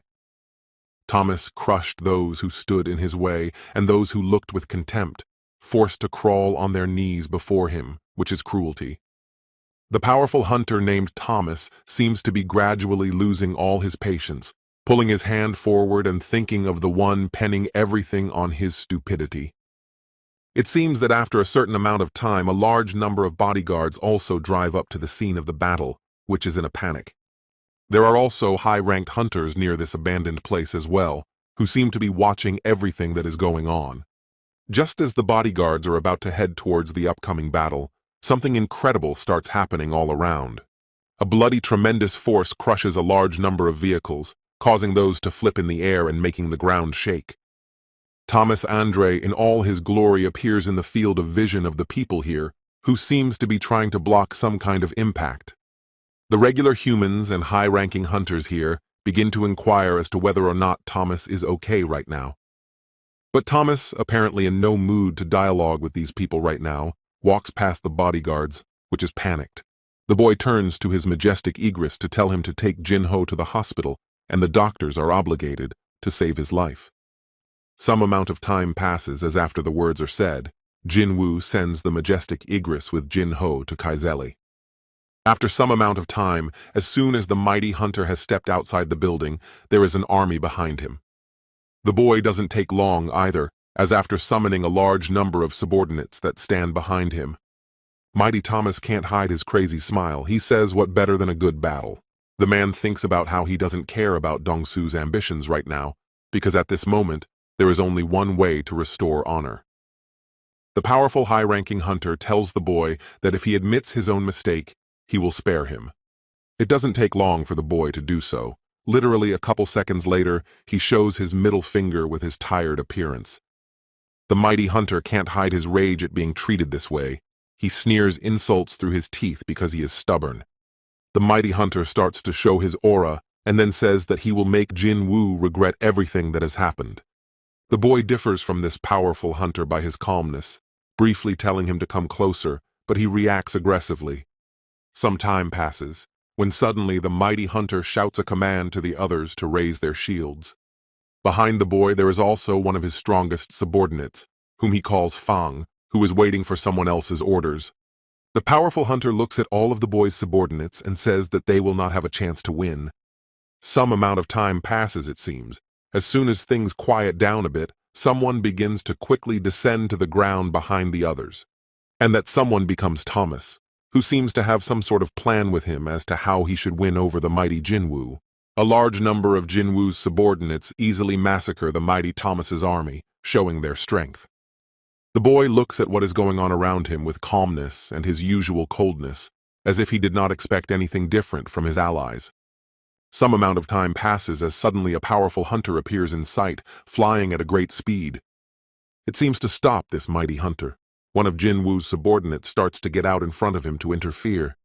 But the mighty Thomas doesn't seem to accept such an act, immediately yelling at him to back off, putting his fist out in front of him. Some amount of time passes as the subordinate flies off in the opposite direction of his opponent after the blow he threw at him.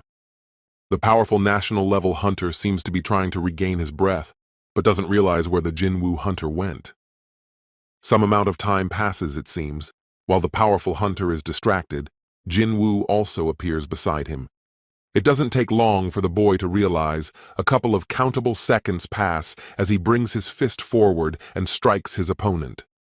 But the powerful national-level hunter seems to have been prepared for this maneuver on his part as well, also bringing his fist out towards him. The boy doesn't seem to be expecting such a sly maneuver in any way, so he takes this strong blow and flies off in the other direction. The mighty hunter begins to smile and says that whether or not fighting a national-level hunter is a joke to Jinwoo, the mighty hunter doesn't seem to be going to stop there. After a while, he throws his arms back, seemingly using a skill.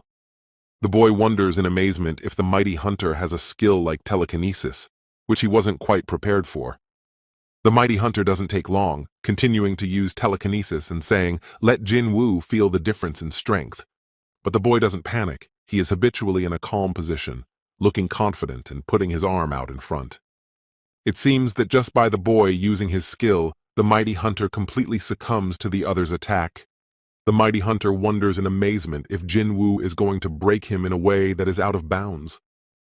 The mighty hunter sees the boy heading in his direction and also thinks about the fact that he just can't move the other way. The boy turns out to be pretty darn fast. He doesn't take long and simply attacks his enemy right in the face. The mighty hunter just doesn't seem to be able to withstand such a powerful blow to his body, flying off in a completely different direction. The mighty hunter seems to have no way of understanding what just happened to him, seemingly slowly trying to comprehend what is happening. But the mighty hunter comes to his senses rather quickly, stands on his feet and wonders if he's bleeding. The boy doesn't take long to realize that he is bleeding, and afterwards he says with a chuckle that the man told him to feel the difference in their strength. The boy simply doesn't give the man a chance to dodge his many attacks, constantly hitting the other man's body, making him squirm in pain. The mighty hunter seems to raise his head after a certain amount of time and kisses that he's going to have to stop underestimating Jinwoo. Some amount of time passes. The mighty hunter seems to think about what he should do as he begins to use the reinforcement. One of the men tells Mr. White that it's about time they figured out what's going on here, and the man says there's no time for details.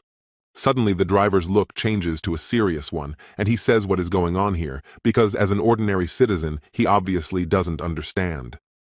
The driver seriously says that if they go further than this place, their lives are actually in real jeopardy. Someone states that at that moment, Jinwoo thought that there are 4 people or monsters that have borrowed power from the monarchs. The boy, looking at this monster in the form of Thomas in front of him, keeps thinking that it is one of the 5 who survived the raid on Kamish. The boy finally decides that these 4 are the national-level hunters, looking at Thomas. The boy realizes that Thomas Andre is no exception to all of the listed national-level hunters as he continues to watch. It seems that something terrible and unbelievable at the same time begins to happen once Thomas has shown the real himself. The boy realizes that he needs to remove himself from this battle for a certain amount of time until the ground stops shaking. A powerful national-level hunter seems to utter some sort of command or skill that states a plan, putting his hand out in front of him. The hunters that are here are yelling for them to stay away from the master. Someone yells for everyone to get out of here as quickly as possible. Something incredible begins to happen as soon as the mighty Thomas spoke of his skill. He controls his hands with something. The boy watching everything thinks about how its incredible power is like a black hole, but he would have been sucked in a long time ago if he didn't have the skill. It seems the boy isn't going to waste much time, so he decides not to be in that building and goes up to the top point. Once the boy is higher than usual, he notices a hunter below him around the ruined place. The powerful hunter named Thomas says that he will definitely not miss this time, seemingly referring to the Jinwoo hunter. The boy continues to watch this monster from the highest point, seemingly trying to be unnoticed this time. There is some kind of commotion going on. Someone is yelling about getting the wounded out of here, as well as themselves, and getting away from this place as fast as possible. Some hunter seems to be watching the powerful national-level Thomas that is preparing to do something right now. Some amount of time passes by as suddenly the national-level powerful hunter rises high up. From the looks of it, the powerful hunter is heading towards the boy, seemingly being damn close to him, trying to hit him. But the boy, surprising not only everyone around him, but the mighty hunter himself, stops him with one of his legs. It doesn't take the boy long. It all happens in a matter of seconds as he recoils, resting his feet on the stranger's head. It seems as soon as the boy gets enough distance away from his opponent, he begins to utilize the grappling skill. It doesn't take long for the boy to do so. For now, he doesn't have much time to use the ruler's hand skill. The mighty hunter thinks about whether Jinwoo wants to pull him in and then accelerate afterward, or just go for a frontal attack. The powerful national-level hunter seems to be resigned to this and thinks about taking any hit to the ground using the reinforcement. Literally, some amount of time passes as two powerful hunters just collide their fists with each other. There is an incredible force going on between these mighty hunters that is growing even more across the area with each passing second. It seems that one of the mighty hunters just can't stand such a force taken on his side, flying far away. And that most powerful hunter is Thomas, who, finding himself in a terrible position, begins to scream in overwhelming pain. The boy does not waste his precious time. He literally, in a couple of seconds, is next to his opponent. The powerful national-level hunter clearly didn't expect such a strong knee strike to his face, which crushes him. The place, which is more or less quiet, is filled with a large number of workers and their vehicles, which is what they arrived in. Some men in business suits seem to notice something ahead of them, one of them stating with horror what kind of monsters are fighting there. A man seems to be visibly tense. As streams of air appear from many different directions, he tells the other to be careful. One of them asks what on earth is going on, and the other replies that Thomas Andre himself just flew in front of them. The man asks Mr. White what they should do, and he says that of course they should stop someone, but he doesn't understand who. The men watch in horror as the boy begins to beat up the powerful hunter, whom he has managed to catch, with a special fury. It seems that the boy can no longer control his common sense or himself as he continues to specifically beat the other. The mighty hunter is horrified to think about how Jinwoo, who specializes in magic, can deliver such powerful blows. The national-level powerful hunter thinks about whether this is the end for himself as he continues to stare at Jinwoo. The mighty hunter seems to change, his thoughts suddenly blocked, as he thinks that there is no way he would die in such a ridiculous way. The mighty hunter seems to be trying to make a surprise attack towards the boy, extending his arm upwards. But the boy doesn't even need to put much effort into throwing the other man's arm aside without distracting him from his blows towards him. The powerful national-level hunter clenches his jaws and thinks about the incredible power concentrated in his hands. The powerful national-level hunter suddenly rises up, shouting that he is Thomas Andre and will not lose to him. The boy, however, doesn't take long to realize that as soon as the powerful hunter finishes his sentence, he is behind him. The boy makes the mighty hunter start to doubt his power again with his one punch, and Jinwoo says that he doesn't care who he is. The boy, once the mighty hunter is on the ground again, proceeds to beat him up in front of the others. One of the men screams as if trying to get Jinwoo's attention, asking him with all his might to stop from this beating. The boy doesn't stop attacking with his powerful body blows on this hunter. He doesn't even seem to hear the other men. The boy doesn't take too long, he doesn't spare his opponent, and afterward he changes tactics and strikes his fist right on the other man's face. After a certain amount of time, it seems that the man just can't stand such force in his direction, so he says that he gives up. The boy stops beating up the powerful hunter at the same moment, watching as the other man voices that he is lost to him. All the people here seem to even stop breathing, seemingly oblivious as they listen intently to the other's dialogue. One of the men, dressed in a business suit, is horrified to hear such a powerful hunter, Thomas, bowing his head. The man thinks about who could do such a thing to Thomas, that there are such people in their world, wondering more. Someone cries out for the mighty Thomas to be treated as soon as possible, and the man says that all the bones are broken, as well as bleeding. The healer says that Thomas was named a national-level hunter for a reason, for another in his place would have died instantly after a single blow. Someone says that there seem to be no casualties in this place, which is good news, even though it was such a tough battle. One of the bodyguards covers his face with his hand and says that all this is not going well, while another man draws attention to himself. The one seems to be stating that Hunter Hwang Dong-soo just isn't breathing anymore. The one is horrified that someone else's heart hasn't beaten for how long. Sunny is in one of the big cities where there is a real bustling life where many people live. A boy, sitting on the edge of a high-rise building, talks about switching places with Bear, asking if he has been in Korea for a long time. The boy glosses over the fact that while they're here, the mighty Bear is actively engaged in treating Jin-ho at the hospital. After a certain amount of time, the boy's attention seems to be drawn to some subordinate, which appeals to his master.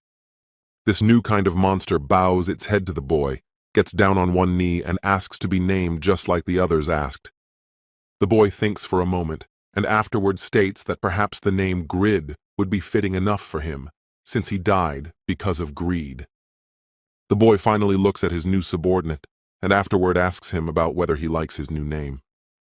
The boy briefly turns to Hwang Dong-soo, who just happens to be his new shadow soldier, who's willing to run errands.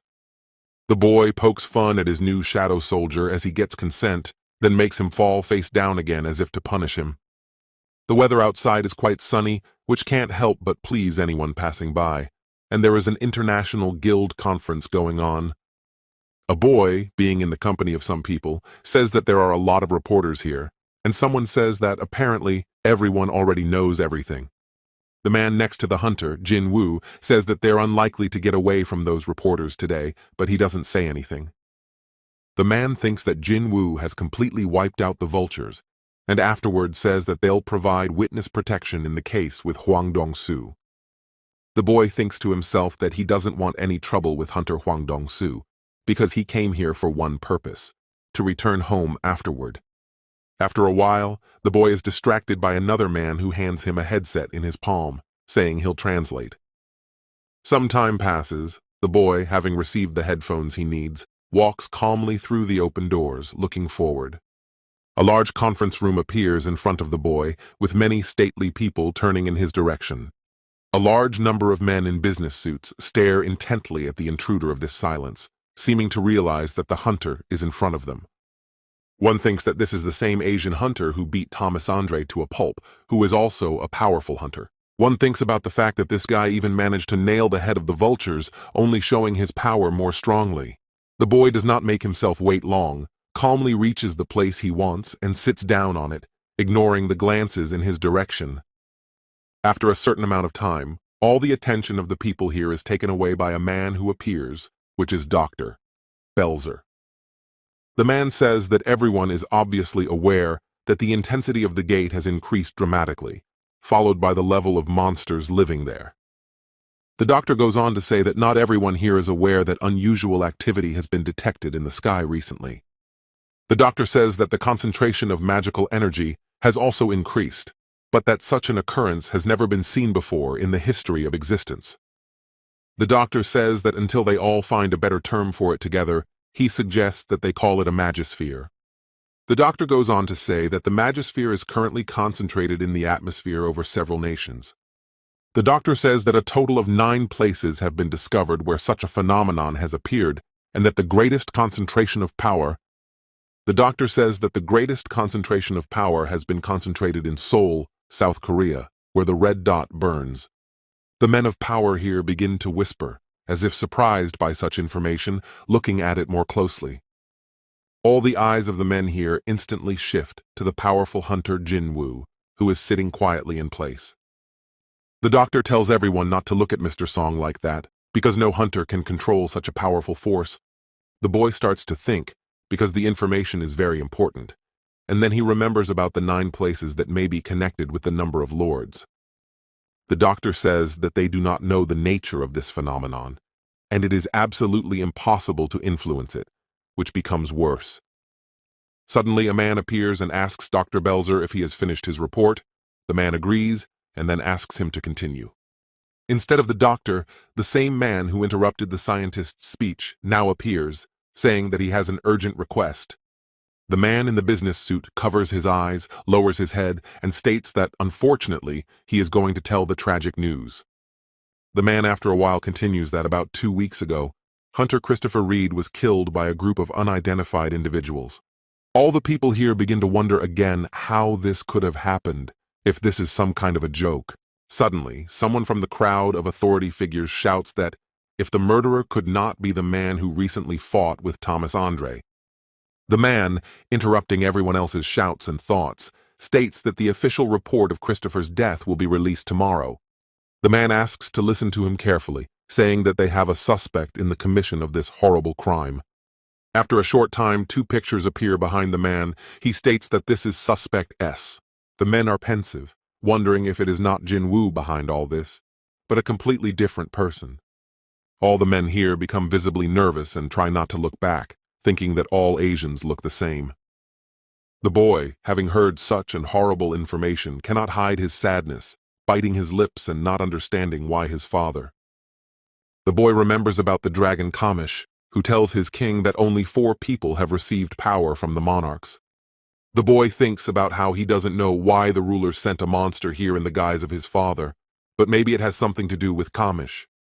The man states that the man found in the U.S. gate has been identified as a monster capable of speaking human language.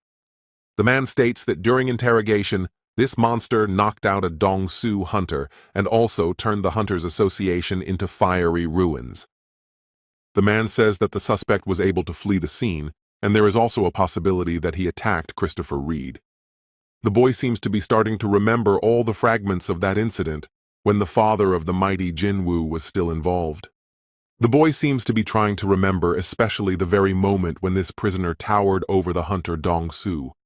The boy can clearly hear the prisoner's dialogue as he addresses the barely alive hunter Dong-Su, whom he had no mercy on. It is as if the boy mentally repeats the words spoken by this man, about how otherwise there will be no rest for the other, even after death. The boy seems to be able to remember the entire dialogue only because of Grid, who confirms the other's thoughts and notions. The boy now realizes that this person is his father, and afterwards he hears the man say that they want to request help from all over the world. Someone asks about how they realize that this monster is not human. The man states that the stranger's energy matches the monster's energy. Another man says that this monster is pretending to be a man lost in a dungeon, and another man says that there was actually such a man. Someone asks why they don't reveal the identity of this hunter, and the man says that the man is related to one of the hunters present here. This is the only reason why the man agreed not to divulge such information, seemingly finished with these questions, slowly walking away from the counter.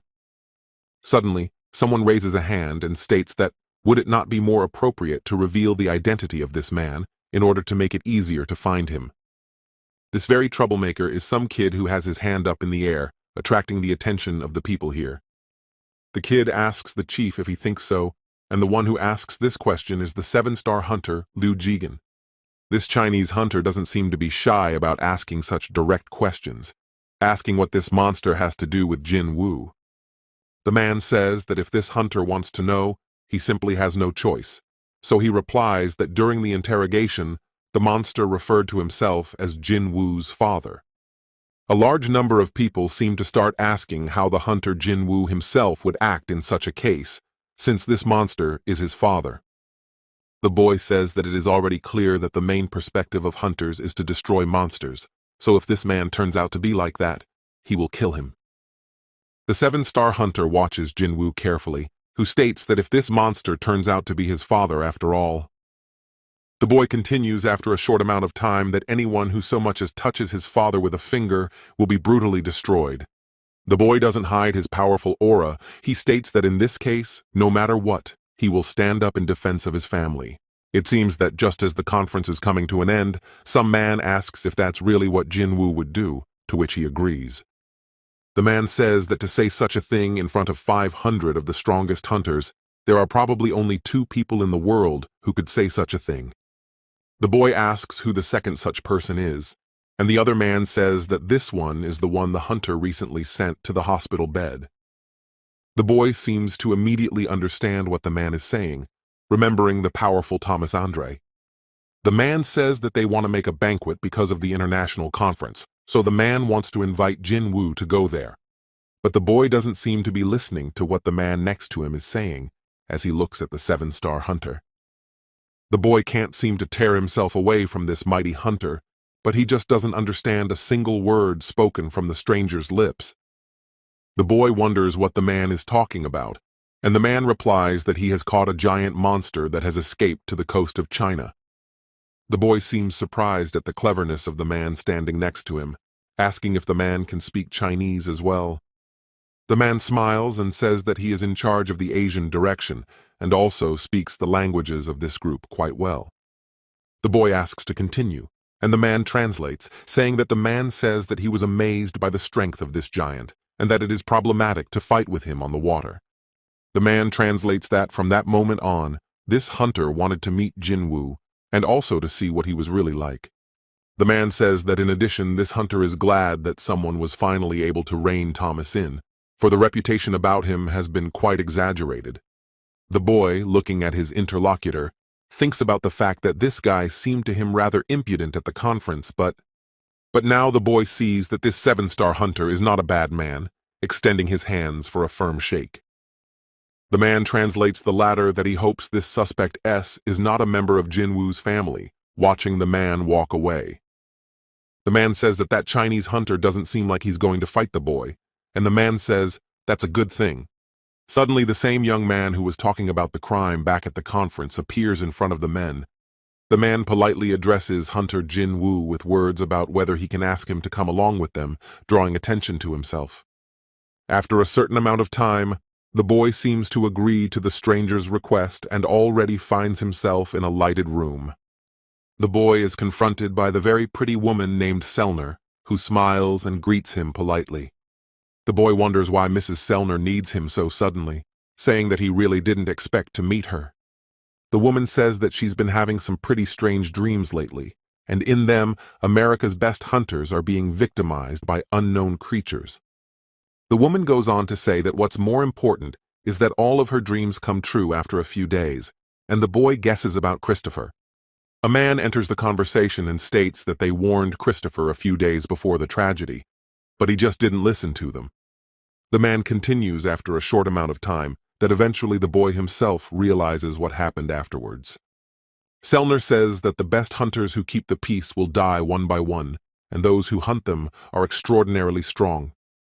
The boy suddenly states that it seems that since Ms. Selner is sharing this, she wants him to be wary of these creatures, to which she disagrees. Ms. Selner voices her desire for the boy to protect the very hunters who will be in danger. The woman says that at first she tried to piss on the faces of these horrible creatures, but it did not help her at all. The girl continues after a while that she decided to take a different path and checked them with the help of her powers, right during sleep. The boy says that it was the same when the woman tried to look inside of him, to which she briefly agrees, because Jinwoo is right. The woman says that underneath their disguises lies infinite power, and just looking at it made the woman wildly terrified of what was happening. The woman says that as soon as she looked into its eyes, she still can't forget the terrible voice that whispered terrible words. The boy watches the woman in front of him closely, seems to be trying to understand something, and afterward asks what it said to her. The woman seems to be trying to remember the very horror that was just happening in her dream, and afterward says to go back and wait for the war. The boy thinks about the fact that what the king of giants told him about also matches Selner's words, for war is between rulers and monarchs. The boy thinks then, who are the creatures that are killing the hunters? Whose side are they on? And Jinwoo asks why she's asking to protect the hunters. The woman, without making him wait long for her answer, replies earnestly that the boy has the same power coming from the boy as those very creatures. The boy thinks that the lady has discerned the power of a shadow lord within him, and that those hunters from her dream are most likely the rulers. The man says that those creatures are very strong, and to stop them, they need Jinwoo's power, for only he can stand against them. The man says that the boy's labor, of course, will be generously rewarded, and he will be able to take everything he wants with him. The man says that their world has been blessed with 100 outstanding hunters. Only because of them do they still hold back all kinds of gates. The boy seems to finish listening to the long speech of the man in front of him, then lowers his head down to apologize to everyone afterwards. The man says that if yesterday's incident with Hunter Thomas left the boy with a personal grudge, but the man says that's not the case. The boy says that so far he does not know who he will have to fight with in the distant future, surprising the others. After some time, it seems, once the boy realizes that the dialogue has come to an end, he says that he has to go. The man seems to remember that terrifying aura of Jinwoo's that said he would stand up for his own family anyway. As soon as the boy rises from his seat and turns his back to everyone, he suddenly stops, exhaling. After a certain amount of time, seeming to think a bit, the boy draws Mr. White's attention to him, which is watching. The boy asks him for a list of those hunters who have requested protection from him, as well as to arrange a meeting with them all. Mr. White, once he hears such words from a powerful hunter, he cannot hide his joy gleaming in his smile. It seems that for today, the last day of the Guild's International Conference is taking place, and a gala buffet is also taking place. It is at this gala buffet that there are a huge number of people, a variety of hunters, and even ordinary ringleaders. The boy is at this gala buffet with Jin-ho, asking him if he is feeling well, to which the other agrees. Jin-ho reveals that as soon as he hears that Jinwoo fought Thomas Andre because of him, he starts to flood with tears. Someone asks to look in a certain direction, and another man states that even from here, he can't feel anyone else's magical power. The men seem to be having a dialogue about Jin-ho, and afterwards some man shifts his gaze to Jinwoo, asking if he's the one who fought Thomas. The man says it's an honor to meet the hunter Jinwoo, introducing himself as a director of a company wanting to purchase giants from him. The boy realizes that the first one went, and afterwards states that these kinds of questions belong to Jin-ho, which introduces himself as the vice president. The man is momentarily distracted by Jin-ho, who easily pulls him away from Jinwoo, stating that he prefers to discuss such matters in private. Someone is stating that the puppy that is Jin-ho has already gotten a taste for it, feeling like a real vice president. It seems like the boy is about to get far away from here, as suddenly someone catches him with the words that he's finally brought the list. The man states that the hunters were ranked according to their activities and overall contributions, with the first 10 people scoring the most points. The man states that these hunters appear to be offered first, and the boy realizes that those are in priority. The boy thinks about the hunter points and afterward asks what place he would have been given there, and the man says somewhere around 3rd or 4th. The boy realizes that the first place is Thomas Andre, second place is Liu Jigen, third place is Christopher Reed, and fourth place is Siddharth Bachchan, and so on. The boy thinks about the fact that there are so many names, and he doesn't want to memorize them all. Better to put his shadow soldiers on all of them. The boy thinks that this way he can get in contact with the rulers faster and find out who is the enemy and who is his ally. Some amount of time seems to pass as suddenly someone starts to draw attention to himself, and Jin Chul gets a little worried. In the sight of everyone here, Thomas Andre appears in all his glory, who seems to have just recently gotten out of the hospital. The man, who is looking intently at the hunter Jinwoo in front of him, begins to slowly vowel to let him ask a question. The man states that his hand will simply not be helped by healing magic, but it will take a fair amount of time to fully recover.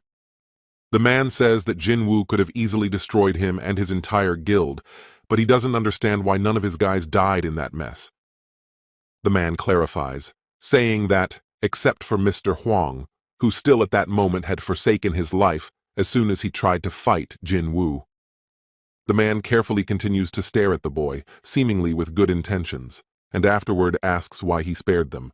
Jinwoo doesn't take long to say that the man and his entire guild don't deserve any death, so it's better for them to live. It seems that once the powerful hunter gets the answer to his question of interest to him, he turns away in the other direction. The man says that he plans to hold a lavish funeral for Mr. Huan even though he deserves to die, but let Jinwoo forgive him. The man says that when his hand is finally healed, he offers to have lunch with Jinwoo someday, asking him to leave his phone number with his secretary. The girl says that she wants to thank Jinwoo on the man's behalf for not touching his men, saying that Thomas is so unflappable in public. The girl says that if it's not too much trouble for Jinwoo, can she ask for his phone number, and that he can contact her with any questions. The girl says that their mister doesn't like to lose, so he's hell-bent on paying back, and the one asks Jinwoo to think again. The boy thinks about asking for something in gratitude, stating that let it be some kind of useful dagger. The girl, once she gets a response from the boy, lowers her head and voices her thanks to the hunter Jinwoo. The man voices that next in their plans is to meet the hunters on the list, offering to introduce the one to them, which the hunter declines. The boy states that there is one person missing, as he doesn't see hunter number 6, and the other asks in surprise how the man knows. The man states that they lost contact with him a few days before the conference. They tried to find him, but were told he had not returned. The boy seems to realize that hunter number 6 has already been killed, so he changes his gaze and looks forward carefully. The president of the Hunters Association is surprised to think that something strange is happening, and his heart has started to flounder. The man thinks that although he has had problems before, he is getting worse and worse every day, wondering if this is the end. The man thinks that if he doesn't resign, he won't have long to live, and so it's been a year and 2 years, and he's already in this position. Some time passes, and the president of the Hunters Association is distracted by a call from a device. The man hears a voice asking if anything unusual has happened today. The man seems only too happy to hear the concerned voice of his dear woman. He covers his eyes and seems to be trying to concentrate. After a while, the president of the Hunters Association leans back in his chair and says that he was going to anyway. Suddenly, the president of the Hunters Association's look changed, as if he didn't expect to feel something right now, right on cue. The man instantly freezes in place, trying to figure out what the hell is going on with him and why things have gotten more gloomy around him. A certain amount of time passes as suddenly a certain monster in the form of an ice elf appears behind the president of the Hunters Association. The ice elf looks as gloomy and confident as possible. He has his arms folded and stares with his devilish eyes. The president of the Hunters Association doesn't seem to be in any way in the mood for a good dialogue, wondering if the one wants to talk to him. The president of the Hunters Association continues to stare intently at his opponent, thinking that the other's aura is practically intangible. The president of the association thinks that he can't handle him, and the ice elf says that this place is completely isolated from the outside world. The ice elf says that no one will be able to disturb them, smiling more, and the president of the association thinks that is this really a dream. Some amount of time seems to pass, just as the president of the Hunters Association is thinking about something of his own as he gets a punch in the shoulder. The president of the Hunters Association, as soon as he receives some kind of wound, he can notice crystals with blood appearing in the area. The mighty ice elf does not hide his smile and says, "That does the association president think that pain is also part of sleep?" The president of the Hunters Association seems to realize that arguing with this monster is just pointless, so he agrees with him. It doesn't take long for the president of the Hunters Association to realize this, and afterwards, he voices his question, "Who is this monster in front of him?" The ice elf says that he wanted to torture the president a little more, realizing that he is indeed a very ordinary person. The president of the Hunters Association doesn't seem to quite understand what his opponent is talking about, interjecting about the human. The ice elf shows a terrifying aura and says that he doesn't like to mock weak humans, asking to see a shard of light. The ice elf says that the president is worried that his vessel just won't hold up, but that he doesn't have much left anyway. The ice elf goes on to say that he better stop these cowardly excuses and show the real him. As soon as the powerful ice elf sends a magic ball towards the president, something starts to happen on the other side. The ice elf, as soon as he starts to notice what the president of the Hunters Association is doing, says that have they really met. The president of the Hunters Association doesn't take long to show his aura as the currents of air begin to swirl around. It seems that the president of the Hunters Association used his powerful ability so strong that even the glass behind him shattered and left a hole. The president of the Hunters Association uses his powerful aura, glaring that he had completely isolated them from the world. The ice elf says that he was already desperate and thought he wouldn't find the president, but it turns out he was hiding in this place the whole time. The ice elf says that they had already located the rest of the shards and 2 of them had already been destroyed. The ice elf says how he longed to see such a confused face of the president. Now he will gladly destroy someone else's vessel. The president of the Hunters Association is in a kind of rage. He shouts at him to try and do such a thing. The ice elf says that he is not going to challenge him, but the other's body is a temporary shell. A terrifying aura emanates from the president of the Hunters Association, and the ice elf is as good as the other in the same, both spreading their abilities.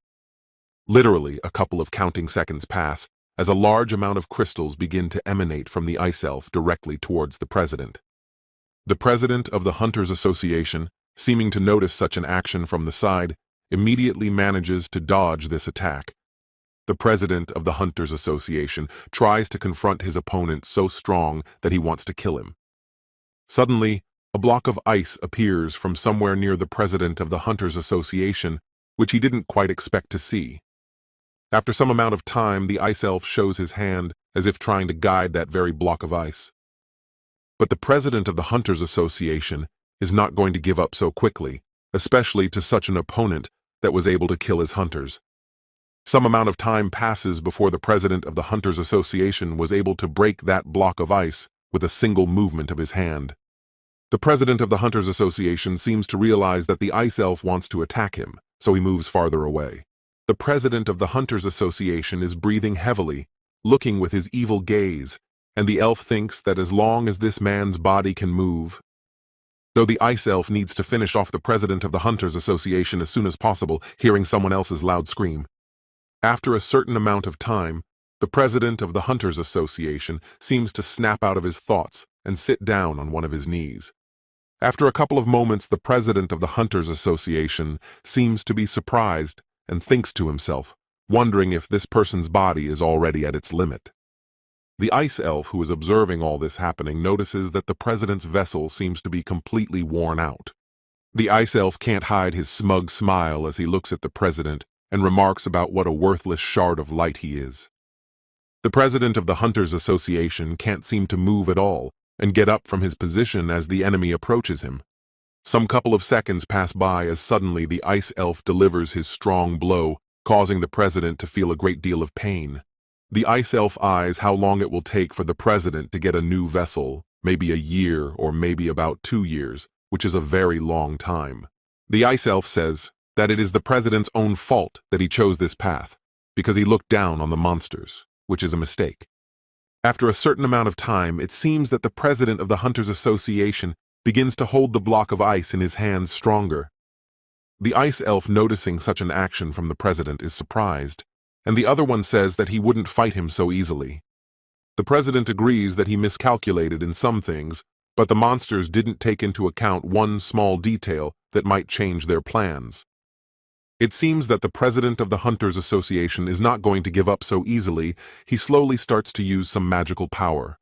The ice elf doesn't quite seem to be expecting such an act from the president of the Hunters Association, as he is at the edge of his powers. The president of the Hunters Association uses his firepower as soon as a couple seconds pass, as the ice elf manages to dodge.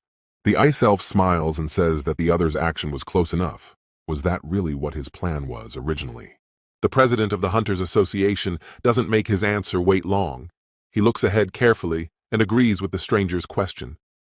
Some amount of time passes. It seems the ice elf can see a certain hole where a huge stream of air is coming from, but he doesn't understand why.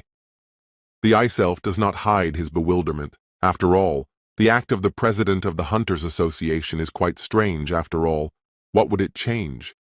The president of the Hunters Association doesn't look scared that he could die very soon because of the ice elf. He says that now. After some amount of time, a huge subordinate of Jinwoo appears from somewhere, which is moving with great speed. The ice elf doesn't seem to quite understand what's going on here, as the chaos dweller has appeared, but he won't do much to him. Some time passes as the ice elf continues to stare ahead, suddenly noticing some dark silhouette.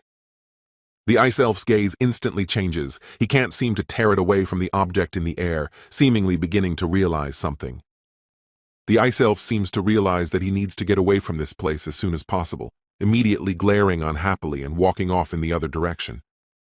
But the chaos dweller, just as the ice elf himself put it, is moving through the air with great speed, like some kind of black arrow. It seems that the chaos dweller is heading exactly towards the ice elf to avenge the president of the Hunters Association. The ice elf doesn't hide his gaze, which instantly changes to an aggressive gaze full of discontent. It seems that this resident of chaos is like a certain ruler of the shadow soldiers who holds onto a block of ice to increase his speed. Jinwoo also appears in his powerful guise, towering over the ice elf with his serious gaze. The boy seems to be acting pretty damn fast. He doesn't take long, and with one of his hands grabs the other's neck with force. The boy holds the ice elf by the throat, bringing him closer to him and asking him who it is that he has, causing some sort of commotion. The ice elf tries to speak, though the hand on his neck squeezes him hard, calling Jinwoo the ruler of shadows and asking why he left him. The boy remembers the same ice elf that never got retrieved that time, and the other one apparently reminds him of it. The boy looks at the elf and thinks that he has forgotten about the past, while the other says that Jinwoo is the key link. Some amount of time passes. It seems the ice elf is trying to distract Jinwoo with talking as a block of ice suddenly appears. The same block of ice that appears comes from the mouth of the powerful ice elf that attempted a sly maneuver. The magical attack from the ice elf proves to be a rather unexpected move, and Jinwoo notices that his hand is in the block of ice.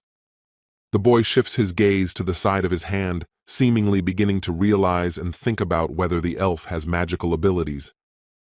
Some amount of time passes. The mighty hunter seems to think about what he should do in such a situation with no arm. But the boy doesn't take long. In just a few moments he shatters that ice and can already control his arm. It seems that the ice elf tries to keep a great distance between them, saying that this is enough because he didn't plan to fight him. The powerful ice elf seems to find time for his taunts. Even at this moment he smiles and says that he has come for the man. The boy thinks about what kind of man he is saying, and then he remembers that he has assigned that ant to the head of the association to keep an eye on. The boy instantly realizes that he is talking about the president of the Hunters Association, looks in his direction, and sees a man. The powerful ice elf seems to start swinging his hand in the other's direction, shouting for Jinwoo to pick something. The mighty ice elf can't hide his satisfied smile. He's vocalizing about either saving the headmaster or fighting him. It seems the boy is not going to listen to this ice elf's speech. He starts to use the monarch's power with madness. Some amount of time passes as suddenly a notification comes that the enemy has cancelled the monarch power skill. The boy seems to be trying not to waste his precious time, so he sends his mighty sword to the other side. But that same mighty sword ends up in the ground, seemingly failing to hit the opponent in the form of an ice elf who dodged. The arrow sent by the mighty ice elf seems to fly towards the president of the Hunters Association sitting on the ground. The arrow continues to fly at a great speed towards the president of the Hunters Association, and Jinwoo, noticing this, begins to approach. A few seconds pass as the boy covers the president of the association and thrusts his dagger forward. At the same time, on the other side, the ice elf begins to open some kind of portal, with which he will be able to get away from here. But the powerful hunter Jinwoo doesn't seem to let such an action pass his eyes, immediately using a large number of daggers. The boy thinks about using his Haildaga's skill while looking at the ice elf who is trying to escape. The ice elf, having received some wound in his body, is stating that some wretched vessel was able to wound him somehow. The powerful ice elf wastes no precious time and already walks into the portal, stating that he will wait to meet Jinwoo. The ice elf tells the president that he can make him his shadow soldier, which would be considered a parting gift. The boy thinks about the fact that, because of some barrier, it seems that he did not immediately sense the danger, looking at what the area has turned into. After some amount of time, the boy tries not to lose it, immediately sits down next to the president, realizing that potions won't help. The boy begins to realize that his precious time is running out, so he shouts out the mighty bear. Literally, the second the boy starts calling out for the mighty bear, he immediately appears in the stranger's field of vision. Mighty Bear asks if Jinwoo summoned him, and he says to have his shadow soldier save the president as soon as possible. Mighty Bear can't resist the pressure from his ruler, immediately moving his limb closer to the president. Some amount of time passes as suddenly, lowering his head, the mighty bear says that this time he is powerless. The boy, not wasting his precious time, thinks about using the holy water of life then, already holding the bottle in his hand. Suddenly the boy notices someone else's hand that covers his hand from above, and then he hears the barely audible voice of the president that says, "Don't." The boy turns his gaze in surprise to the face of the chairman, who can barely open his eyes, saying, "Thank you for coming." Jinwoo says that he'll carry the president to the local hospital in a little while longer, saying that he can't be saved after such an attack. The president says that he was finally able to make contact with a higher being. The alien plans, as well as the coming war, all become known. The boy immediately calls out to the president with fear as he sees the man start coughing up blood and voices that it's a good thing they have Jinwoo. The president can barely speak, but he tries and says that Jinwoo has been rewarded with incredible strength, thanking the Almighty for such a gift. The president of the association states that the gates and dungeons were not for others, but were created to protect the common people, their troubled world. The president says that one day the boy will have to make a very important choice, holding someone else's palms in his trembling hands. The president of the Hunters Association states that at that moment, he asks that Jinwoo stay on the side of the humans, starting to let a tear fall. The president of the Hunters Association says that he wanted to fight Jinwoo side by side so badly, but his body is no longer fit to fight. The president of the association says that he has no more regrets, because he has a generation of hunters like Jinwoo behind him. The president of the Hunters Association begins to slowly lose strength from his body, barely looking at the boy in front of him. The president of the Hunters Association thinks about what he thinks it was meant to be, and he is also happy to meet together with the boy. The president of the Hunters Association can't hold back any longer, letting his lonely tears flow and closing his eyes. Someone, looking at the sad weather, says that the cold fall days have been filled with the heavy sound of heavy rains. As it was bound to happen, the breaking news of the death of the president of the Hunters Association crushed the headlines of all the media. Some say that Brazilian hunter Jonas was found dead, and the president died of a chest wound, also news about Jinwoo. Someone lists all the hunters from Christopher Reed, Jonas, to the president, because after them, the world became chaotic. Someone says that the international media only had time to announce the deaths of the hunters. Even the U.S. administration is involved. Now, who will stand up for ordinary citizens? Because even the hunters can't take care of themselves, it's a heavy blow to humanity. The boy, watching the president of the association being gradually buried, stands in the pouring rain, holding an umbrella in his hand. Jinwoo, seemingly as soon as he notices the stranger's presence near him, asks Jin-chul if he's okay right now. The same aide looks at Jinwoo through his glasses and apologizes to him, since he's been able to think soberly lately. The aide, not far away from Jinwoo, asks if even he couldn't defeat the enemy, and the aide says that the president has already been. The aide, putting his head back down, states that he still can't believe these shocking events, seemingly unwilling to even accept.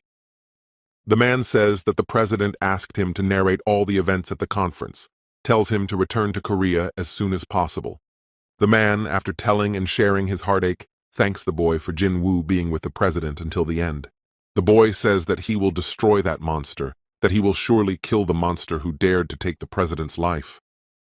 Some amount of time passes and the man voices that he will eventually thank the boy if he accomplishes what he said. The boy can't seem to deal with his emotions, tears flowing from his eyes mixing with water, and Jinwoo asks for reporters. Someone says that although after the death of the president of the Hunters Association, but all the reporters have gathered for a press conference. The boy will act as a speaker. He is already standing behind the counter, trying to concentrate on his thoughts and his speech. Jinwoo is talking about a group of highly evolved monsters that have targeted the higher-ranked hunters, that those are very strong and ruthless. One of the men tells Jinwoo that he said it was a group of certain monsters, which means that the head of the association was killed by several monsters. The boy says that before they strike, they isolate the victim from the rest of the world, so everyone should try to stay close to those who will protect them. The boy begins to remember that very last moment of meeting this ice elf, realizing that he called himself the Ice Ruler. The boy thinks about how it was exactly like the ruler of giants, the ruler of shadows, remembering the stranger's face and attempts to get closer. The boy thinks about the fact that it's clear enough that no hunter can handle these monsters, and the one saying that if suddenly there are no such people. The boy, it seems, once he's gotten his thoughts together, confidently voices that he'll be approached through the Korean Hunters Association.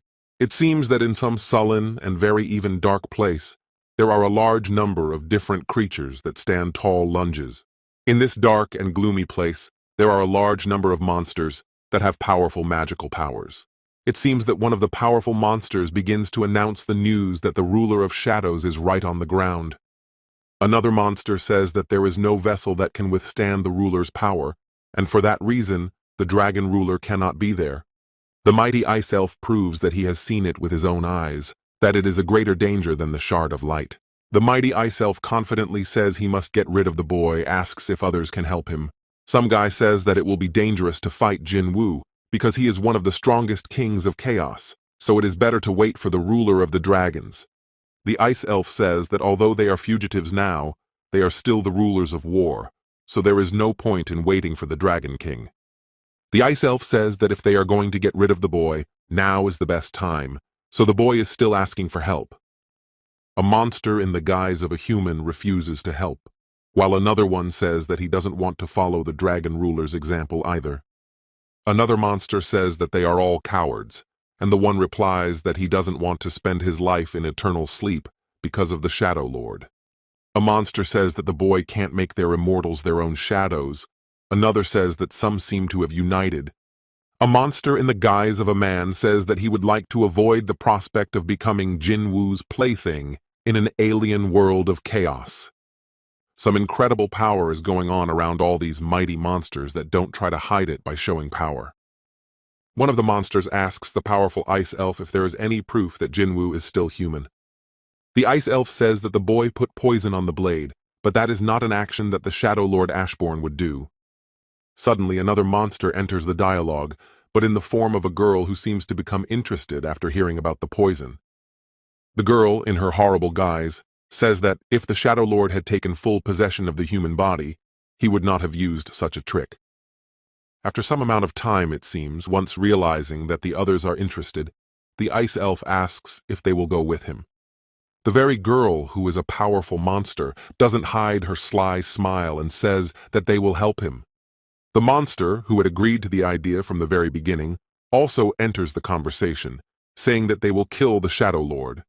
There is some commotion. Someone says that no matter how much money they pay, they won't be able to escape from this horror. Someone says that while watching the broadcast with Jinwoo, the president says that his dream has come true and he can close his eyes in peace. The boy is standing in the pouring rain with his hands in the pockets of his pants, seemingly looking intently at the surrounding city. The boy thinks about the fact that the magic of that very creature was not felt. It doesn't seem to help him much in the future or in battle. The boy thinks back to the very moment when the ice elf was retreating, and he thinks about how the monster had no shadow, showing its immortality. The boy recalls the words of the very same ruler who said that other rulers and monarchs are immortal, and their souls cannot be extracted. The boy thinks by the same logic that if monsters don't have shadows, then they can't be tracked either, which would be hard. The boy, looking at the city spread out beneath him, thinks about the fact that as long as he is a hunter, there is no way he will miss his prey. Someone says that it's been a week since the head of the association has been vacant, and everyone needs to choose someone to take the place. Someone says that the association that controlled the 5 major guilds has lost its backbone, so who will be able to control them? Someone asks if they need to hire another S-ranked hunter, but after all, even if those are strong, they need to be careful. Some amount of time passes since the negotiations. Some man says that after a lot of decisions, they agree to offer for this place. The man continues that Woo Jin-chul can stand for that seat, pointing his palm in the other person's direction, thus making him wonder. Jin-chul doesn't understand why him, and the others say that the one closest to the head and has gotten a lot of experience, as well as having leadership abilities. The man continues that Jin-chul has a lot of influence among the hunters, so to put it another way, they believe in him. Jin-chul, lowering his eyes, says that he lacks many qualities for the position, for there are many superior people. Besides, he is quite young. Jin-chul also says about the position of deputy head, there are many great people, but he doesn't understand why he should be the one to sit in the head seat. The man says that none of them have enough power to rule Korea, but Jin-chul has that power. The man says that Jin-chul has ties to the main guilds and also has a connection to Jinwoo, but the man says that he doesn't quite think the hunter believes him. The man says that they can't force Jin-chul to stand where he doesn't want to, but they suggest that they think hard about it. Some amount of time passes. Jin-chul seems to think about many possible situations, lowers his gaze and begins to slowly voice that It seems that the national-level hunter finally appears in the place. He says he hasn't been here for a long time due to an injury. At the appearance of the national-level hunter, his subordinates are visibly surprised, but he tells them not to make so much noise. Some amount of time passes. The man seems to head in the direction he wants to go, and then presses a button with his finger. The girl asks the man if he's sure he wants to give this, and the man replies that isn't this gift worth the lives of his untouched guild members. The man even seems to be very confident in his decision for a gift to honor Jinwoo's act, and the girl says that he doesn't mean it.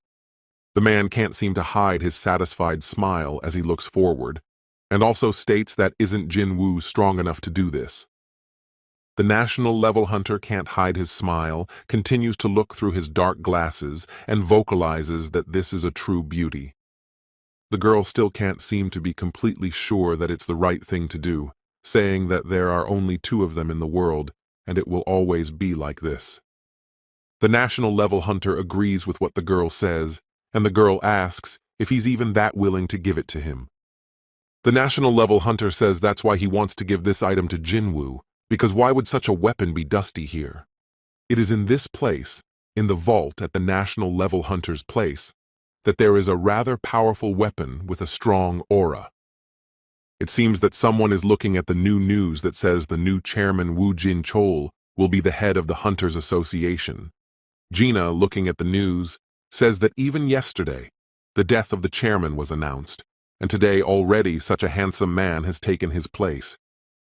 The girl, looking out of the window, says that the situation in the country has become very unstable, as well as in the world itself, which is very strange.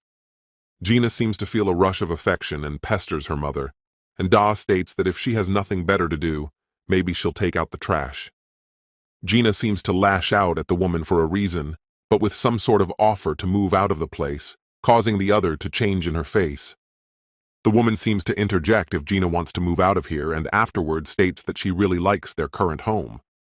The woman smiles, causing her eyes to shift, and afterward states that she loves this house a lot, which has a lot of stories in it. The woman smiles and asks her daughter to get the laundry out of the washing machine, and she pouts and says that her mom is always doing that to her. Gina seems to head in the direction she wants to go to get the laundry out of the washer as she suddenly stops and is surprised. A few moments pass after the girl sees something in front of her, causing her to drop the basket and run towards the woman. A large number of people are crowded around some building, seemingly discussing something among themselves, apparently because of the recent news.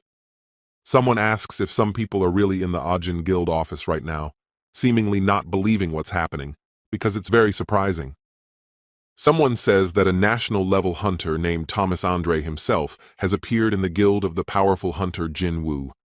It seems that such an arrival from such an influential person, Jinho is very even nervous and tries to smile affably. Jinho continues to smile and thinks about how things are very surprising, as Thomas Andre himself has flown in from America directly to their office. Jinho thinks that he also brought Leonard Nerman with him, who is from Germany and is also on the World Hunter list. Jinho nervously thinks about the fact that these influential people have been in their office for 2 hours. He keeps trying to call Jinwoo. Leonard Herman is surprised to think that Thomas Andre came the same day as himself, so will he be able to talk to Jinwoo? The girl says to Thomas Andre that is Jinwoo on the raid now, for he doesn't seem to drop by his office often, passing on what Jinwoo said. Some amount of time seems to pass after numerous attempts to reach Jinwoo as he suddenly appears. The vast number of workers in that office immediately greet their long-awaited person with palpable joy. Jinwoo thinks about the sheer number of reporters piled up in front of his building. Apparently, it's because of Thomas, though he sensed his aura a long time ago. Jinho tearfully asks his Hyungnim why it took him so long to pick up the phone, and Jinwoo says he was a little busy back then. Jinho says about the clothes, and Jinwoo replies that the gate appearances have been increasing, so he can't sit idle for so long. Jinwoo thinks he also needs to level up the mighty Bara as Thomas approaches him, saying it's been a while. Jinho hopes the two won't fight here, and Thomas voices that he promised to have lunch together once his arm heals. After a while, Thomas says that he's also brought along a simply bombastic gift from America, which can't help but intrigue him. Jinwoo is surprised by the news, and Thomas says that he is already excited, suggesting that they move to another place. Jinwoo wonders what kind of dangerous object this is, if it's some kind of bomb, and Jinho tries to tell him not to believe him with a look, but the other turns to the new guest. Leonard Nerman presents himself to the boy in all his glory, as if expecting a long-awaited meeting with this man. Jinwoo is surprised to think that this new guest seems to have come to him for help, and Thomas tries to get the hunter's attention. Thomas states where this Leonard has come for them, and the man replies that he has been waiting here for 2 hours, so he has a claim to meet Jinwoo. Thomas Andre, in his terrifying guise, sends the man away, telling him to go back to Germany. Leonard thinks that he has never been treated so rudely before, and Thomas, having already broken away from the other man, calls Jinwoo after him. Once the men are left in a quieter place away from prying eyes, Thomas voices that he's been waiting a hell of a long time for this meeting. Some amount of time passes. The men are seated at a table as suddenly some sort of suitcase with interesting contents is placed on the same subject. Thomas Andre smugly asks the boy if he can feel the power that is slowly beginning to emanate from that very suitcase. The man, without making himself long, opens the suitcase and says that it is Jinwoo's thanks for sparing his guild members. The boy watches with interest and waits to see what Thomas Andre has in store for him, but is surprised to hear that it can't be. As the boy looks at the interesting objects, he wonders if Kamish's power is emanating here. Thomas says that he is impressed by Jinwoo's ability and instincts because he was able to determine what the daggers are made of. Thomas says that the American government wanted to make paired blades out of Kamish's corpse, and that's more use than money. Thomas states that Kamish's tooth was too small for a two-handed sword, so he made daggers from it, and here they come in handy today. Thomas briefly states that his final decision is that he will donate this dagger, which is created from a dragon's sharpest fang. The boy, holding this dagger in his hand, is surprised to think that is it really 1,500 to attack, because up until this point it seemed to him that there could be no better dagger. The boy thinks about how, given their abilities, it would be like having a broadsword in each hand, starting to fight with it. Thomas says that these daggers are so powerful that his defenses are starting to crumble around him, amusedly asking if Jinwoo would kill him with his own gift. The boy, however, pays no attention to the man's expressions, thinking about how these daggers are truly different from the others. Thomas Andre, watching Jinwoo masterfully wield them, asks Laura if he made a mistake in choosing him as this hunter. Laura, however, cannot confront or argue with her boss in any way. She only nods briefly, showing that he is right as always. Thomas asks if Jinwoo likes his gift, and the other replies that would he really give him those daggers for free, to which he agrees. Jinwoo, realizing that there is no point in refusing, says that he accepts the generous gift, to which Thomas replies that he is very grateful. Something seems to suddenly happen, causing all the people in the area to instantly turn their heads in the direction of the sound. A large number of people crowd the street. It seems that many of them even stopped talking on their phones as soon as they saw something in front of them. A large number of people open their mouths in horror, fear in their eyes. It seems they have never seen anything like this in their lives. The boy is thinking that if this is a powerful energy flow accumulated in the sky above Seoul, if this is its true form. A national-level hunter standing nearby says in amazement that this is the first time he has ever seen such a huge gate in front of him. The national-level hunter even lowers his dark glasses, saying that this gate is much larger than the one from which the Kamish dragon emerged. The national-level hunter doesn't hide the clear detail that their world is most likely slowly going insane, covering Seoul in terror. Someone states that he is now near the gate covering Seoul's sky, which is pretty damn big after all this time. Some continue that there are many citizens gathered around to witness the phenomenon, and Nick Powell was the one who relayed the information. The doctor says that he warned of a huge magical force a couple of days ago, so the gate over Seoul is just the beginning. We should expect more gates. Someone says that could this strange phenomenon be occurring in other places, and he replies that this is exactly what he wanted to convey. Someone says that the doctor has been studying gates and magical animals for a long time, so what would be the wisest decision in such a horrible situation? The doctor, after some thought, says that as long as it doesn't turn into a tragedy, as long as the boy is very close to the gate at this point. The boy moves through the air thanks to Kisel, who can easily reach anywhere in the world if he hears a command. The boy looks at the gate and thinks that he can't go through it, as if there is a stone wall in front of him. The boy thinks that if it were an ordinary wall, he would break it down. But since even an awakened man can't get through that wall, the odds are slim. The boy thinks about the fact that what kind of creatures will be there is not really important, because his loved ones will be under this gate to be protected. After some amount of time, seemingly pulled out of his deep thoughts and worries, Jinwoo feels a vibration in his hand.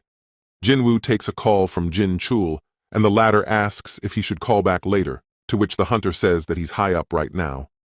Jinwoo asks if he should call Jin Chul chairman now, and the hunter says to call him whatever he wants, since he's not used to it yet. Jinwoo asks about the request he sent him, and Jin Chul says that he had the bureau scan the entire area, but Jin Chul says that there are no new gates anywhere else in the world, and Jinwoo says that means there are no new gates anywhere besides the ones in Korea right now. The boy thinks about the fact that it's been 3 hours since those gates appeared, so what are the odds that there are no more gates anywhere in the world? Jin Chul says that they are now planning to evacuate the citizens that live near the gate, also asking what the hunter plans to do. Jinwoo, holding his cell phone next to his ear, states that even though he doesn't know what's going to happen tomorrow, he's still going to plant that apple tree. The weather outside is so sunny, it seems as if there was no scary gate even a short time ago. Someone is studying at the hunter's gymnasium. There is some incredible battle going on between the powerful hunter Jinwoo and his subordinate Burr. It seems the boy can easily read all of his subordinate's intentions before where he can strike without letting himself get caught. Some amount of time passes, the boy catches the right moment, and with his own hand hooks the other man's arm, showing that Bear has lost. The boy, looking at his subordinate, asks him a question about whether Bear is putting out his best effort when he is next to his overlord. The mighty Bear instantly drops to the floor, bowing in his reverence before him, vocalizing to his king that he would never dare. The boy, beginning to stretch his arms, says that everything is fine and he just wanted to stretch, but only Bear can get him to that state.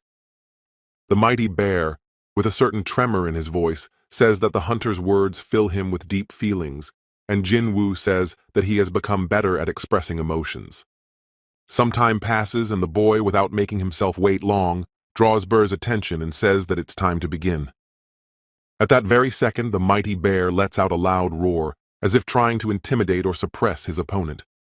It was the mighty Bear who was the first to attempt to make an attack towards the boy, heading at high speed. The mighty Bear ends up next to his king pretty damn fast, only Jinwoo doesn't give in and dodges. The boy doesn't even seem to feel any great pain as he blocks the other's attempts to hit the hunter, glaring that he's gotten stronger. The boy doesn't take long and punches the ant right in the body, saying that there can only be one commander in the army. Jinwoo continues that once Igris and Grid reach the rank of general, it won't be hard for them to take Bera's place, so he should try harder. The training continued, and the guy was still exchanging blows with his comrade. Assessing the strength of his sparring partner who was trying to hurt him, Jinwoo thought, still not enough. Looking at the warrior who was opposing him, the guy continued his train of thought. Although Baru is the best in my army, however, he's not strong enough to fight against those guys. Noticing his opponent opening up, Jinwoo couldn't help but take advantage of this opportunity, and threw a punch. The opponent then retaliated, but by then, Jinwoo had already disappeared from his position. After losing his guard on the battlefield and looking for the guy, Baru felt a blow to his knee, which shook his balance. This was followed by a kick to the body, which was the last one for him in this fight. After taking some serious damage, Baru flew into the wall of the gym they were training in, leaving a pothole in it. Rising to his feet after the completed match, Baru astounded said, "I am constantly amazed at the strength of my king." Hearing such sincere words for him, Jinwoo Nyakovo replied, "I'm contemplating blocking your channels with historical drama." Hearing what his king had just told him, Baru became very upset and began to look at him with cat-like eyes to change his mind. Looking around the hall, Jinwoo saw the devastation they had made, and disappointedly said, "Now that the test is over, this place needs to be cleaned up." When the guy talked about cleaning up, Iru was just approaching him, and he was already pulling out his phone to report some inconvenience. When Baru was already standing behind Jinwoo's back, he heard him speak into the phone. Chairman? Please listen to me, but don't be disappointed. I have 300 insects that will do the job perfectly." Meanwhile, somewhere in a hotel in Seoul City, interesting events were taking place. Glancing at her visitor, the girl said in surprise, "You're not leaving, mister?" To which the man replied, "How can I leave something so massive and beautiful?" Then the girl replied, "Well, I'll agree with large scale but beautiful." To which the man added, "Anything that makes the heart grow fonder is beautiful." After that he added, looking out the window, "The dragon that breathes flames, the huge gate, the strength of hunter son Jinwoo, it's all beautiful." Holding a glass of drink in his hands, the man added, "That's why I wanted one for myself. Every single thing that was considered beautiful." Hearing this, the girl remarked, "After all, some things you can't keep, mister." To which the latter replied, "That's right. Who knew there was a thing I couldn't have?" Whereupon he added, "There's no gate, and why is the point of going back?" To which the girl anxiously replied, "But the Hunter's Bureau is worried." Then the man replied, "Worried? Don't make me laugh. Standing behind Sung Jinwoo's back is standing in the safest place in the universe." After saying that, the man tensely added, "Besides, if we don't stop it here, there will be no future. That's why I want to know." Contemplating the catastrophe that was going on outside the window, the man added, "Will this be the last moment of all mankind, or a new beginning?" In the meantime, the catastrophe was growing larger by the second, engulfing the entire sky above the city. While in the apartment, the girl said to her mother, "Mom, aren't we evacuating?" To which she replied, "If this place is going to turn into a battlefield anyway, wouldn't it be better for us to choose where we die ourselves? Besides, our house is not in the evacuation zone." Hearing such words from her mom, the girl irritably muttered, "I'm going to college next year. I'll drink whenever I want and enjoy college life. My life has just begun, but I don't plan to die." Hearing this, the mother said encouragingly, "Jinwoo will protect us, just like your father once did." Meanwhile, Jinwoo was watching the city and pondered, "The atmosphere is only getting hotter, and I still can't sense them. Where are they hiding?" Looking up into the sky, the boy added, "And that gate. I have to stop it myself. Even if I manage it, I'm not sure it'll be without casualties. I have so much to protect." Taking out his phone and starting to flip through the phone book in it, Yu Jinwoo thoughtfully muttered, "Who would I spend the last seconds of my life with?" At the same time, somewhere in the kendo building, someone's voice rang out and said, "Stop!" After that, The man continued when he saw that the girl had stopped. Recently, I felt a hesitation from Miss Hine. I'm afraid that you have developed fear. Blushing, the master continued, Of course you are afraid, even I was afraid. I don't know if what I met can be compared to your monsters, but when I lost my hand... And then his speech was interrupted by a phone call. Seeing the girl grab the phone, the master cheerfully spoke, I think I've spoken. Hunters are supposed to answer the phone, aren't they? To which the girl anxiously replied, Please, I apologize, master. After listening to what the call informed her, the girl suddenly exclaimed, Master, I am. Then he looked at her thoughtfully and hummed. After that, the girl nervously continued, Something's come up. I have to go. Hearing the necessity, the master replied, Yes, of course you can go. After receiving permission, the girl left the room after bowing a few times. Leaving the room, the master, smiling slyly, muttered, So that's what this is all about. That's how it is. Standing amongst the crowd, one of them suddenly exclaimed at the sight of Jinwoo, Is that Hunter Sung Jinwoo? To which the other added in surprise, What? Where is he? Upon hearing about Jinwoo, everyone began to pay attention to him, exclaiming, Wow, it's really him. Who's that girl next to him? Are they dating? Wait, isn't that the hunter Cha-Hein from the Hunters Guild by any chance? Walking beside the girl, who bashfully lowered her head and averted her eyes, Jinwoo muttered, Even in this situation, there are a lot more people here than I expected. After that, gathering her courage, the girl asked, Do you like places like this? To which the one replied, Not that I do, I just wanted to come here at least once. Hearing this answer, the girl asked in surprise, Then why did you bring me to a place you wanted to visit at least once? Looking at the girl, Jinwoo gently replied, It's all because you're my only friend, Ms. Hying. Hearing the answer, the girl looked at him in surprise. Then Jinwoo added, You know, across from that strange statue? Ignoring Jinwoo's words, the girl embarrassedly thought, Friend? I'm his friend. I'm here to rescue Hunter Sung Jinwoo. Confused at what she heard, the girl anxiously asked, Did you hear that? To which the guy replied, Yes, I have no problem hearing. Then the girl asked, Then what's up with that strange dungeon? To which Jinwoo replied, I'll tell you when I think about it again. Right now, I'm not sure what kind of dungeon it is. Hearing such a reply and glancing towards you, the girl thoughtfully spoke out, I see, but... Looking at the crowd who were exclaiming, Oh my God, look at this. I'm a big fan of yours. The girl added worriedly, Didn't you think it would attract the attention of passers-by even more? To which Jinwoo replied, If you don't pay attention, you forget about it.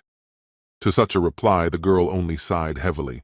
Walking along with her boyfriend, Cha-Hein thought, Now that I think about it, it's been 2 years since I became a hunter. Going out with such lightness on my heart. When was the last time that happened? Looking at Jinwoo, the girl added in thought, I feel different when he's around, and I can smell the unique fragrance. Then the guy said, pointing his finger at the ride, Do you want to ride there? To which she happily agreed. Jinwoo then asked, speaking to the other, And there? To which he also got agreement and added, And on the one behind, standing behind? To which he heard in reply, It is also agreeable. Then Jinwoo asked, Do you want to ride everywhere? To which the girl replied in a happy voice, Yes, that's for sure. Seeing that Chi-Hein was very happy about such a ride, Jinwoo thought, Apparently, I'm not the only one who wanted to visit this place. Then he said, Then we'll ride everywhere. After that, they visited the roller coaster, but unlike everyone else, they didn't scream in fear. The same situation also happened on the catapult ride, where again they sat with stone faces. And lastly, the room of fear, which they also passed without even the slightest chance to be scared. After visiting quite a few rides, the couple came to a cafe. Jinwoo then asked Chi-Hein, Aren't you having fun here? Sipping a Coke, the girl confusedly replied, No, what are you? Of course it's fun. Then the guy asked, But why didn't you scream once? After his own question, Jinwoo hesitated. I guess those slides are too slow for an S-rank hunter. Then asked, Weren't they too slow? To which he received a reply, huh? Well, yeah. Realizing that these rides weren't for them, Jinwoo proposed a solution. Shouldn't we ride somewhere where it's really fun? Hearing such a suggestion, the girl was surprised. After a while, they were already flying in the sky on one of Jinwoo's warriors, which was traveling at an incredible speed. After gaining enough altitude, it began to hover above the clouds, carrying Jinwoo and Cha-Hein. Bringing the girl to the real S-rank attraction, Jinwoo asked interestedly, "What do you think?" Splitting the horizon with her boyfriend, the girl, amazed by the view, said, "Cool and fast." After that, the girl surprisingly asked, "Mr. Sleep, why did you take me to an amusement park when you have such a thing?" Hearing such a question, Jinwoo thoughtfully said, "That amusement park was built on the gate where my father disappeared." Noticing the girl's gaze fixed on him, the guy continued, "That's why I wanted to visit there at least once in my life." Hearing such a touching account of the reason, the girl said heavily, "Thank you." After leaning against Sung Jin, Cha-Hein added, "Yeah, wanted to say goodbye properly, because you've always been generous to me." Hearing such warm words from the girl, Jinwoo added, "I have something else to show you." After that, they stayed together to look at the starry sky. However, the girl was more curious about it than the stars. Meanwhile, somewhere near the Hunters Association of Korea, when the entire crowd of hunters gathered near the association, one of them was pondering, "In a few days, will this gate that looks like the devil himself open?" Walking away from the association, the man continued his musings. "I'm a viranga now. I can't just stay away." Heading about his business and pondering his own thoughts, the man accidentally bumped someone with his shoulder. Missing the passerby, the B-class hunter couldn't forgive such insolence towards himself, and looked around and angrily exclaimed, "Hey, what are you doing?" After this phrase, the person who had hit him looked back to him. He looked would be hostile and sinister. Seeing the conflict between the two hunters, someone from the crowd started shouting out, "What? Is someone fighting over there? Wah! That person's body is just powerful. He will surely defeat Ma Donuk. Isn't he a hunter? Right now, there's no one but hunters in Seoul." Noticing Ma Donuk yelling at the giant, someone said, "Is this man completely stupid? Doesn't he realize he's going to be taken away by ambulance?" Meanwhile, Ma Donuk shouted, "Hey, if you hit a man, you should apologize." Standing still, the guy continued to express his dissatisfaction. "Do you think it will be over if you stand here and stare at me? When one makes a mistake, one should admit it and ask for—" The next moment, that giant simply swallowed him. Seeing this, someone in the crowd frightenedly exclaimed, "He ate him! He ate the man!" While everyone still didn't realize what had happened, the giant jumped into the roadway and blew the shockwave from the landing all around. Some of the hunters even got stuck in the wall from such a powerful blast wave. After that, the giant threw the car at the guy who was in the building, finishing him off. After finishing off the one who was causing a ruckus outside, the giant angrily exclaimed, "Listen to me, you miserable little men." Smiling sinisterly and chasing everyone in a row, the giant exclaimed, "Now it's my time to hunt you." Approaching his victims, he added, "My teeth, yes claws, will tear and rag your thin meat, yes skin." Suddenly stopping in the middle of the street and beginning to gather strength within himself, the giant exclaimed, "I am the king of beasts, the monarch of the clique." Looking around and searching for his next victim, the king of beasts said, "Try to stop me." Meanwhile, Jinwoo, walking with a girl, suddenly suggested, "I heard there's a nice hotel nearby. Shall we take a bath there and have breakfast?" To which the girl happily agreed. After receiving the approval, Jinwoo said, "Then let's go." Noticing that he was inviting her to the dragon, the girl asked in surprise, "Didn't you say you were nearby here?" To which the man replied, "With my strength, we can get there in 5 minutes." Hearing such an answer, the girl thought in surprise, "I wonder how many kilometers it is." At the same time, there was a tragedy somewhere in the association. Receiving the bad news, the boss anxiously exclaimed, "An attack right under the association's windows?" After suddenly calming down, the man added, "There, the dead?" To which the subject replied, "It's hard to count so far since it's happening right now." Grasping his head, the boss thought. But there's still time before the gate appears. The mere appearance of this dungeon has brought with it so many problems. Where did this monster even come from? Remembering the best hunter, the boss asked, "What about the hunter Sung Jinwoo?" To which he replied, "He's not in contact." Then the boss thought, "That's unfortunate." A few seconds later, a subordinate urgently reported, "Chairman, a hunter has appeared and started fighting the monster." The boss then asked in surprise, "What? Hunter Song has arrived?" To which he received a reply, "No, but it's said that a world-level hunter who was nearby has arrived." Facing the enemy, the world-level hunter thought, "Will I be able to? Won't my life end right here?" Continuing to ponder, the guy thought, "And my arrival in Seoul, and the appearance of this monster. Who knows, maybe it's all four, but it had to fall into my hands." But suddenly, a man with long hair grabbed him by the head and set him behind him, saying, "Get off! Stay out of my way." Reaching Jung-woo, the man picked up the phone and said, "Yes, this is Sung Jinwoo. What's wrong?" To which he heard back, "Hunter Sung, why aren't you answering the phone?" To which he replied, "I was out of range." Then he was told, "Mr. Sung Jinwoo, there's a monster in the center of Seoul and it's wreaking havoc." Hearing such news, Yu Jinwoo asked, "How is this possible? There are still a few days left until the dungeon opens." To which he heard a twitch of his head. "But it's true." Jinwoo then asked, "How many monsters are there according to the preliminary calculations?" To which the chairman replied, "There's only one monster." Jin then surprisingly replied, "One?" After that, Jinwoo thought for a moment. Right now, all the hunters are gathered in Seoul. They are preparing to suppress the monsters from the big dungeon, and now they're going to lose to just one monster that appeared. A little later, Jin heard, "One guild entered into battle with it and was destroyed in a second. This is an unusual monster. It was reported to me that Thomas Andre engaged it in battle." Hearing this, Jin thought, "Impossible. I've assigned a shadow soldier to Thomas. I ordered them to report as soon as they sensed something strange. But there were no signals that an entire guild was destroyed near the target and that the target needed protection." But suddenly, another thought visited his head. Wait. The signal from the soldiers being found in Seoul is strangely weak. Starting to realize what exactly was going on, Jinwoo thought, "It's as if something is blocking them. How did this even happen?" Sending signals to his soldiers, Jin couldn't contact any of them. Then he thought, all the shadow soldiers that could be used to coordinate have disappeared. Realizing that the matter was urgent, Jin informed the girl, "There seems to be trouble in Korea." To which the latter replied, "Is it the dungeon?"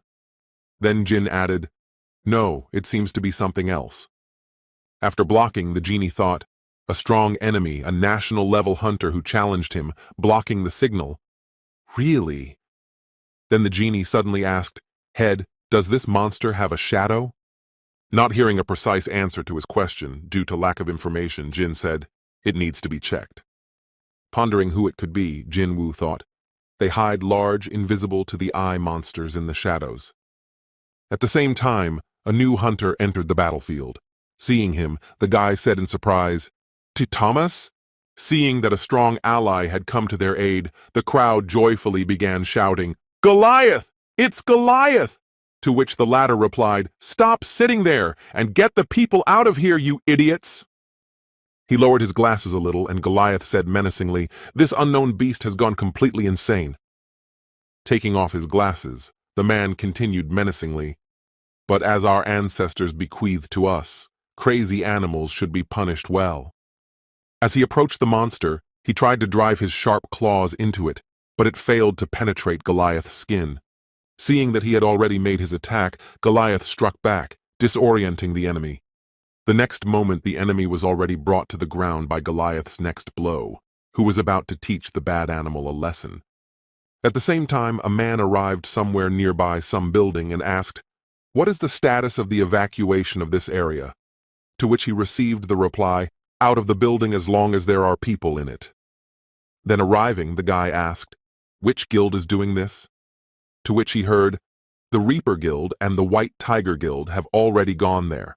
Hunters from all over the world have been gathered through the giant gate. So soon, I think we'll be able to take control of the situation. Listening to the boastful hunter, the arrival heard, "We are the hunters. We should focus on rescuing and evacuating people." After that, I wondered, will we be able to handle the situation quickly? After reflecting on what was happening now, the redhead angrily thought, the national-level hunter, Thomas Andre, is currently fighting an unknown monster. Looking around, the guy thought, this tremendous energy. I haven't felt something like this even during the raid on Jeju.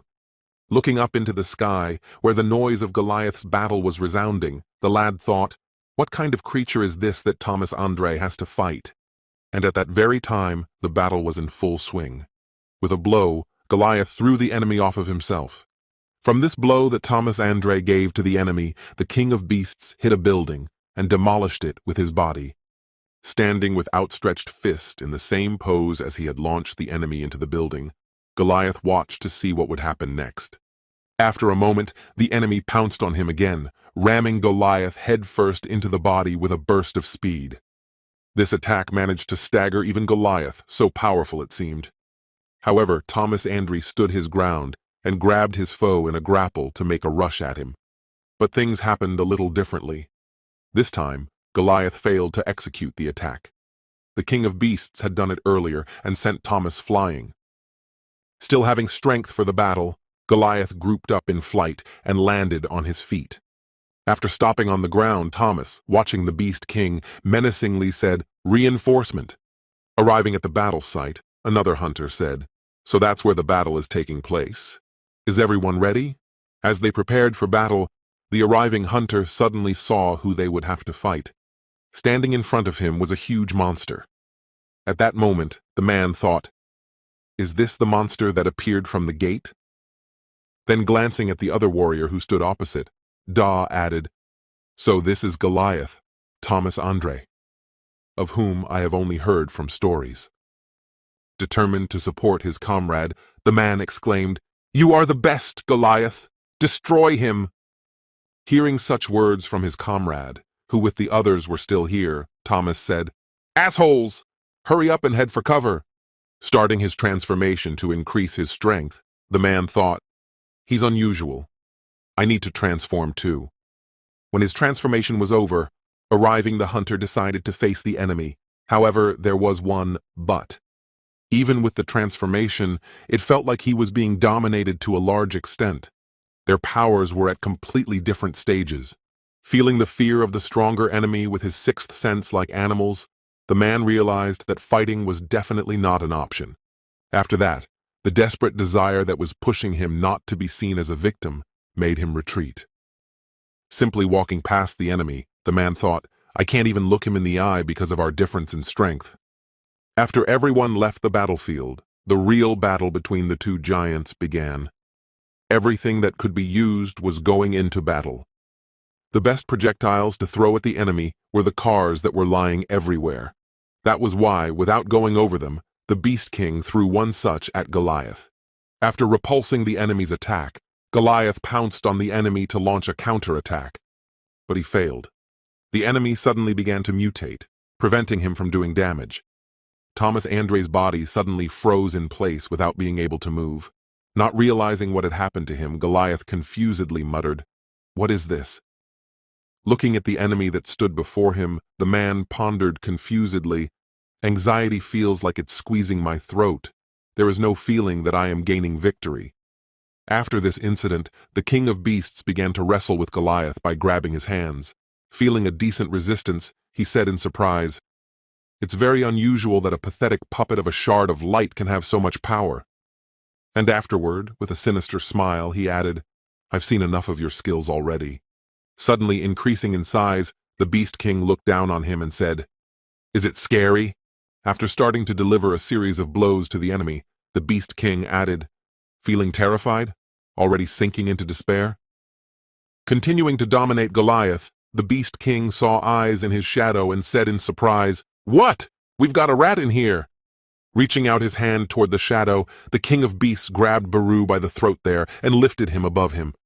Squeezing his hand a little tighter, the monster simply crushed him with the words, "Get lost, you're in our way."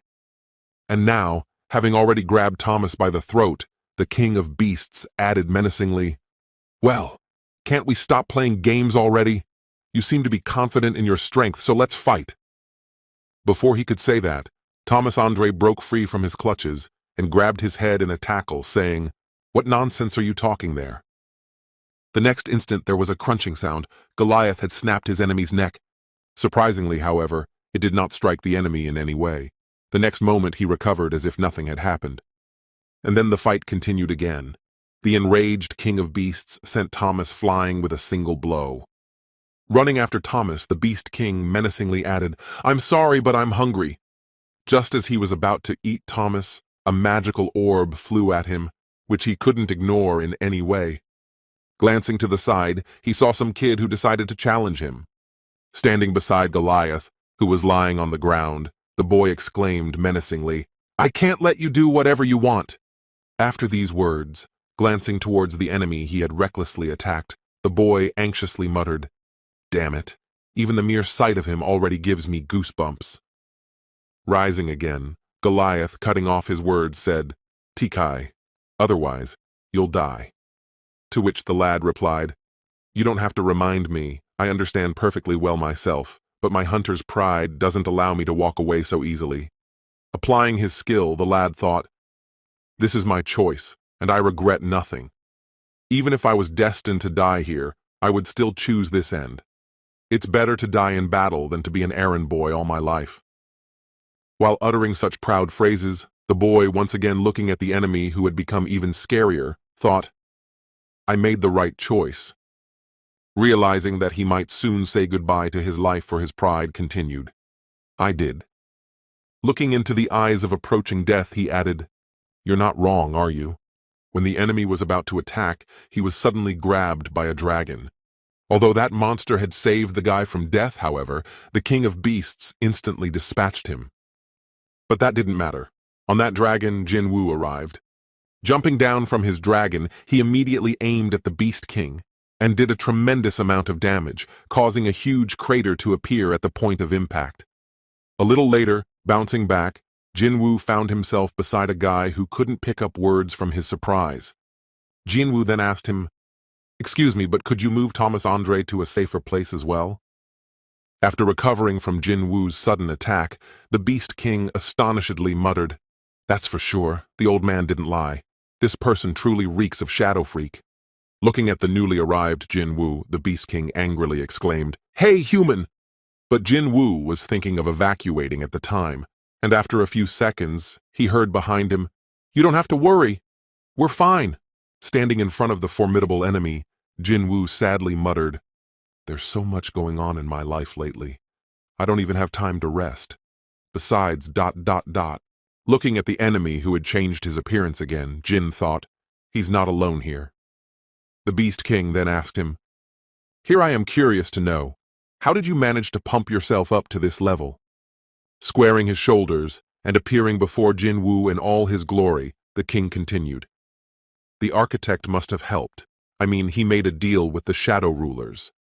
Suddenly, someone's voice sounded behind Jinwoo and said, "Ah, are you going to let me eat his corpse?"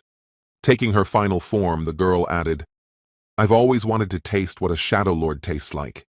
After this time, Jinwoo saw an alert from the system, "Enemy detected, Cold Lord, Ice Lord." And after this alert, another alert came, "Enemy detected, Beast Lord, Fang Monarch."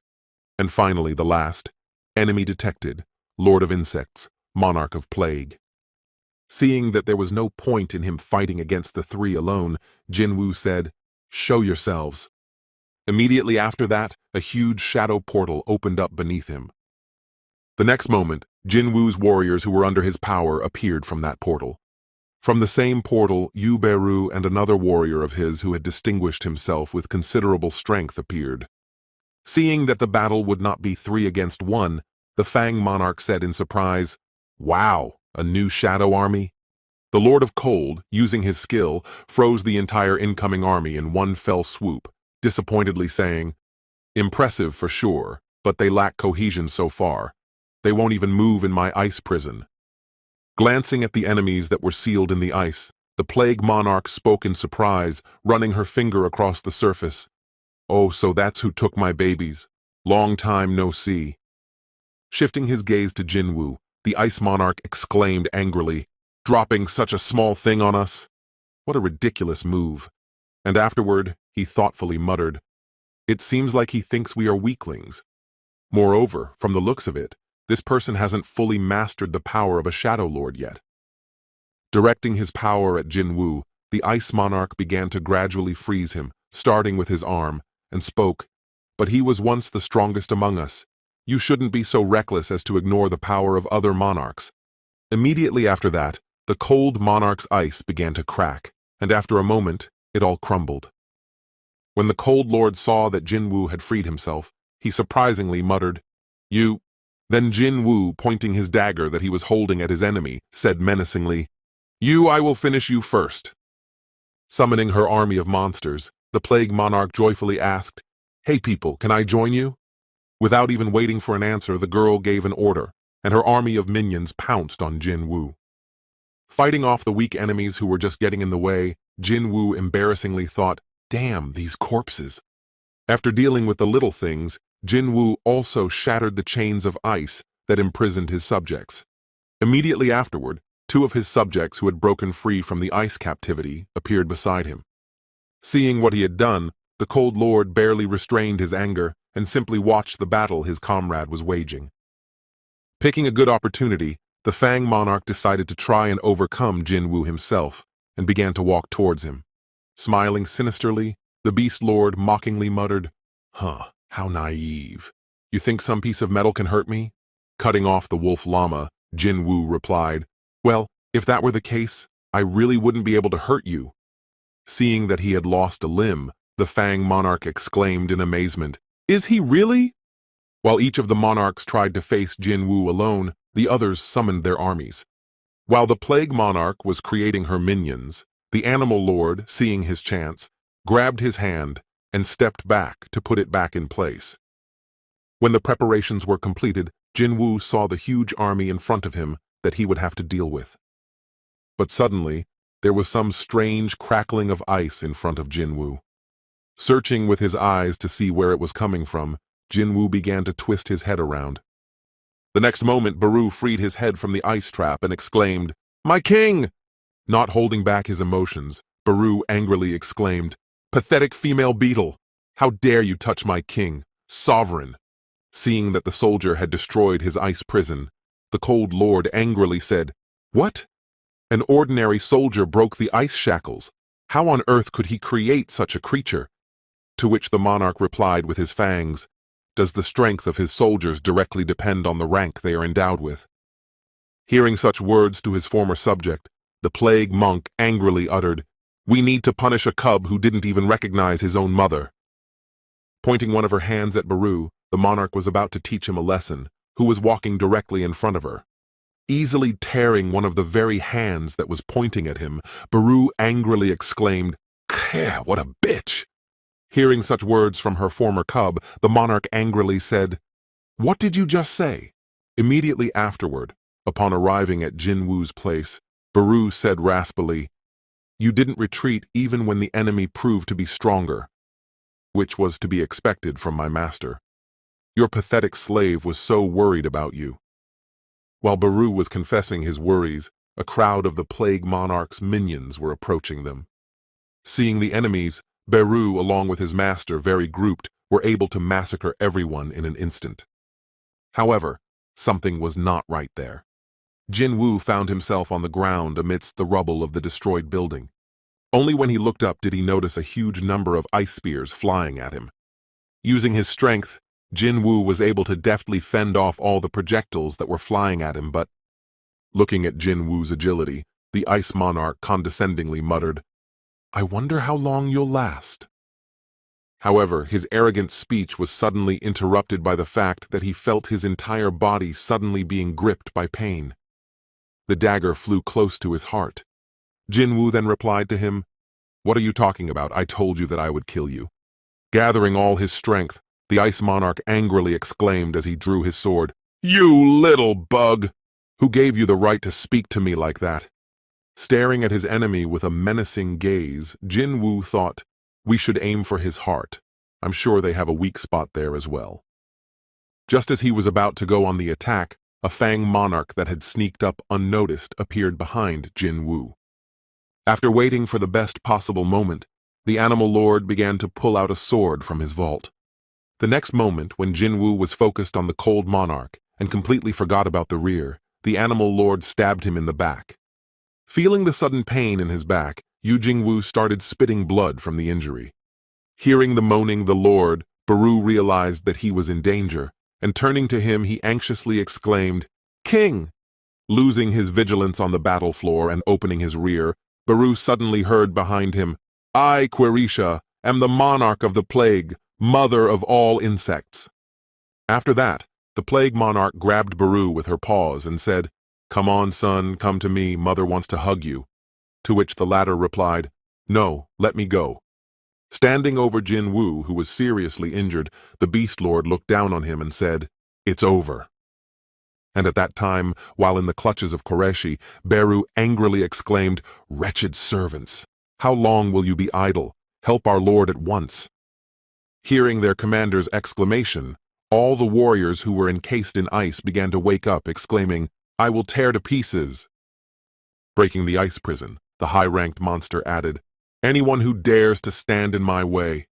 Looking back, the animal lord embarrassedly muttered, "Looks like this warrior had a high rank in his lifetime." To which the ice lord replied, "Yes, the high-ranked ones have started to rise." And right after that, all the high-ranked monsters started waking up and getting out of their ice prisons. Standing over Jinwoo, the ice monarch looked down on him and said, "However, with this injury, you won't be able to fight anymore. The game is over." Looking at his opponent who was looking down at him from above, Jinwoo slyly muttered, "Oh, you mean this wound?" After that, rising to his feet, Jinwoo muttered, "Status restoration." And then an incredible aura of healing enveloped him. Meanwhile, at the same time, there was a live broadcast of Jinwoo's confrontation against the monarchs all over the world. In New York. In London, everyone in London was also glued to their gadget screens. And especially in Shanghai, everyone was glued to their screens, watching to see how their fate would turn out. Looking at the happenings on the battlefield nearby, the kid thought, "It looks like Sung Jinwoo is in the middle of a storm right now." Lying on the ground while he was being healed, Thomas spoke heavily. What's going on out there?" To which he received a reply, It's like the end of the world." Frightenedly looking at what was happening nearby him, the man thought, "Is this really the Sung Jinwoo I know?" Changing his consideration to a combative one, the man continued, "Yes, this guy has developed noticeably as a hunter, but just how strong has he become in such a short period of time?" Meanwhile, at the same time, an incredible confrontation was taking place on the battlefield, where amidst the intertwining of all the forces, one could barely tell who was where. Realizing that it couldn't go on like this, Baru was able to escape his former mother's clutches on his own by cutting her fingers. Seeing what he had just done to her, the plague monarch angrily exclaimed, extending her hand towards him, "You puppy!" During the battle, Jinwoo said, "During the battle with the architect, I received an omen. When the pillars of fire that support this world ascend into the sky, certain death will overtake me." Swinging his dagger, Jinwoo added, "But here's whether or not they can be destroyed." And with that, Sung Jinwoo chopped apart a large mantra that was on the battlefield. Watching the fight, a certain hunter thoughtfully muttered, "I came here to strike a decisive blow at the right moment. But I think my help here will only be unnecessary." Half an hour ago, the members of the Reapers Guild's capture team had taken their places in the neighboring buildings. Just by giving the signal, a hail of attacks would fall from the sky. But it might even be possible to destroy at least one enemy. After thinking about it for a while, the hunter said thoughtfully, "If it's really like this, then how long will we have enough?" Biting his lip with excitement, he added, "If our plan fails, we'll die, and if not, we'll still die here for the hell of it.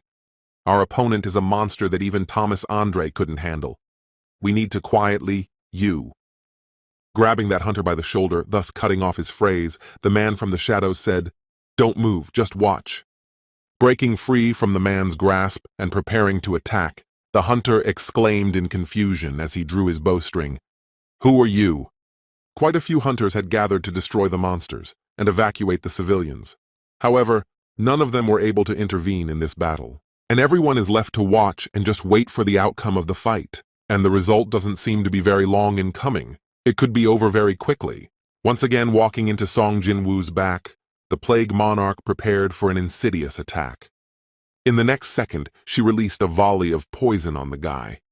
Feeling a strange odor and a mist around him, Jinwoo surprisingly muttered, "Poison?" Looking back at his opponent, Sung Jinwoo said menacingly, "It won't work on me. Don't even get your hopes up." Hearing the one who had spoken so disdainfully to her about her attack, the plague monarch exclaimed irritably, "Nahal!" Thereupon, barely restraining her anger lest she recklessly pounce, exclaimed, "I'll tear you to pieces right now." And a little later, the girl pounced on Jinwoo to get back at him for neglecting her. As she approached the guy, the monarch felt an incredible pressure on herself and thought, "What strength! I can't dodge it." Dodging the monarch's attack, Sung Jinwoo activated his Chaos Blade skill. And in the next instant, he instantly delivered 100 swift strikes with his blades, slicing the enemy into small pieces. Disintegrating into small particles, the plague monarch uttered peacefully, "So this is what death looks like." Looking at Sung Jinwoo, who had defeated her, the girl thought, "Darkness that even us creatures of darkness are enthralled by." That darkness coming from Sung Jinwoo, it was so dazzling yet unattainable. Seeing how he was able to deal with the plague monarch in an instant, the cold lord anxiously muttered, How did he do that? After all, he hasn't fully mastered the power of a shadow lord yet." Looking at Jinwoo, who was standing nearby and drilling him with his gaze, the cold lord added, "Am I really going to have to experience this vile sensation again? The all-consuming fear of the power of one of the strongest rulers of chaos." To which the monarch responded to him with his fangs, "Why are you trembling like an aspen leaf? Look at him. He's already exhausted." Destroying Jinwoo's shadow army, Monarch Fang added, holding Baru in his paw, "Using some trash against us, he can't even control his own forces, and such an undergrowth is no match for real monarchs." After that, he squeezed Baru from Jinwoo's army even more tightly in his hand. Noticing that his comrade was in danger, Jinwoo thought, "I'm losing contact with Bez." Did he just as surely destroy those soldiers who were guarding Thomas Andre? And immediately after exclaimed, "Cancel the draft! Bear, go back." But what surprised him very much was that canceling the draft was somehow impossible. Rushing to the rescue, Jinwoo drove the monarch beasts away from Beru and saved his comrade. Seeing that he was still alive, Jinwoo thought, "Thank heavens I was able to save Beru, but..." After pondering over the Fang monarch's words, the cold lord said, "You know, you're right, beast lord." Exhaling heavily, the cold lord looked down on him and said, "Hear that, little man? You apparently have a lot of confidence in your magical abilities." Spilling his power outward, and assuming a different appearance, the cold lord added, "You can control your puppets as much as you like. I'll just cut all ties between you." Holding a huge trident in his hands, he added menacingly, "Capture your soldiers, and make them regenerate, and resurrect until then." Creating new blocks with his power, the monarch of ice added, "Until they turn into pathetic parasites that will devour your mana." Swinging his trident and hitting Sung Jinwoo with it, the Ice Lord added, "So, how about this idea?" Throwing the guy back with his punch, though he blocked it, the monarch of ice looked down on him and added, "Human." While the Ice Lord was making his arrogant speech, he didn't even notice that Sung Jinwoo had disappeared. When he looked at the place where he was standing, he thought in surprise, "Where did he go?" In the next second, though, Jinwoo was found. He was right in front of the monarch, along with his blade that was near his nose. After dodging Songjin's attack, the Cold Lord tried to launch a counterattack while the opportunity presented itself. This attempt marked a success and sent Sung Jinwoo flying, hitting him in the body. Feeling the taste of blood on his lips from the blow, Jinwoo, who was in flight, clenched his teeth and thought, "Quick, Looking at his hand, the cold lord embarrassedly muttered, "Concealment technique. Be that as it may, it also requires quite a bit of mana." Noticing that Jinwoo had already landed on the ground, the cold lord spoke menacingly to him. "That's it. It's time to end these games already." And in the next instant, he and Sung Jinwoo fused together in a duel, swinging their weapons and exchanging blows. Watching his enemy, Jinwoo thought, the movements, the gaze, the breathing, the physical strength, the movement of magic. I can see everything. Continuing to gain speed to launch a counterattack, Jinwoo thought, just a little more, if I can get ahead of him. Seeing that the guy was starting to change his fighting technique, adjusting to him, the cold lord muttered, "I don't know what you're up to there, but—" Grabbing his scythe in his hands and displaying his strength, the cold lord smugly exclaimed, "It's all for nothing!" Seeing that exact moment of self-confidence, Jinwoo thought, there it is. Got him. And at the same moment, everyone, all the hunters who were in the vicinity of the battle scene, suddenly froze in surprise at what they saw. The guy who saved Goliath also froze in silent agony, and in his eyes read fear. And something happened that no one expected. When Jinwoo finished off the Monarch of Cold, the Monarch of Fangs thrust his claws into his back. After piercing through the guy's body, the Fang Monarch looked down on him and said, "It seems that without your boasted speed, you're nothing." Dropping his blades from his hands from such an unexpected attack in the back, Jinwoo froze in place. Trying to pull the claws out of his body, Sung Jinwoo thought, how come? The level has increased, and I'm already... After that, the cold monarch stabbed his own dagger into him, wryly saying, "Let me borrow your blade. What are you standing there for? Why don't you make us happy already with your miraculous healing like the other time?" Continuing to slowly shove the dagger deeper and deeper, the monarch of ice continued, "Or do you not have the strength? What a worthless warrior you are." Leaning towards Jinwoo, the Ice Lord wryly spoke to him. "So this is your limit? It's a pity that you will no longer be able to see this world fall under the onslaught of our warriors." Remembering Sung Jinwoo's home, the cold lord looked down on him and added, "However, don't worry, your homeland will suffer a different fate." Remembering all of his near and dear ones, the Ice Monarch added, "I promise every inhabitant of this country will forever be frozen in ice of endless torment."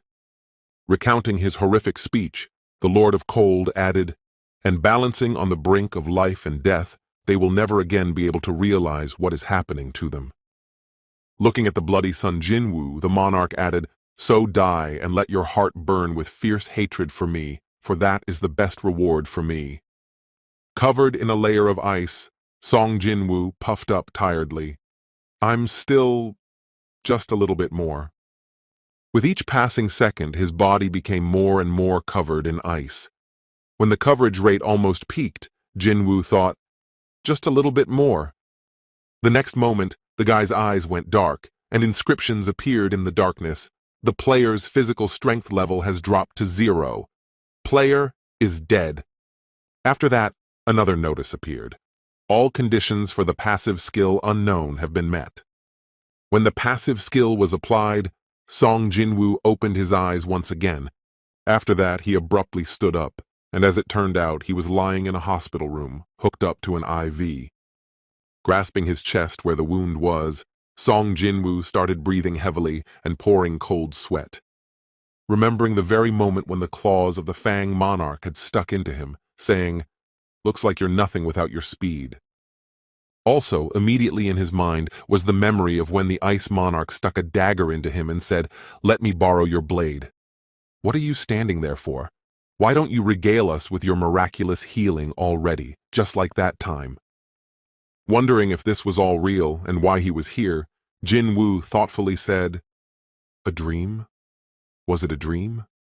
After saying that, the guy started looking around and stopped at the window. Then he added in surprise, "What, a hospital?" Grasping his heart, Jinwoo anxiously thought, "An ice blade stabbed right into my heart, but I survived?" Suddenly after that, the door to the chamber opened, and the chairman walked in, surprisingly saying, "Oh, you're awake?"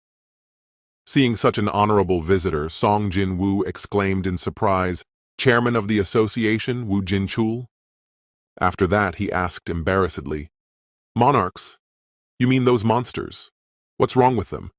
And how did I manage to survive?" Hearing such strange words from Jinwoo, Woo Jin-chul thoughtfully muttered, "Well, I have 3 things to tell you." Then he added, "First, I am not the chairman of the association, but an ordinary prosecutor, and I have the investigation bureau under me. Secondly, I myself would like to know what happened to those animated statues." Pausing briefly before announcing the latter, Woo Jin-chul added, "Well, and thirdly." After that, Woo Jin-chul said thoughtfully, "How do you know me? Do we know each other?" Hearing such a strange question from the prosecutor from the investigation bureau, Sung Jinwoo said in surprise, "What?" After that, after pondering Jin-chul's words for a bit, Jinwoo exclaimed in surprise, "Wait a minute, revived statues?" Taking a seat on the couch in the chamber, Woo muttered, "As soon as the survivors told us what happened, we immediately traveled to the scene with the White Tiger Guild and found there." At that time, Jinwoo interrupted him, saying, "No, that's not what I mean." Taken aback, Jinwoo pondered, "Really? Come on, there's no way that could be. I was also wondering why the ward looked so familiar." Thinking back to that very day, Jinwoo thought, "I remember I was here for 2 whole weeks." At that time, Woo Jin-chul said, "By the way, Hunter Song Jinwoo, you look different in the photo." After that, Jinwoo thought, "This is the VIP room booked by the association. The first place I saw after what happened in the double dungeon." Seeing the guy's unwell appearance, Woo asked embarrassedly, "Is everything all right?" To which Jin replied, "Yeah, I just want to be alone for a while." Getting out of bed and changing into his normal clothes, Jin Woo looked at himself and was surprised to think, looks and characteristics haven't changed at all. Opening his inventory to look at what was there, Jin added in surprise, "And everything I've collected has remained intact, even the reed's fury." After saying that, he suddenly heard the door open, and a voice came from there. "Brother, what are you up to?" A moment later, a girl entered the chamber who continued, "I hope there's nothing wrong with your head." Looking at the guy who was in the ward, the girl exclaimed confusedly, "Eh? Did I get the wrong ward? Who are you?" Seeing the girl's confusion, Jin thought, "Oh, right, I didn't become like this right away, so she doesn't recognize me." Then he said, "What? You don't recognize your own brother already?" Waving the guy away, the sister said, "Are you sure you're my brother? I think there's something different about you. If you've gotten older, or if you've gained some muscles." Then Jin awkwardly replied, "You think so?" Seeing his sister, Jin headed towards the exit, saying, "Sorry, I have to go to the association right away." To which he heard, "What? Why?"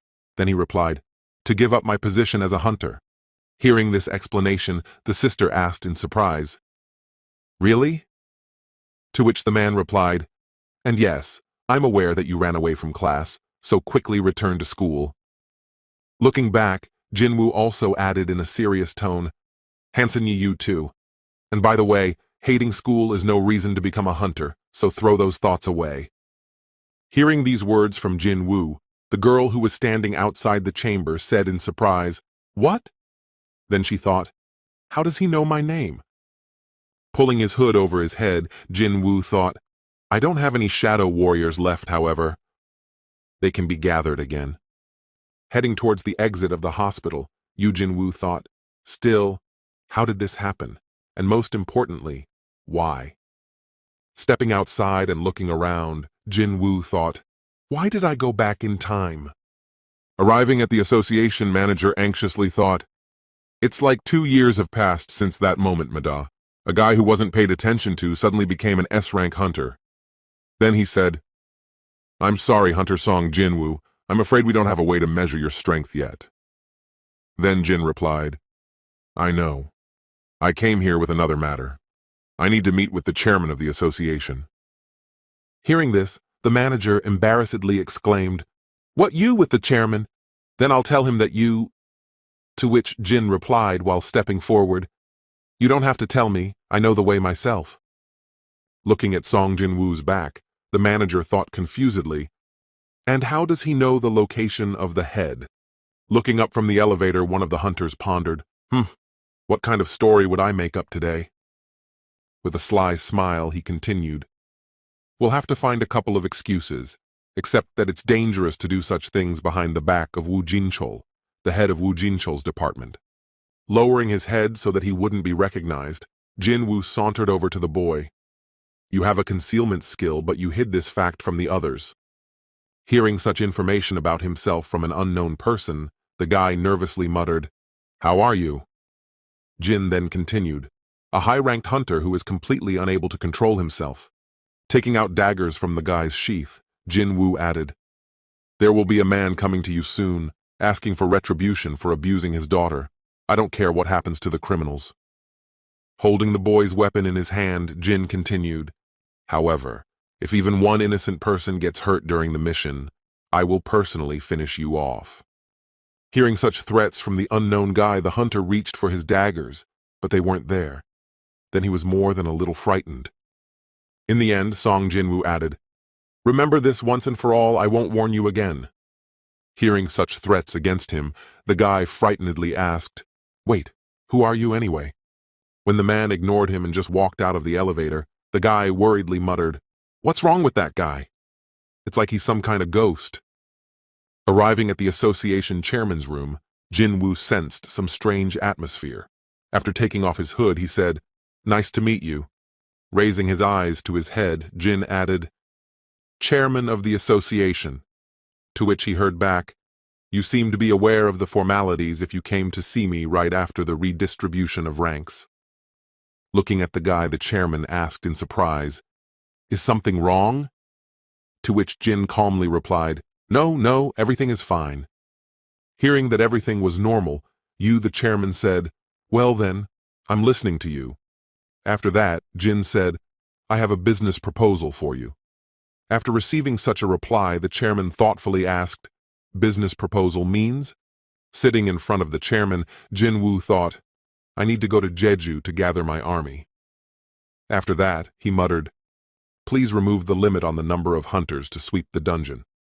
Then I can get rid of all the ants on Jeju Island." Hearing such a request, the leader threateningly replied, "What are you talking about? Do you even know how many raids have been conducted there and how many of them ended in failure?" However, after that, his fury subsided as soon as he saw Jin-Woo's aura and thought, "Wow, what power!" Before he could take his eyes off Jin-Woo, the association leader heard, "You can rely on me. I can definitely handle it." Realizing that the one simply had incredible strength, the leader thought, "He is many times superior to national-level hunters." Afterward, he anxiously asked, "But how? What does that mean?" After a certain period of time, Jin-Woo found himself in front of his group of friends, and in front of him was an alert, "Reset the world?" The next world was with this development where his girlfriend wants to be howled at by his own comrade. However, Jin protected her. After that, in the next world, his girlfriend suddenly decided to resign. In the next world, he found himself somewhere in the middle of a snowy forest in front of a large polar bear that wanted to attack him.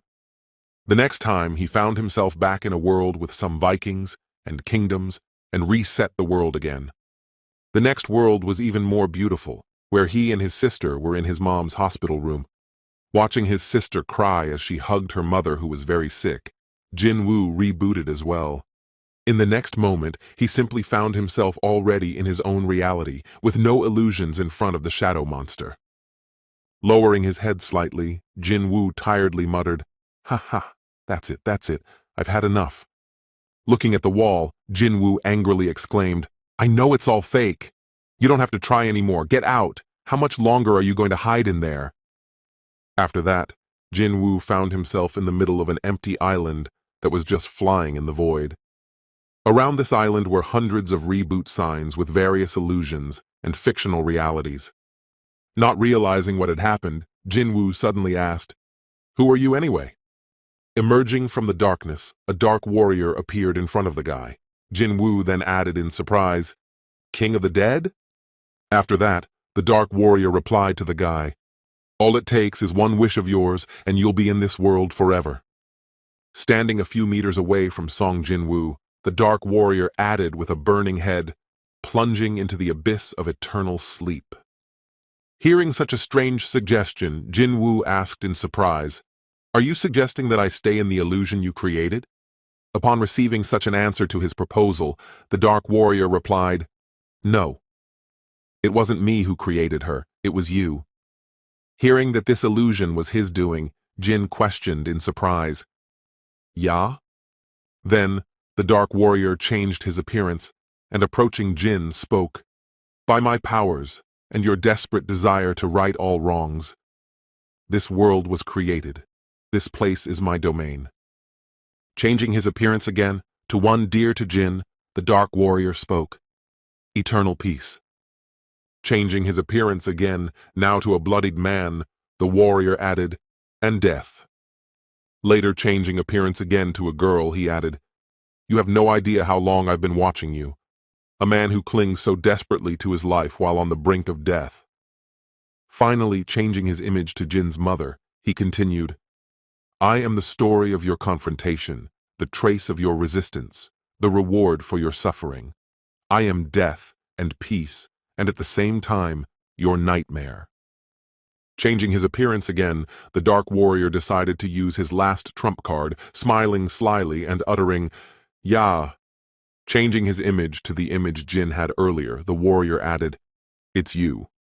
Reaching out a hand near him and sprouting a small tree sapling, the dark warrior added, "In my domain, you may do whatever you wish."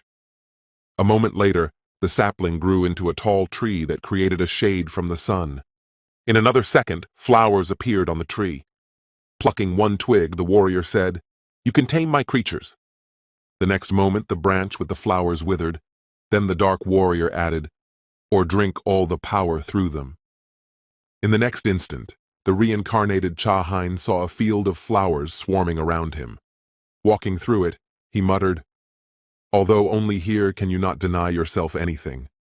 The power to create, destroy, and change the world." Glancing back at Sang Jin, he added, "Truly beautiful." Hearing such a long speech about this world full of possibilities, Yujin asked, "So you and I are alike?"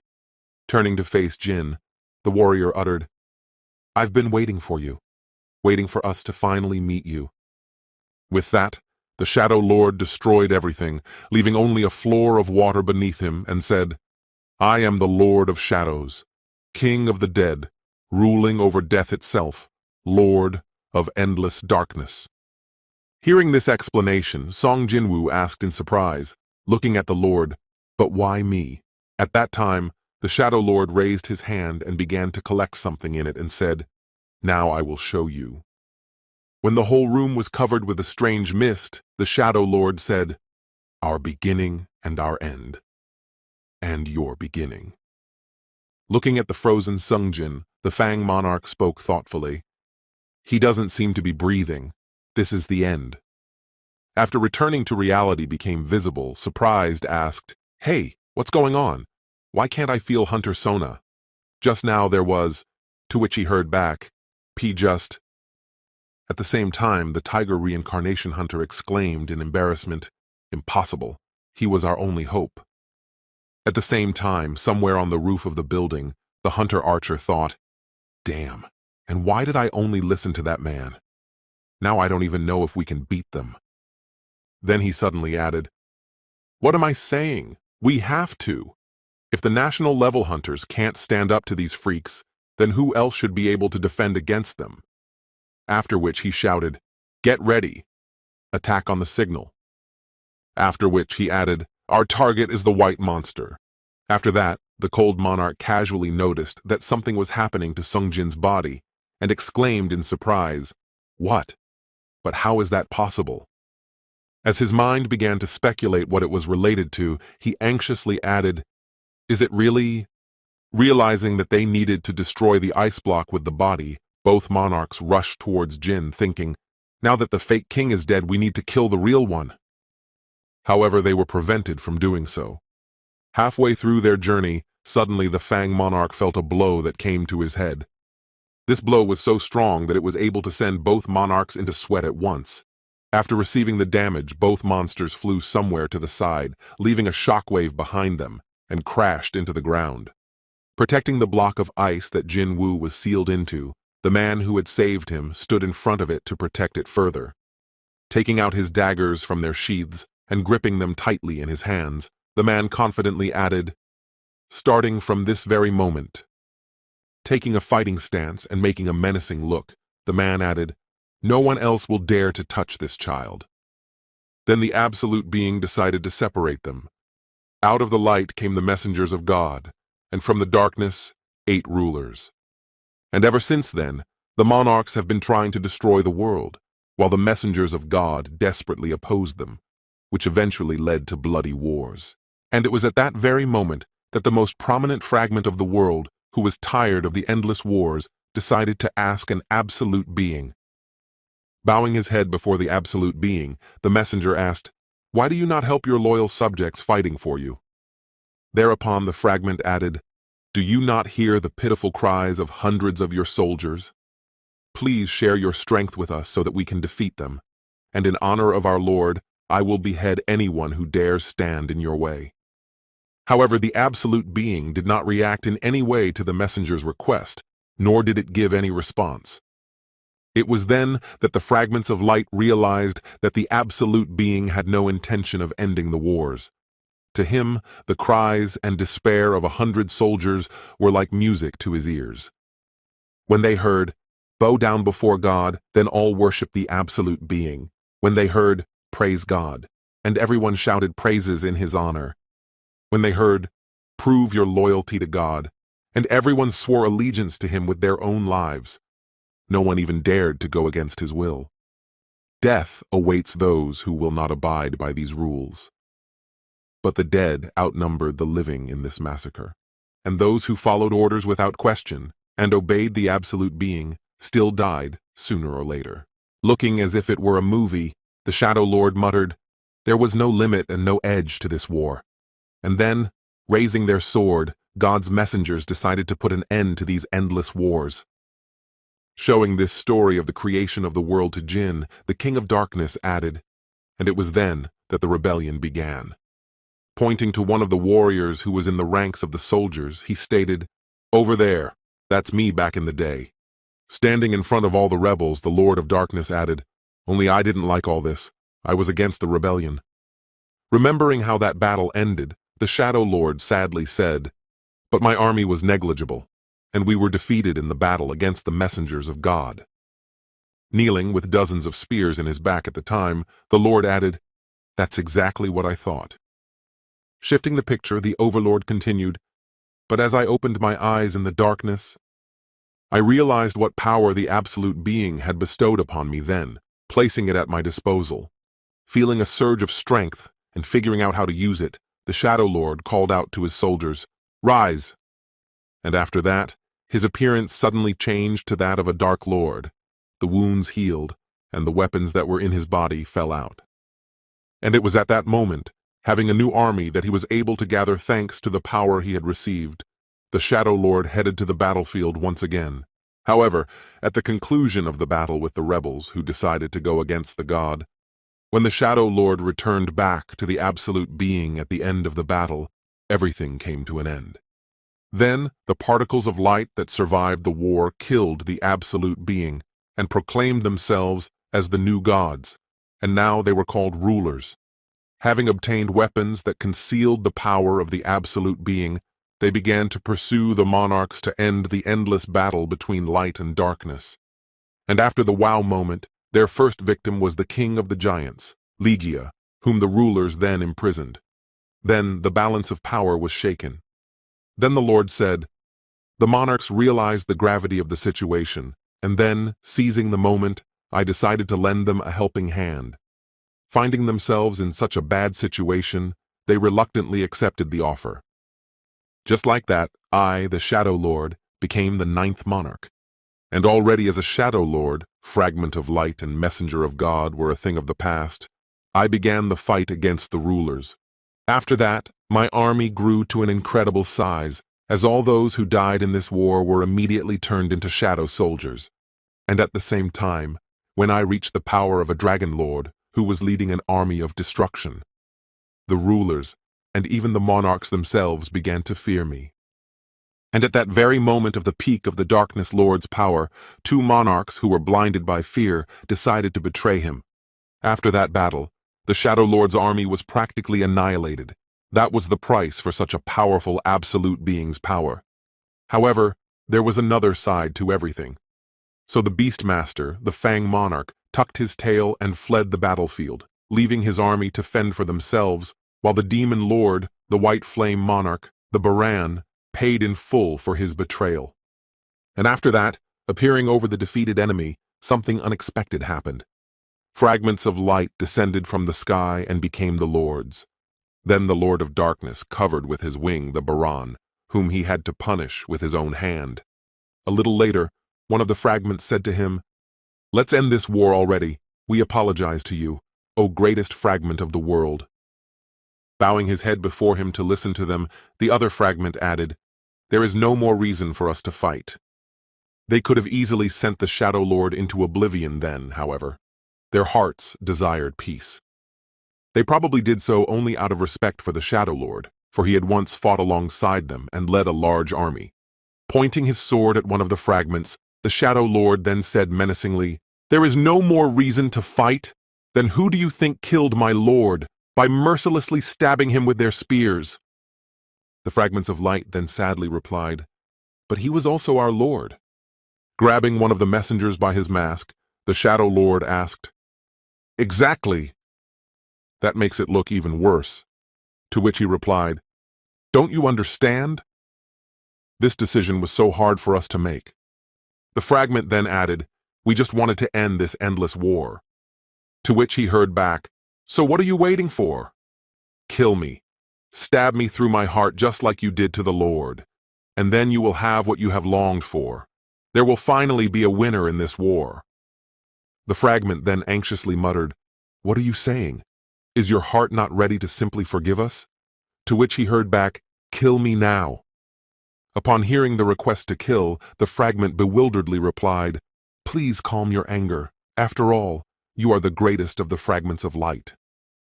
The Lord of Darkness then said to Jin, "Back then, I was confused and didn't know how I should act." After that, he added, "That's why I decided to hide in the shadows to avenge my lord's death in the future. I imprisoned the White Flame Lord in my abode forever, and then I wanted to destroy the Fang. However, while I was recovering my strength, the monarchs, who had lost their combat power, suffered defeats in the war against the rulers, and when I rose again before them in the wreckage of the dimension they had tried to take refuge in, then the Dragon Lord ordered a temporary retreat so that each of them could regain their strength, and my help he accepted with gratitude.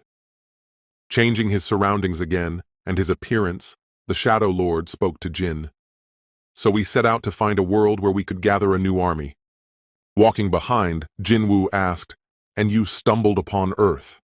To which he heard back, "That's right. Here, no one could stand up to the monarchs. Therefore, the annihilation of humanity was only a matter of time." Then the surroundings changed to a destroyed city that was engulfed in flames. Looking around, Yujin thought, "A city enveloped in flames. I've seen something like this before."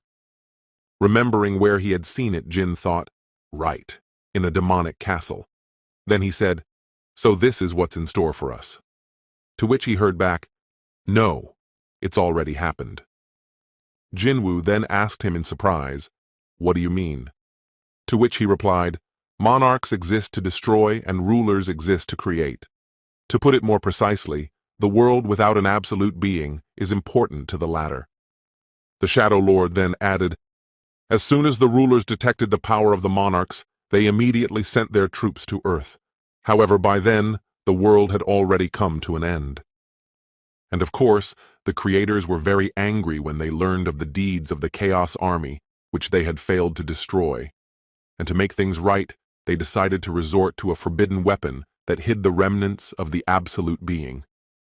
The divine instrument, the goblet of reincarnation, A powerful weapon that allows you to turn back time, or to be more precise, 10 years.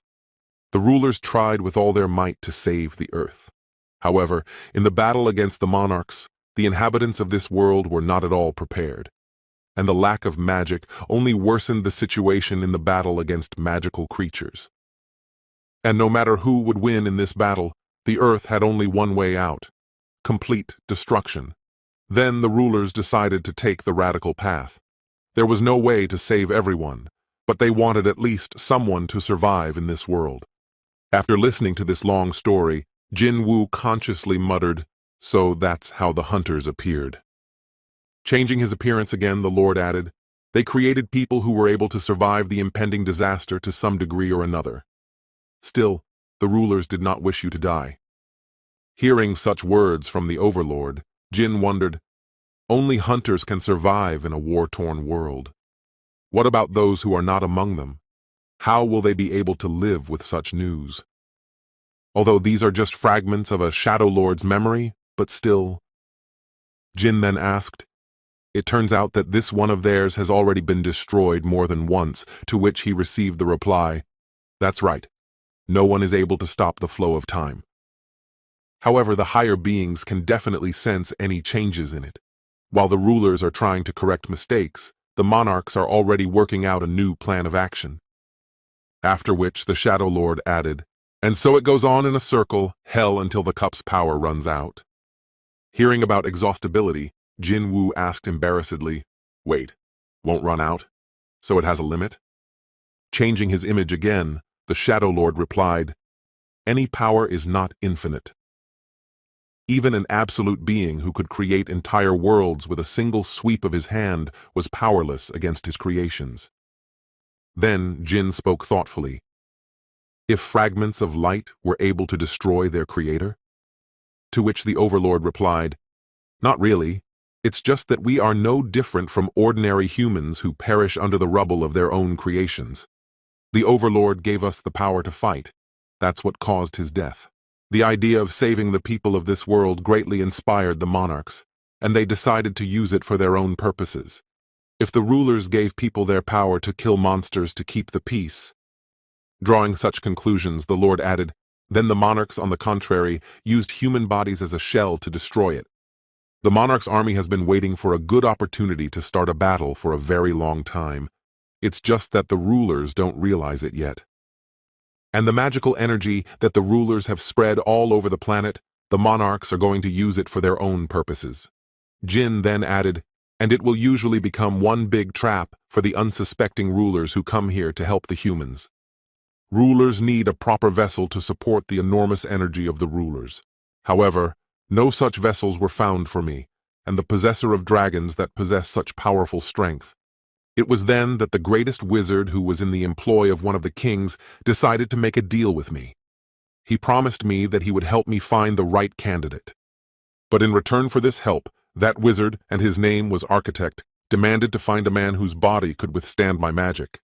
And no matter how hard we tried, unfortunately no living thing could overpower death itself. The architect continued his search using the system he had created. He wanted to find someone with an unusual talent and a high sensitivity to magic. Someone who possessed a great store of power and incredible intelligence, which, as you can guess, was very difficult to realize. And then, one day, there was someone who could outsmart the system, and contrary to our expectations, rewrote the rules of the game. You were weak, and your life was always on the line. But you always managed to avoid it. I've been watching you for a long time." Pointing his finger at Jinwoo, the Shadow Lord said, "And despite all of the architect's protests, I still decided to choose you." Taking on Song Jin's appearance, the Shadow Lord sauntered over to him. "I will say it again." And so, the conversation went back to the beginning as the Shadow Lord added, "I am the story of your confrontation, the trace of your resistance, and the reward for your suffering." Hearing such a long story, Jinwoo asked, "And yet why did the architect feel that I was not suitable for this role?" To which the Lord replied, "He mainly focused on people's hobbies, what they were best at, and tailored it to suit me."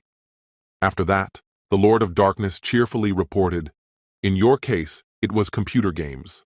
So, by raising level after level, it was as if you were in some kind of game. You were building up your power thanks to my strength. Hearing this, Jinwoo remarked in surprise.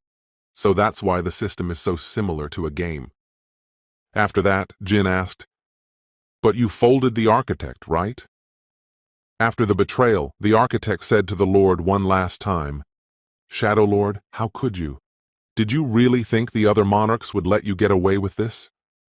After realizing that this was what had happened, Jinwoo asked in surprise, "But why?" The Shadow Lord then replied, "Forgiveness of the rulers, betrayal of the monarchs." I pondered over which side I should take, and finally found a solution. Looking up, the Lord added, "I just want to leave things as they are. Spending time with you has been the best time for me. Perhaps that's why I don't want to lose you." Rubbing his foot against his leg, the Lord added, "I have become you, and you have become me, and it doesn't matter which one of us becomes the master of this body." Presenting himself in front of Sung Jinwoo just as he was, the Shadow Lord added, "Because we are one, we are one." After that, the Shadow Lord spoke to Jinwoo in a serious tone. "That is why I am offering you a choice." Creating a field of green grass around him, he said, "You can just stay here and enjoy eternal sleep in the illusion you created, where bliss and peace await you." The Overlord then created a ruined world and continued, "Or travel to a reality in which you will have to face your enemies." Hearing such suggestions, Jinwoo asked, "I would like to clarify about the first decision. Why didn't you choose to side with the rulers?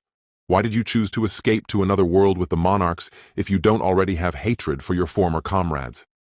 To which he received a reply from the Lord, "Because I don't belong there." Hearing this, Jinwoo also replied, "That's my answer. I also don't belong there." As he said goodbye to the Lord, Jin asked lastly, "We won't see each other again," to which he replied, "I will continue my rest, but you, Lord of Shadows, will live forever. So our paths will hardly ever cross." Then the Lord added, "After death, you have completely mastered my power. To come back, you need to—" Then Jin interrupted him, saying, "I know, you don't have to say anything." Then the Shadow Lord said one last time, "After all, I am you." Meanwhile, on the battlefield, the enraged monarch of cold exclaimed, "Fragment of light! The person you're trying to protect is our enemy. If he isn't destroyed right now, this world will become a living hell. You don't want people to be plunged into eternal suffering, do you?" To which he replied, "What's the point of protecting someone who has chosen death? This is the limit of idiocy. How can you not understand such simple things?" Seeing that the one did not want to retreat, the monarch of Fangs said in a rage, "It's time! We don't have time to talk to him." Preparing for battle, the Cold Lord took out his trident and pointed it at the fragment of light. The one in turn also prepared for battle, bearing his daggers. Seeing his movements, the Ice Monarch thought irritably, "That bastard!" Looking at the one moving, he thought, "He calculates the trajectory of my trident and immediately moves after it." Seeing the enemy's movements, the Fang monk thought, "These movements are familiar to me. Only warriors who have been through many battles act like this." After making several unsuccessful attacks, the Fang monk added, "And what's important is that not only does he repeat the trajectory of the Cold Lord's spear, but he also manages to dodge my attacks." As the Fang monarch distracted Fragment, the Cold monarch went to his back and prepared for a frost attack. However, even in the blind spot, Fragment of Light was able to disarm him by kicking him in the jaw. And after such a blow, the Ice Monarch flew upwards quite a bit. Right after Fragment opened up, the Fang Monarch tried to attack him, but the Fragment put a dagger into his jaw, piercing through it. Only the enemy was confused by this defense, as the Fragment of Light went on the counterattack, striking the Fang Monarch in the body. Taking out a dagger from its mouth, the Fang Monarch was not on a joke angry, and exclaimed, "That's it! You're finished, you bastard! I'll tear you to shreds in no time!" Noticing something amiss on the battlefield, the Beast Lord thought confusedly, "This aura—" An aura began to radiate around the crystal in which Jinwoo was trapped. Noticing that the Shadow Lord was turning around, a fragment of light returned to the clump, bouncing off the Fang Monarch. Afterwards, kicking up dust around him, the Ice Monarch said, Well, no, I definitely won't give up this time. Preparing for the next attack, the Ice Lord uttered, "Let's do it again." To which the man fearfully replied, "I've had enough. I'm running away." Hearing that his comrade was frightened and must leave the battlefield, the monarch of ice angrily exclaimed, "Are you crazy? You're going to run away at a time like this?" Looking at the battlefield, the Fang monarch fearfully reported, "Didn't you notice? Look at how much mana has gathered around him." Looking at the ice block that had an incredible amount of mana around it, the Fang monarch fearfully added, "This is where the Shadow Lord returns." Leaving his position, the Beast Lord uttered, "I'm gone." To which he heard back, "You miserable coward. Didn't you promise to help me defeat him?" To which the man frightenedly replied, "Well, I promised to help if he was in human form, and now the Shadow Lord himself is coming to us. I have nothing more to do here." Hearing this, the Cold Lord decided to throw out a provocation, saying, "So the Beast Lord has decided to run away with his tail between his legs?" To which he heard back, "Cold Lord, you've never encountered this freak's true strength, so you wouldn't understand." Opening a portal and leaping into it, the Fang monarch spoke one last time. "You want to fight him? Fight him, and I'm gone. Good luck." Seeing only his tail last out of the portal, the monarch of ice said menacingly, "Stupid bastard." Utilizing all his power, the Ice Lord prepared for his most powerful attack, uttering, "Behold my power, you wretched humans. Fall down before the power of the Cold Lord." Following that, the Cold Lord created a large blizzard that created ice tridents within itself. It grew larger with every passing second, scattering the tridents in all directions.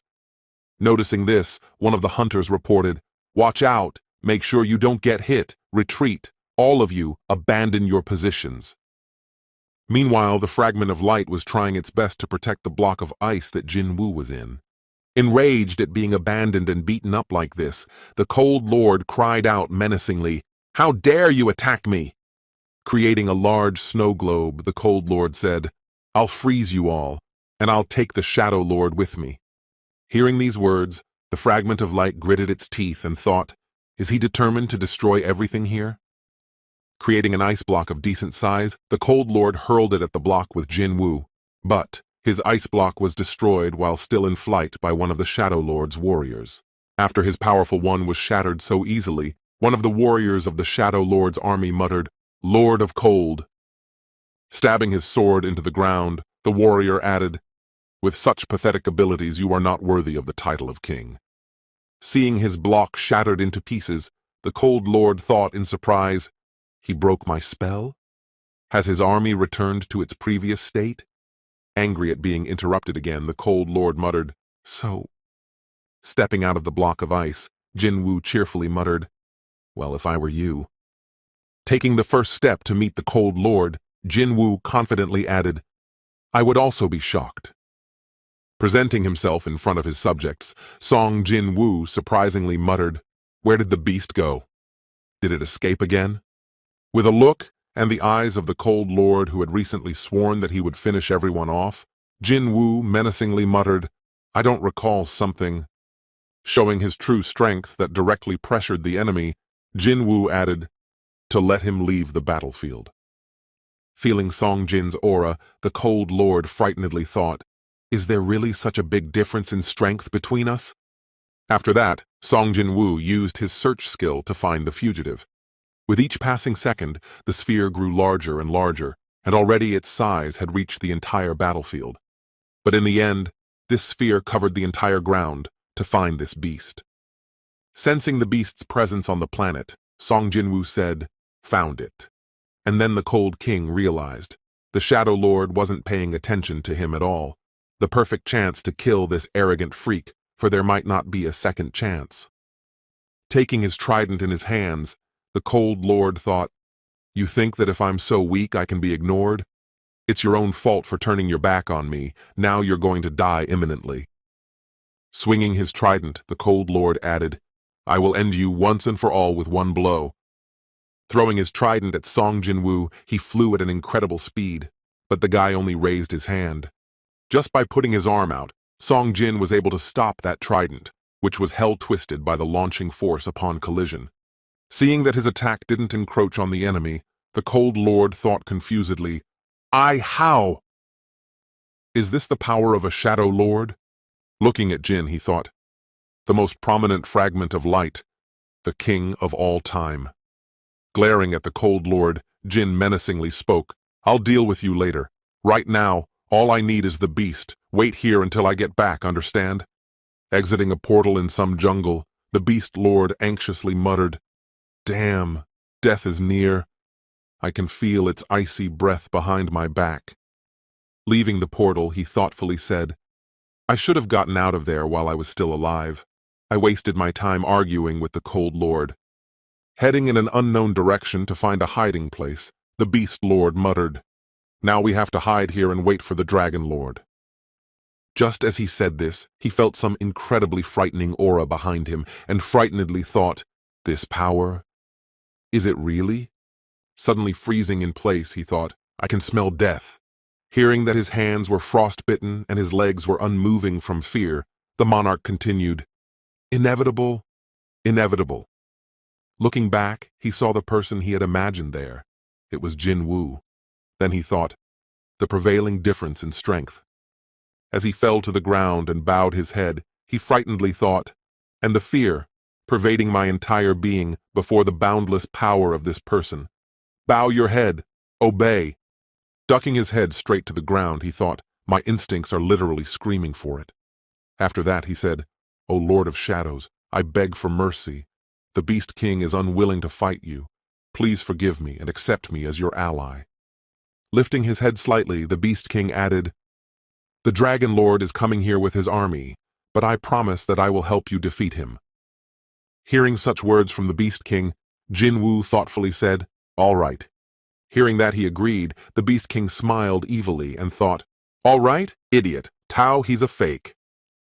Seeing Jinwoo heading somewhere, the monarch thought, A true Shadow Lord would never forgive my betrayal. Keeping his head still bowed so as not to give himself away, the monarch continued, Great, that's even better. I'll bide my time until the dragon comes. Then I'll personally tear this little brat's body apart and chew every cell. Nothing will be left. The monarch then added, I will serve you faithfully. Jinwoo then interrupted him, Wait. We're not done yet. I haven't forgiven you yet. Pointing at his chest, Jinwoo said, See these 5 wounds? With your efforts, I almost died. If you can withstand my 5 attacks, then so be it. I'll forgive you. Hearing such an offer, the monarch suddenly became furious and menacingly exclaimed, How dare you! Rising from his knees and assuming the form of a beast, he added, How dare you play with me? With me, the king of beasts? Baring his teeth at him, the Lord of Beasts said, Know your place, little man. Killing me will accomplish nothing.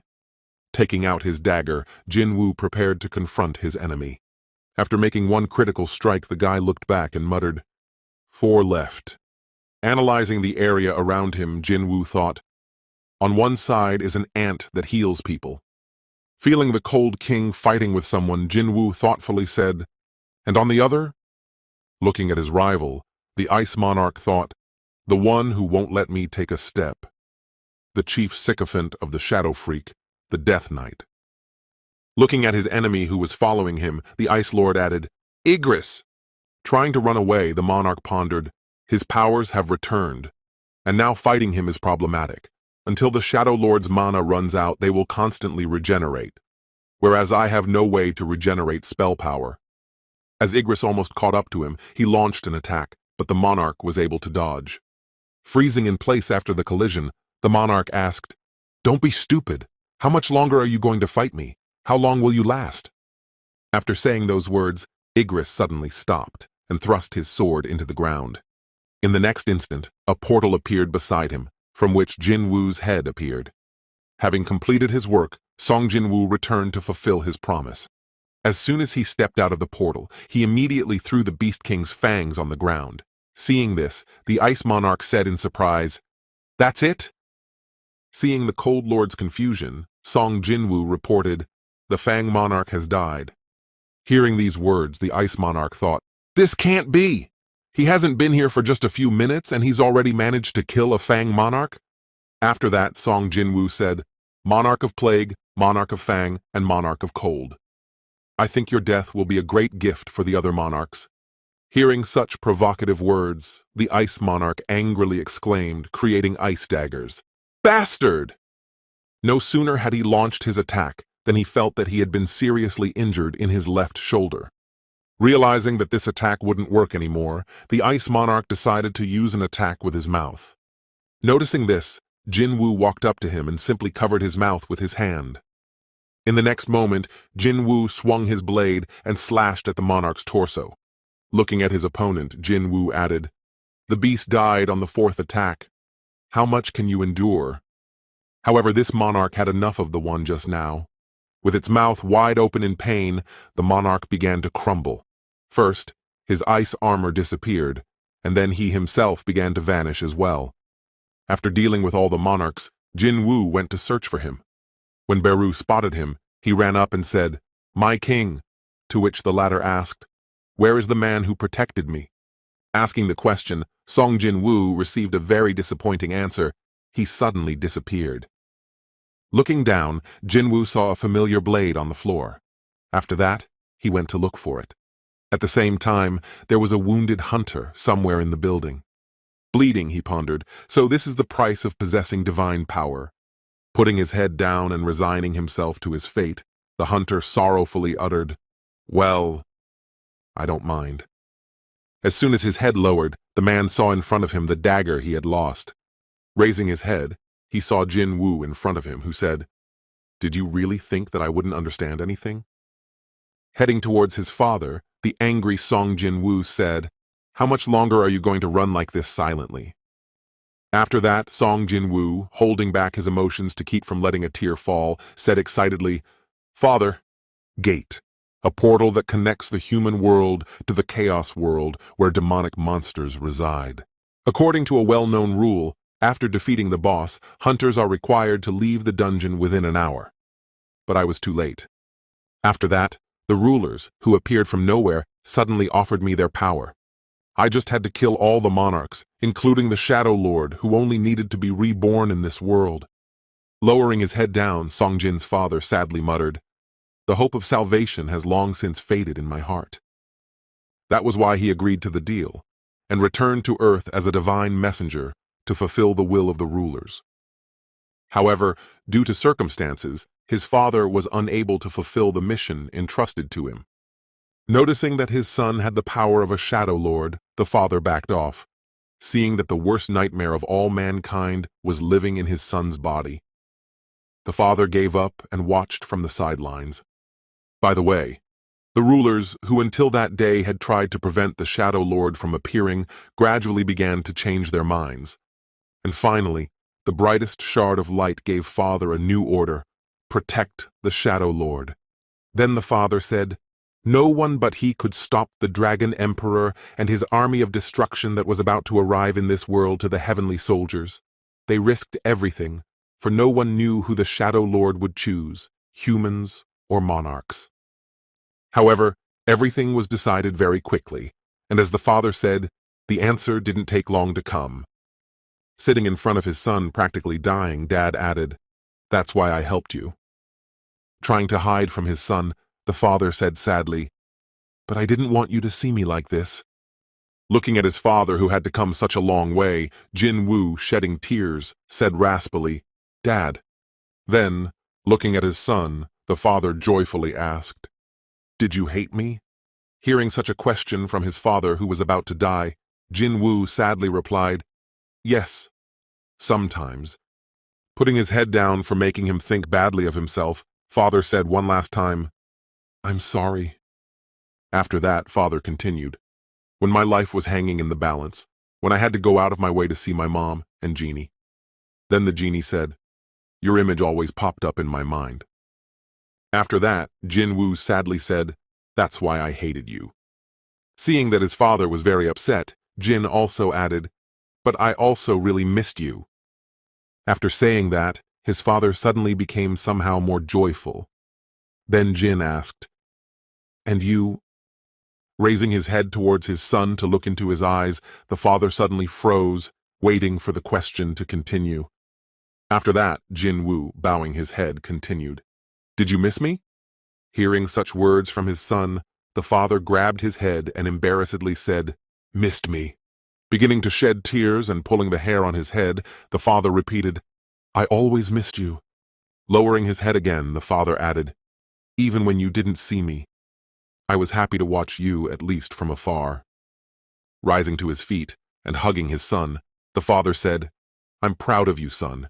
You've grown up to be a wonderful boy." After that, Jinwoo, getting angry, asked, "It's all the ruler's fault, isn't it? First taking advantage of you and now throwing you away when there's no need?" To which his father cheerfully replied, "The rulers had nothing to do with it.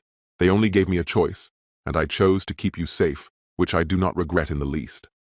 Embracing his son, the father joyfully said, "I wish I could have talked to you longer." Beginning to slowly dissolve, father added, "I want to be with you like this." And when there wasn't much left of him, he said one last time, "I'm sorry. I'm sorry that I couldn't be a good father to you." After that, Sung Jinwoo's father fluttered through the air right before his eyes. Having lost his father, Jinwoo, who was now standing alone in the rain, clenched his fist tightly. Meanwhile, somewhere in one of the building's apartments, there were two girls sitting in a room with panoramic windows. Looking out the window, one of the girls uttered, "Gina!" To which the other girl replied, "What?" Then the first girl continued, "Come on, we'll get out of here." Looking out the window, behind which it was raining, the girl continued, "I think it's about time." At the same time, Jinwoo, who had lost his father, cried out to the sky, "Hear me, monarchs." Looking up at the sky and the aftermath of the battle, Jinwoo continued, "I promise you will pay for all your atrocities. Do you hear me?" And on the day that the Shadow Lord's desperate cry deafened the world, the curtain rose on the inevitable war. Thomas Andre is fine. His life is not in danger. Ambulances pass beneath us, transporting the wounded to hospitals. All the monsters have been destroyed. All that's left of them now is ash. Walking through the ruins, the guy turned to the head. "Guildmaster Beck, you don't look well. Are you all right?" To which he replied, "What about yourself?" "I'm sweating profusely." Then the guy said, "Why don't I give you a sedative?" "You seem fine to me, though." Watching on the big screen, the head of the association said, "I think this is the end." Then he thought, demonic beast, plague woman, and cold elf. After saying that, the association head suddenly recalled some words. "I will destroy this freak. By my own hand, I will wipe the monster who dares to take the life of a head into powder. In that case, I will thank you for it." After such thoughts, the association leader spoke out, "I see. So that monster was a cold elf." Leaning on the table, the head of the Hunter Association said with relief, "Thank you, Hunter Song Jinwoo." Soon, a report came from the Hunters Bureau that they had managed to identify the monsters that had attacked the city, and the extent of the damage caused had crossed all limits. But that's not all. It didn't end there. The real nightmare began a few days after the incident. A few days later, all the hunters who were in the country gathered in one place again. Looking up, one of the warriors said, "So this is the very gate? They're huge. It could also suck in the hunters who have gathered here." Looking up, Thomas Andre premonitively said, "It's about to start." Also in the crowd, the association hunter thought, "Never before in the history of mankind have so many hunters from all over the world gathered in battle against a common enemy. Just how many hunters will survive today?" Looking at Song Jin, Cha Hein spoke out in surprise, "Mr. Jinwoo, I think this is the first time I've seen you so nervous." To which the latter replied, "Really?" Feeling the enemy approaching, Song Jinwoo thought, "It's not long now." Seeing that something had started to happen, Jinwoo thought, "The gate will open." Suddenly, the gate opened. Then someone from the crowd shouted out, "It's starting! Everyone get ready to fight!" Looking at the number of enemies, "What a big army!" rang out from the crowd. "It's not big, it's huge. Everyone to your places. We'll exterminate these demonic freaks." As the enemies began to advance, Jinwoo thought in surprise, "This!" After that, shadows began to arrive from the portal and a giant dragon. And behind them, a mighty warrior, who was astonishing in appearance alone, also came out of the portal. Upon seeing the enemies, someone in the crowd shouted, "Everyone, attack!" Just when everyone started to move, they suddenly heard Sung Jinwoo's voice saying, "Nobody move." Hearing this order, disgruntled voices were heard from the crowd. "Hey, what's the matter? Why can't we attack? Halt!" Running up to Song Jin's head, the head exclaimed in surprise, "Mr. Hunter, what are you talking about?" To which he replied, "Don't worry, Chairman. Everything is fine." Hearing Jin Woo's words, someone in the troupe unhappily thought, "Normal? What the hell is he talking about? There's an entire army of monsters here. How is he going to attack them from here?" After Jin Woo ordered no one to move, he himself went to meet the enemy army. When he arrived at the monster commander was acting strangely. He didn't even think of attacking. The next moment, sitting down on his knee and bowing his head, the commander said, looking back to show off the army, the commander added, "Your army of shadows." Hearing about the Lord, the head said in surprise, "Overlord? What are they talking about? What's going on here?" Observing the situation, Thomas Andre surprisingly uttered, "Hey, are you seeing this too?" To which he heard back, "Yeah." Looking at his army, Song Jinwoo thought, "There are 3 shadow monsters here at once, capable of exterminating all." Thinking about this composition of the army, Young Woo thought, "It turns out, is this a parting gift from Osborne, the previous Shadow Lord?" Rejoicing over such allies, Jin Woo joyfully thought, "Well, now everything is ready. Let the great battle begin." A few days later, in the Korean Hunter Association, Crown Media is demanding an explanation for this situation. The U.S. Hunters Association is requesting information on the whereabouts of Hunter He Jin Woo. DHS wants further orders on the evacuated citizens. The producers of the popular TV program about hunters, The Jimmy Show, invite Sung Jinwoo for an interview. Upon hearing such a request, someone exclaimed, "Ha ha ha, I'd love to see the look on that Jimmy, Nimmy, or whatever his name is." Looking at the computer, one of the attendees frustratedly muttered, "There's that Sung Jinwoo again with his shadows that came right out of the gate." To which the chairman replied, "Would you choose to have monsters pop out of there?" Hearing this, the man present anxiously exclaimed, "No, not at all." Then the chairman said, "You shouldn't complain. I'd rather have calls from TV studios inviting you to shows than the moans of relatives trying to find dead hunters." Having said that, the chairman suddenly thought, although they can be replaced, I myself was surprised by this turn of events. I didn't think that over 100 monsters would turn out to be Song Jinwoo's warriors. After saying that, the chairman added, "I'm sure you are greatly surprised by Hunter Song's sudden disappearance. But this has happened more than once before." After that, the chairman added, "It's time to get used to it by now. Who else but us can support him in such a difficult time?" To which he replied, "You are right, Chairman. I apologize, I was too prejudiced." Remembering Song Jinwoo, the chairman thought, I wonder what he is doing now. Song Jinwoo at the same time was somewhere in the middle of nature with his commander. After which, the commander said, "You want to send half of the warriors to the reserves? I've never thought of such a thing." To which Jinwoo replied, "That's right. You won't die anyway as long as I provide you with my mana." After that, Baru arrived to them, who uttered, "My king." When Song Jin turned his attention to him, Baru, bowing his head, uttered, "Please allow me to receive the title of Commander-in-Chief."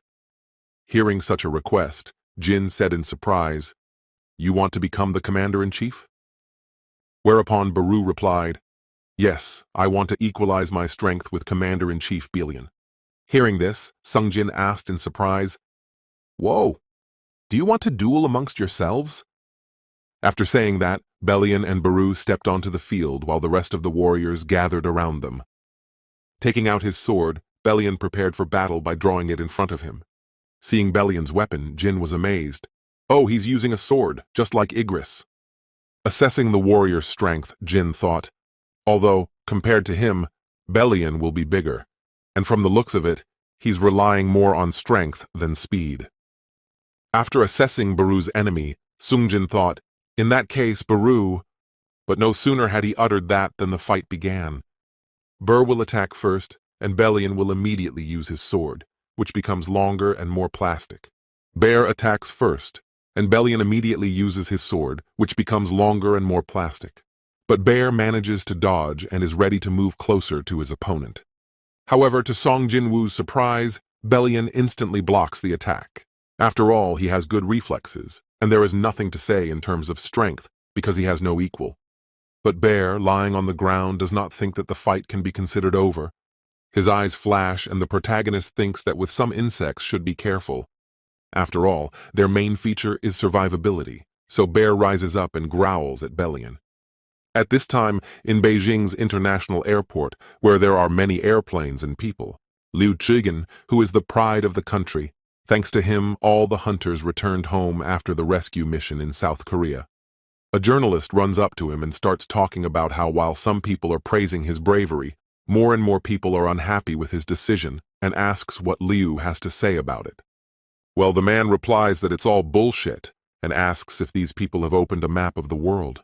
After all, if you look closely, there is not only South Korea depicted, he also says that he went to South Korea to help Sung Jinwoo deal with what even he cannot cope with.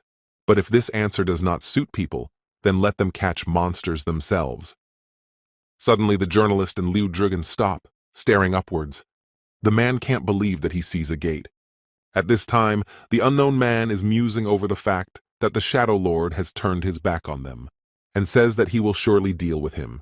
But in the meantime, the others should do nothing, for they must not lose any more comrades. Specifically, he means his dragon warriors who must prepare for war. The fight between Bear and Bellion continues. The sand has already risen around them, and it's hard to make out what's going on. At one point, Bellion finds himself standing with his sword, and an exhausted Bear is on all fours, indicating that he can still fight. At this point, the protagonist asks why he wants to be commander-in-chief. Bear replies that he wishes to stand at his right hand. And when Sung Jinwoo says that he doesn't have to become commander-in-chief for that, because he can stand on his left side. And then Bear starts crying, saying that the king is very generous. But when Igris tries to ask the Lord to let him too, the Lord says he'll stand at the back. Suddenly Sung Jinwoo turns his head, noticing a crowd of shadows, and wonders what they are doing there. Suddenly the dragons let fire out of their mouths into the sky. But suddenly the orc starts looking at the dragon and smiling. And after a while, thanks to Tusk, a funnel of fire appears, which after a while becomes a huge beam and shoots up into the sky, which Tusk is happy about and gives a thumbs up to the others. The protagonist wonders if it's okay to do that, since he used a fire sphere. He decides to ask what they are doing, and Bellion says that they are setting up a temporary home, because the shadows want the shadows to be comfortable. He also asks why he didn't send the soldiers back to the shadows, to which the guy replies that he's afraid they'll be crowded. Sung Jinwoo asks if the commander-in-chief misses Osborne, since he's gone. Bellion replies that he supported him even when the rulers decided to go to war against an absolute being, and even became his first warrior, but he never questioned his decisions. When the protagonist expresses a desire to hear his story, the commander-in-chief replies that it would be a very long story. Beliot was born from the fruit of the world tree, which is how all the heavenly warriors were born. The tree was so huge that the sky itself disappeared under its spreading branches. In the city, the guy thinks about the fact that it is necessary to warn people in advance about the coming battle with the monarchs, and that a real war is about to break out here, and he's afraid he won't be able to save everyone. And what's more, he's not sure that the world will be able to go back to the way it was before, because according to Osborne's memories, the Dragon Lord was very powerful. Jin's sleep interrupts his thoughts for a while, saying that she did not suspect that her brother could cook so deliciously. But the protagonist keeps thinking that the Dragon Lord and his army of destruction have turned everything in their path to ashes, and now the earth is their target, so that the battle will affect all mankind. Suddenly, Mom asks if everything is okay with the protagonist, to which Sung Ji-won is surprised. Then the woman explains that before going on a dangerous mission, his father always cooked for her, but the guy replies that everything is fine. Suddenly, Sung says that it looks like they have bones, so he'll be out for a while, but his sister is surprised since he didn't even hear the bell ring. Opening the door, the guy asks what he can do to help. The man apologizes to him for arriving unannounced and asks him to give them some time. Yuman Han tells him that he originally thought the sleeping sickness had gone away on its own, but such things don't just go away. Only he and the main character's mother were able to make it out and sleep forever, so he immediately thought of Song Ji-won. The man asks why he decided to help him. Well, the guy replies that he just thought he could be trusted. Besides, the end justifies the means. If the man really did that, there's no way he would do such a thing for him.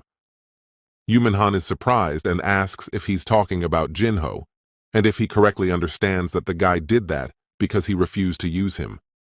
When the protagonist replies that he is, the man says he doesn't even know how to thank him and offers to give him a quarter of the fee. He also asks if he wants anything else. The guy doesn't take long to reply that he doesn't want anything, but that if anything should happen to him suddenly, the man should take care of his family. Yuman Han then replies that of course he can rely on him, and promises to take care of his family. Woo Jin-chul shows pictures of the gate from Shanghai and says that there are 8 of them in the world at the same time. Then he turns to Mr. Hunter and asks if it's his army, which the guy replies that unfortunately it's not. Sung Ji-won seriously asks if the chairman believes him, to which he excitedly replies that he does. Then the guy asks for permission to show him something. He touches his finger to the chairman's forehead, and at the same moment, the man sees various events. When he comes to his senses, he hides the fact that it can't be and wonders how it's possible. He always believed that this power was created by the gods to protect people, so hunters fight against monsters. But if what he's seeing is true, he's overconfident. Means they're all deeply mistaken. The awakened were created to survive this war, a war between rulers and monarchs. Woo Jin-chul is surprised and asks if Se-young plans to fight him alone. And receiving a positive answer, he asks how he can help him. After a while, an event begins, where representatives from 150 countries have arrived. The guard asks the chairman what Song said to him, since he's never seen him look so pale before. Then he apologizes, saying he probably shouldn't have asked, but Woo Jin-chul says it's okay. He saw an army of dragons tearing through the darkness, and the most enormous of them entered behind him. So ferocious was it that it appeared no hunter could stand against it. This creature could burn everything to the ground with a single breath. He wonders how Hunter Sung is going to fight him alone, so he calls him and tells him that he has gathered all the representatives of the countries. At this time, Jinwoo suddenly appears from behind and says that he has just arrived. The man jokingly says that he thinks he shouldn't have asked about his whereabouts. Jin-chul warns the guy that when they publicize the truth, there will be utter chaos in the world, and every country is capable of quelling human unrest. And adds that since the hunter has made up his mind, the world will know the truth about the coming war. One of the men marvels at how many people have come. The president of the countries, the minister, the heads of the guilds, the head of the Hunters Association. All the attention of the crowd is focused on Sung Jinwoo. The protagonist starts talking about how times are tough for everyone. And unfortunately, no one can escape the upcoming battle. The creatures appear right in front of you and destroy everything. This is when one of the ambassadors asks if he really wants everyone to believe him. Well, he replies that hundreds of monsters will arrive, each stronger than Camille, who once almost wiped out the humanity of the earth, and assures that even national-level hunters are no match for them. But the people are not complacent. They ask for proof, because they can't just believe it. Then Song Jinwoo silently begins to use his magic, and in a moment several purple-colored portals appear. The people around him wonder how this is possible, because there are so many portals. Sun states that the enemy is also able to open gates wherever and whenever he wants, but his army is so huge that it gives some kind of furor. One of the men asks if the hunter is one of them, since the first giant gate was designed to finish everyone off. Here, one of the men announces that they have realized that they can get out of the gate, but he wonders how to proceed. The dream suggests that the most important thing is to get as far away from the gate as possible. Humanity's excitement at the information Jinwoo was told was overwhelming. Monsters that no living creature can handle, people evacuated from the gate in fear. Arriving at their dwelling, which was previously built by the shadows for Sung Jinwoo, the protagonist calls Bera and tells him to hit his head. Boy, is this the small and cozy place to live in comfortably, to which Burr replies that this is the place that matches the king. Then looking at the flag on the tower, the protagonist is created to wonder why it was hung. Then next to Bear bows to Bellion, and that's when Sun realizes that it was his idea. He asks if he can take over the army if he dies. The shadow's existence is tied to the ruler's life, so if his eyes close, they will all return to oblivion. Jinwoo realizes that the strength of the shadow army lies in its loyalty, for it follows the master everywhere, but that is also its weakness. Bellion talks about how there is no chance of winning in a war like this, and the difference in strength will be 100 times. The protagonist realizes that what he means to say is that the enemies will be about 10 million warriors. Jinchul shows a recording of top-level hunter Jay Mills, talking about what he would say to Sun, all told nonsense. The caller talks about Jinwoo being one of the best hunters in the world, and asks if he really thinks his warning should be ignored, to which he gets an affirmative answer. The chairman says that people are gathering around this hunter, and some countries are going on their own personal raids, and then asks Sung what he plans to do, and he replies that he'll go to China. He won't be able to hold off 8 armies at once, so he needs to get rid of the gate over Korea, which is where his family is. The longer the war lasts, the better his chances will be. Flying to China, Jiwa is met by Hunter Liu, who decides to bring him up to speed personally. As he gets closer, the hunter shows the guy a gate that is clearly visible from the airport. It's the same supermassive gate that opened recently. Then his look becomes satisfied and he gathers to show something. In front of him are over 1,000 elite Chinese hunters. And Jinwoo realizes that with an army like that, it's not so bad. And Liu tells him that each of the hunters is ready to use their skills to the max. And as the man is about to leave, the guy orders the shadows to rise. And at the same moment, purple shadows appear, much to Liu's surprise. He realizes how big the difference in power is, and can't believe that such creatures would descend from the heavens. Then Burr asks how the hunter dares to stand on the Lord's left side, all of which is his place, and the guy studies that it's because he's an ally. Then Liu is surprised that the Lord Hunter can even talk to shadows, but he is interrupted by a soldier who tells him that the gates are opening. Upon seeing them, the protagonist realizes that it has begun. He is interrupted by Bellion, who says that he doesn't feel any energy. The guy is very surprised by this, and asks what's going on in the other locations, to which he replies that the soldiers tell him that the situation is the same in other places. He wonders if this means that all the gates are empty. But suddenly the guy's eyes glaze over, and he realizes he was wrong. He thought monarchy did this on purpose to divide our army, but they intend to concentrate all their forces in the farthest place. One of the warriors smugly says that apparently everyone is relying on Jinhwa alone. Panic begins to sweep the people around them, and the news makes a lot of headlines. Some have even come out with placards and signs saying that they will not throw a rope and the hunters will protect their lives. Even when the portal gets weird, people still believe that they will win no matter what. One of the men smiles at the thought that things are about to start happening. However, all of the hunters are surprised that the monsters were not conducted out, and someone even begins to think that Sun lied. Only one man with red hair appeared out of the appeared. Jay Mills is surprised by the ordinary summer man.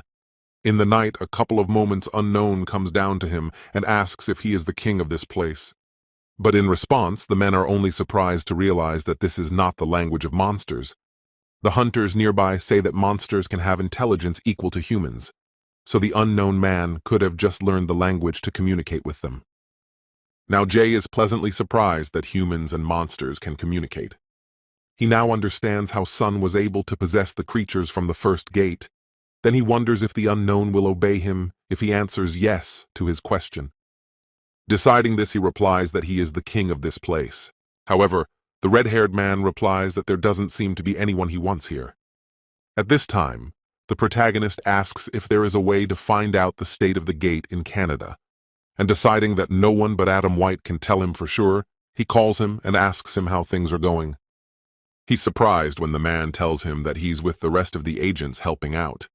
He asks the protagonist why he is not in the right place, as they are not in a position to just observe the situation. Sleep realizes that it's because he still doesn't know the size of the enemy army, so decides to ask if anything has appeared from the gate. Adam replies that they're as quiet as anywhere else, very peaceful. The protagonist relaxes for a few minutes, happy that everything is fine. However, after a couple of seconds, the interlocutor starts talking about the fact that a man has appeared from the gate. The guy starts yelling for him to run away immediately. The hunters who were standing at the gate are reduced to ashes in an instant. Jinwoo yells that everything will be fine. Adam just needs to get out of there as soon as possible. But all the man talks about is that there are hundreds of dragons in the sky, and all the monsters are mixed together. So the guy decides to use the shadow he's put on Adam to save him. After a moment, a day-sade appears that says to send Adam to his king. However, an unknown figure asks where the shadow is going, and after giving no answer, he prepares to attack Adam. He opens his mouth wide, from which a beam emerges, and aims it at the shadow and the man.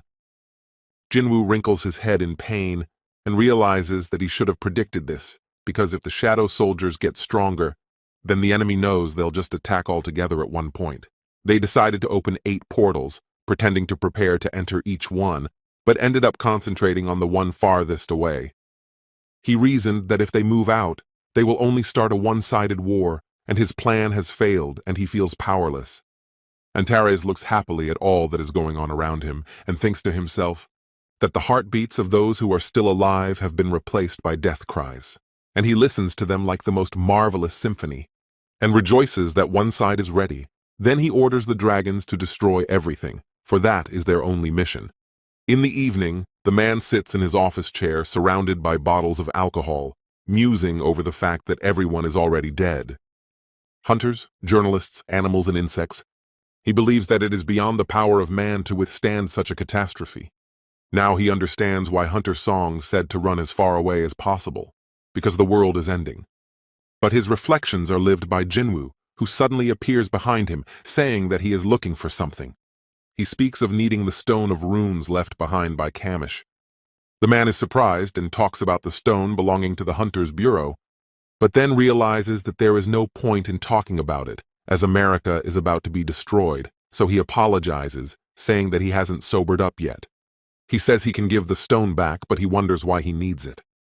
To which Sung replies that they're going to use it to counterattack. Walking down the long hallway, the men try to make conversation, asking if it's true that the monsters were sent to Earth by beings called monarchs. He also wonders what kind of rune stones are in their bodies.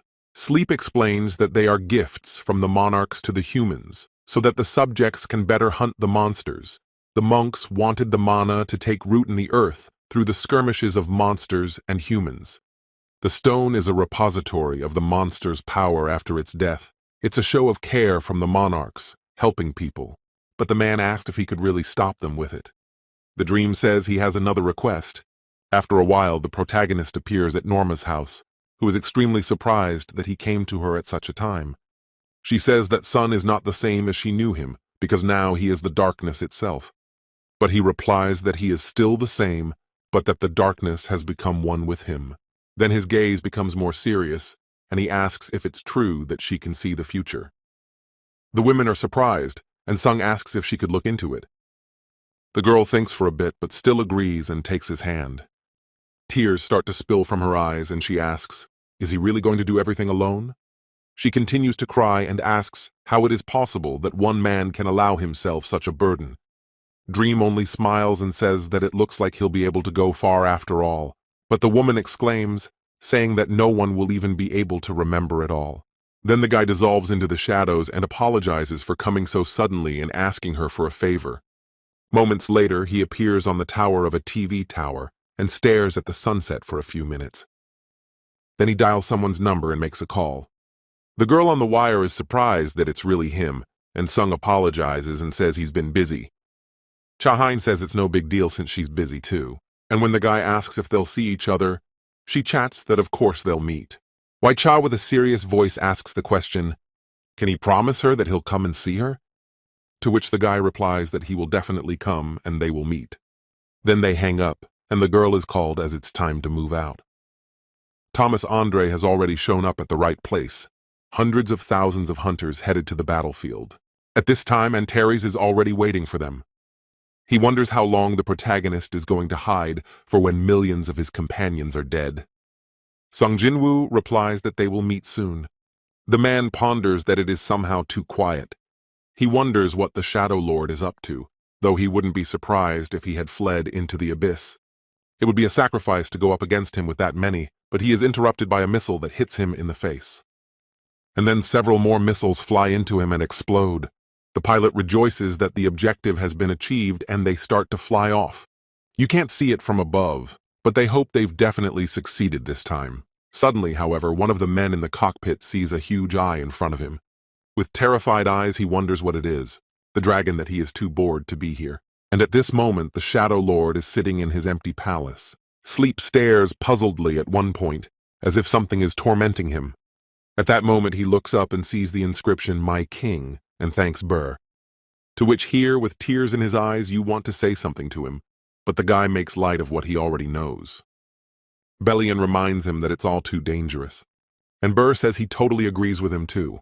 Well, the protagonist replies that he can't sit idly by, even if the danger is too great. Osborne, the previous Shadow Lord, says that's the reason he chose me. He asks what Osborne did if he was in the same situation. Remembering the previous Lord, Bellion replies that he would never have given up. Then, looking at the guy, he realizes he looks too much like Osborne. So the Commander-in-Chief decides that he will follow his master to the end. Then Sung Jinwoo gets up and is about to leave. But then Bellion asks if he wants to call his family, and he orders, saying he's afraid that if he hears their voices, he won't be able to move on and keep fighting. In the meantime, the dragon destroys airplanes and various towers, and only a few people survive. Some monsters are so ruthless that they eat the rest of the humans. One of the military men is looking fast, but he doesn't realize that behind him there's a huge creature waiting to eat him. However, he manages to draw his weapon and starts shooting at it. But after a couple of seconds, he runs out of ammunition, and the man is ready to accept that he's about to die. But a moment later, the creature lies cut in two. At first, the soldier thinks it's Jesus, but realizes it's Jinwoo the hunter, who tells him to leave immediately.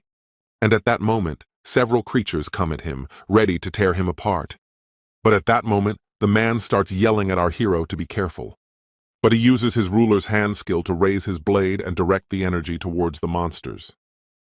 And once he had destroyed them all, you began to continue on your way, because that was his first step towards war. And that it began from that moment. And without thinking, our hero said only one thing to make his dark wars rise. The Dragon King felt the energy and realized that a Shadow Lord had appeared in the east. But his comrades standing behind him began to ask why he shouldn't immediately lead an army and destroy him. But the Dragon King only replied that he didn't sense shadow warriors in his shadow, and that he thought he could defeat the enemy army alone and make it his own, and seemed to want to avoid direct combat to buy time. But of course I couldn't figure out what the Shadow Lord would end up getting. A little while later, the news began to show that after contact with the hunters fighting the monsters was lost, the US government quickly set up a military base to give more time to evacuate the citizens. And the chairman who was watching the news realized that the tragedy was happening around the world. In the US, second only to Canada in combat power, was now falling apart at the hands of these creatures. But still, he couldn't understand what miracle could stop these monsters. Clasping his hands together, he hoped that hope would never leave them. At that moment, like a tsunami destroying everything in its path, shadows began to appear on the battlefield. Our hero realized that the Legion of Doom had begun to move, but he could not sense the presence of the Dragon Lord, and it seemed he was not going to engage in battle yet. But it was too early to be disappointed. They had plenty of time ahead of them, and if he didn't want to participate, they'd have to find a way to get him to join. And when he looked up, he saw the dragons coming towards him, and he told all his shadow warriors to rise up. But the huge dragon was already on top of them and started spewing its flames out of the groove.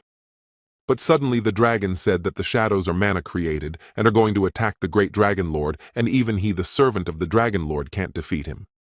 But at that moment our hero was flying his dragon and started telling the dragon that he was talking too much, and jumped off, and he started flying towards it to destroy. The Dragon King, who was watching all this, began to feel that the Lord was getting stronger by the minute. But now he must destroy him and move to order the Lord of the Phantom Realm to stay here and be ready to attack the Shadow Army. And as he began to summon his army, you also ordered him to make sure he didn't miss a single warrior. Meanwhile, the soldiers were trying to stop the monsters, and they couldn't spare any ammunition. If they aimed again, they could stop them from moving. But the monster was too strong, and just by its presence, it took away a huge fear. But at that moment, another hand hit the monster on the head. A hunter appeared from behind the soldiers, and said only that they were just guys he'd seen in the dungeons. And now the Scavengers Guild would take care of those who were here in large numbers, but were just pawns. But nevertheless, the young hunter stared ahead and saw someone coming toward him, and the humanoid lord began to ask if he was the man he had seen, the pathetic servant who betrayed the beast lord before his death, and that he knew he could decapitate him in the blink of an eye and still have the courage to stand in his way. The young hunter replied that he just didn't know, but he really hated complexity. And at that moment, a huge worm began to appear behind him, from which shadowy soldiers began to emerge and said that once again they met after a long time. And not to say that she's happy about the humanoid overlord, but the humanoid lord couldn't figure out where the shadows were coming from and if they'd been hiding behind the humans all this time. And now they are trapped, and he must report to the dragon lord. But at that moment he realized he couldn't reach him, and turning his head, he saw a shadow soldier standing on the skyscraper and magically blocking his communication. And this magical shadow soldier was a huge magical org, which made him angry because he realized that it wasn't even his idea to fight his enemies to the end. And this is the initiative of mankind, so Jinwoo has no right to be ruler. But then Burr appeared and got angry and told him to apologize to see that the price for insulting his king was high. And how dare a mere pawn stand before the Lord? And as soon as the Lord turned into a huge monster, the battle began. Meanwhile, the Dragon King couldn't get in touch with the humanoid overlord, and he wondered if he had betrayed him, and he had to kill him to stop it. And as he began to attack our hero who was standing nearby, our hero said just one word, "Rise up." At this time, the other hunter, having destroyed the monsters, realized that although fighting these giants was not in the water, it was less of a problem. And all over the continent, demonic magic is surging. And all over the world, hundreds of thousands of hunters are fighting countless monsters with their last strength. And especially here, the demonic power is sending shivers through their bodies. And at this time, the Dragon King standing in front of our hero began to ask him, is this really it? And did he send the main troops to fight the humanoid lord, and he will deal with this pathetic army? But our hero didn't think twice and started running towards the magic portal, and the Dragon Lord moved because he couldn't miss it. But suddenly he saw a huge army of shadow soldiers in front of him, and realized that he had already absorbed the humanoid lord's warriors, because at that time our hero's commander-in-chief had already dealt with him, and the Dragon King realized that he had defeated the humanoid overlord and then came after him, and that the Lord of Shadows is sometimes the other Shadow Lord who was in the building, started calling up huge portals to another dimension, and the Dragon King asked if they really thought he was the only one who could follow him. Because this is the gateway of the Lord of the Phantom Realm, and because of it he can summon as many warriors as he wants. Now the Shadow Lord's plan has gone awry, and wrong decisions will lead him straight to his death. And all he has to do is accept defeat. But our hero before him began to cancel the call of the Shadow Warriors. But the Dragon Lord couldn't understand if he had decided to do without an army. Had he given up? And frankly, looking at the enormous difference between them, he would have surrendered too. But looking at him closely, the Dragon King couldn't see if he was going to fight back. And with the rune of Reed encased in an anti-dragon weapon that can incapacitate all allies and enemies alike, it's that soul cry of deep despair. And as soon as a lot of dragons heard that clip, they started to feel weird. The Dragon King looked up and couldn't realize that not only were the dragons immobilized, but his Ikomonte was incapacitated. But at that moment, our hero walked up to the Dragon King and grabbed his arm and told him to follow him. But the Dragon King couldn't understand if this was what it was all about from the beginning. And as soon as they went through the portal, they found themselves at the castle of the Shadow Lord. And a huge black shadow began to envelop the two of them. The Dragon King couldn't understand if this was the furthest place, where they couldn't reach him. But the Dragon King turned and said that even though a direct confrontation with the enemies was for him, the output would quickly be at 0, and bringing him alone here was flawless. On the day in his head began to ask, is this his marriage of the size of the building too ludicrous for the castles of the Lords of Shadow? Our hero began to summon his blade and said it was the right size for his burial place. And by testing his endurance, the Dragon King couldn't hold out until his army arrived. And as soon as he turned into a huge dragon, our hero called his warriors.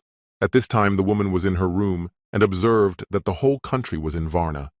And everything the hunter said to Jinwoo seemed true, and they couldn't figure out what to do. But the girl said he wasn't the only.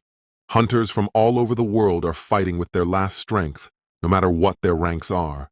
The hunters of lower ranks are a little stronger than ordinary people, though they can use enchanted weapons and armor, and they know very well that their vegetables are useless. And the higher-ranked hunters aren't much different either. If someone destroys one monster, then the hunters of the same rank will be able to fight about the same monsters. And even hunters are no exception, because even though they can destroy 1,000 monsters, sooner or later, they will be sent to heaven like the others.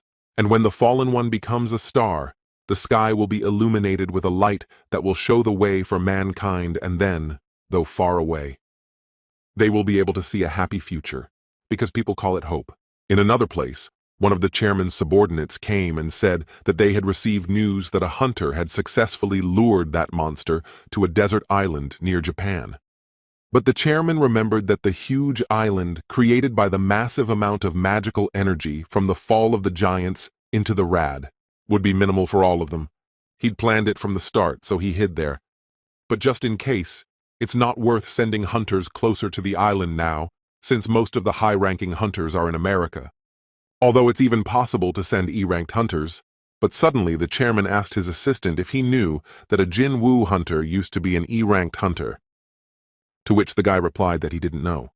And it turns out that low-ranking wounds can also become heroes. And right now our hero was fighting against the Dragon King, and as he flew up to him, he managed to grab him by the snout with his shadow power.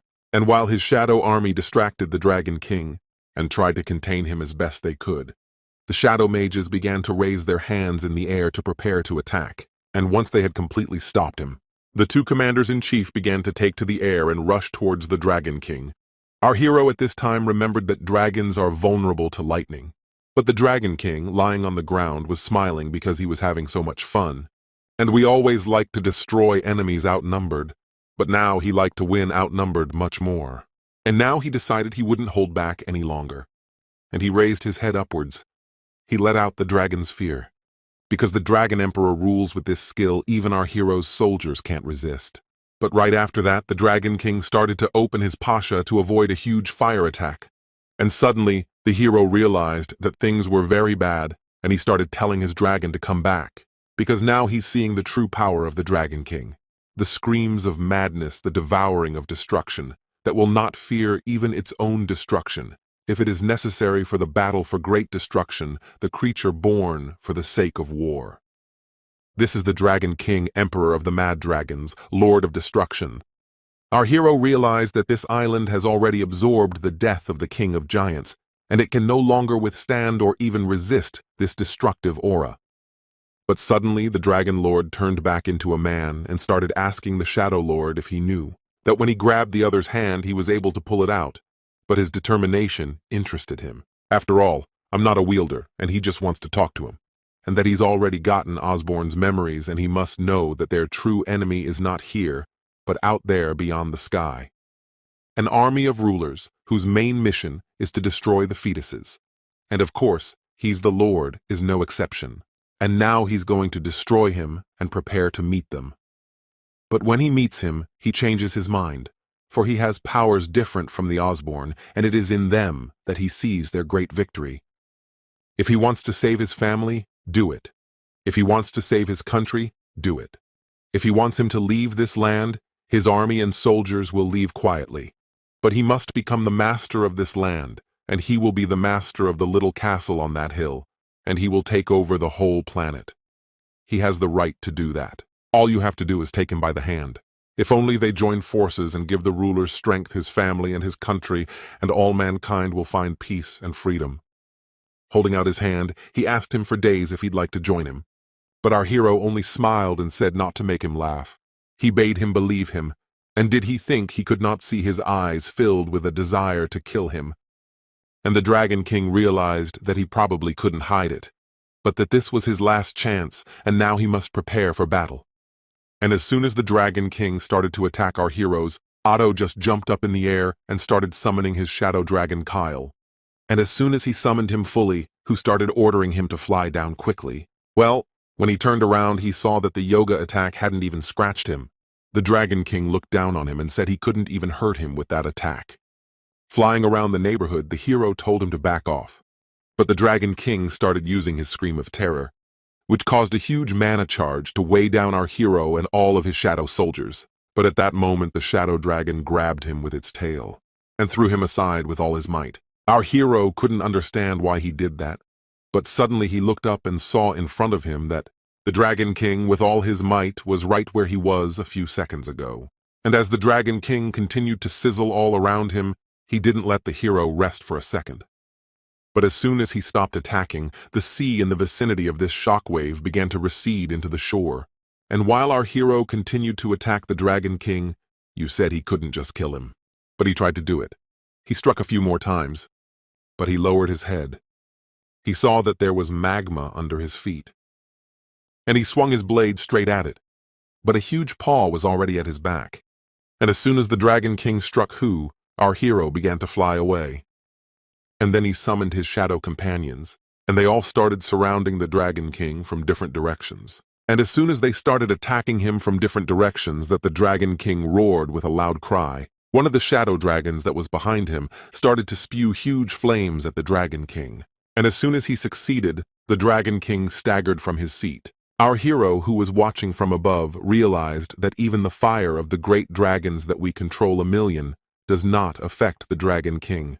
His defensive and offensive skills are amazing, and he's never met anyone who can't defeat them using the old methods. He now needs a more masculine force, a force capable of shattering the armor-covered mountain. Well, as soon as our hero remembered the armor, he started using it, and a huge magical city hall began to swirl around him. But at that time, the Dragon King had already destroyed his entire army, for he couldn't let such an insignificant thing stand in his way. You looked ahead, and the Dragon King saw that there was a great darkness in front of his enemy. And right now he's creating armor out of his dark power. And even a tiny man like him will make a man so huge that the rest of the world will seem like a trifle. The Dragon King could not believe such a transformation was impossible for him, for the Shadow Lord was originally one of the shards of light, and so this must be his true image. And thus our hero summoned the power of death from Earth. Well, he was also just recently an ordinary human being. The Dragon King didn't realize how he could be so adept at controlling the power of death. And that's when the real power appeared. The real power of the Shadow Lord, supplied by Osborne. And inside this huge human body, an unimaginable power was constantly growing. And the Dragon King realized what it meant. He'd been on the brink of life and death for a long time. And that's why the past Lord to her gave all his power to a mere human. And from the moment he got his power until now, he's led only his moon. And he should definitely kill him now. As expected, this guy is too dangerous. And as soon as the Dragon King opened his huge muzzle, he started to study the huge fire that flew towards our hero. But he managed to dodge, and only a part of his attack could hit him. With his other hand, he began to attack the Dragon King in return. Still, his strength was superior to the Dragon King's, and he threw him aside with his blow. But the Dragon King began to summon 4 fireballs straight from the sky. But after a moment's hesitation, our hero seized the moment and attacked the Dragon King's right wing. He then summoned a huge shadow blade and used them to attack the Dragon King to keep him from recovering. But our hero couldn't stay in this form for long. And as soon as the form faded, he landed on his 2 feet on the ground. And realizing the fact that, of course, even just maintaining such tremendous strength requires incredible physical strength. But the Dragon King still stood before him and asked him one last time, does he still want to hold on to his outstretched hand? To which our hero replied that he had no desire to mess with the monsters. The Dragon King had already started to reach for his huge one and said only that it was stupid. The Demon Ghost Lord and the Anateris army are all he has, and no matter how hard he tries, he can't keep it. And even though he's the Lord of Death, as long as he's still human, he'll still be afraid of her. And even if he wants to turn to ashes in a flame that burns not even, it won't be long before everything he's tried so hard to protect becomes just an illusion. And now that he's finally awakened Osborne's power, he'll be able to realize how many tiers and scenarios there are in this world on this earth. And our war is the merciless tearing scream of an army authorizing that lender of his. And now he must heed the screams of despair, and soon it will infect everyone like a virus. And of course it will silence everyone too. And no matter how hard he tries, it will soon regret his choice. Our hero won't take long to answer that of the 2 of them, he'll be the first to regret. This blade he had recently left upwards, slowly it began to land behind the Dragon King's back. And at the same moment the blade began to fly toward the Dragon King. But the Dragon King began to smile, saying that he hoped the Dragon Fang dagger would pierce the Dragon Lord's body. Third, isn't it funny that you're a tribe born out of darkness, born into the light, and that the end of this protracted bat is nigh? To which the hero replied that they are. But the Dragon King asked if he had decided to give up his futile resistance. Because the army of destruction cannot even rush here, it is fun to be able to cut the Lord everything and quickly raise the morale of the army. But at that moment, our hero with all speed began to run towards the Dragon King and said that only the sun makes the shadow lick clear. And a huge shadowy hand started grabbing the Dragon King, which caused him to scream that he would tear him to pieces and feed him to the dragon. And how beautiful would be the last minutes of life of the one who tried to resist the Dragon King until the very end. But our hero began to pull the blade from his inventory, and then he was able to strike with it. It was impossible. And he certainly didn't see the enemy here when he arrived, because it takes a lot of energy to connect two worlds, and he couldn't understand how an army of rulers could have come here. The plan was to tear the space apart by the conflict of the forces of the summoned serious men, and it attracted the attention of the Legion and brought it here. And the fact that he was only thinking of how not to get hurt in the battle. The Dragon King turned his head and asked if he could contact the lords. The priest said he had one way, and the very abilities of the overlords. The overlords had lent him their powers, and he could still contact them. And so it was with their help that he was able to pinpoint the gateway to this place, to play in the war, and he just watched it collapse. And our hero asked what it was behind everyone's back, and he told the Demon Lord and the Beast Lord to kill the Shadow Lord. And the Dragon King realized that the Demon Lord had blown it for him. But our hero just smiled a little and said one word, that it was Osborne. He said to give him a fiery greeting, but the Dragon King became furious again and wanted to destroy our hero. But suddenly he started to lift his head up, and he saw this bright light above him, and then he realized that he was going to be swallowed up by the world's brightest light and darkness, and was he doomed from the start? And as the rulers finished him off, the Dragon King finally said he would wait for him not in the tranquility of his home, but where there was truly endless peace. And our hero raised his head and told him not to worry, for soon he would see it for himself. And as soon as the Dragon King had vanished, the ruler came to our hero and said that he had ended their war and he didn't even know how to thank him. And even if it sounds a little straightforward, he has one request, our hero said, and it's something only rulers can't do. To which the ruler replied that if it was in his power, he would do his best to help him. To which our hero lowered his head and said he wanted one more time. If they could use the bowl of samsara one more time, but the ruler couldn't understand if he was asking him to use the bowl of samsara to turn back time. But what our hero said was that it was right. Because even if you use God's artifacts to change time, the consciousness of the higher beings will be the same. And that if the dead overlords come back to life with the same memories, and he hopes that by reversing time, he'll never send anyone back to Earth again, and he'll deal with the overlords and the interdimensional rift. But the ruler couldn't understand if he was going into battle alone. It's amazing. Why is he doing this? After all, they've used the bowl of samsara many times, but he doesn't remember them getting any results. There are too many people in this battle, and he wants them all back, no matter what happens. The ruler began to say that often the samsaras are almost exhausted, and in case of failure, it will be impossible to repeat the time. If he wants to, he can forever be remembered as the hero who overcame the wrath of the lords. But the battle he now wants to start, no one will remember. If he loses, he will be ruined.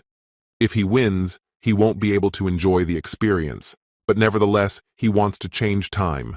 And at that moment, our hero began to remember his family, all his friends and comrades who are now fighting. He stood up and said he would definitely come back.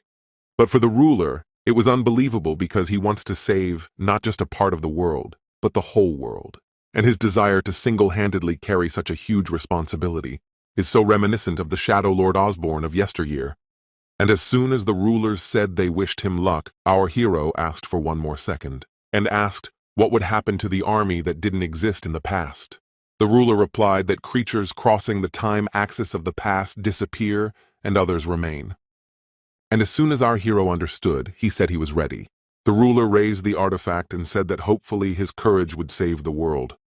And at that moment, everyone who was in the cities and different countries began to see that they were being blinded by a bright light. And this is the color that changes time, and the whole planet that was visible from space began to change.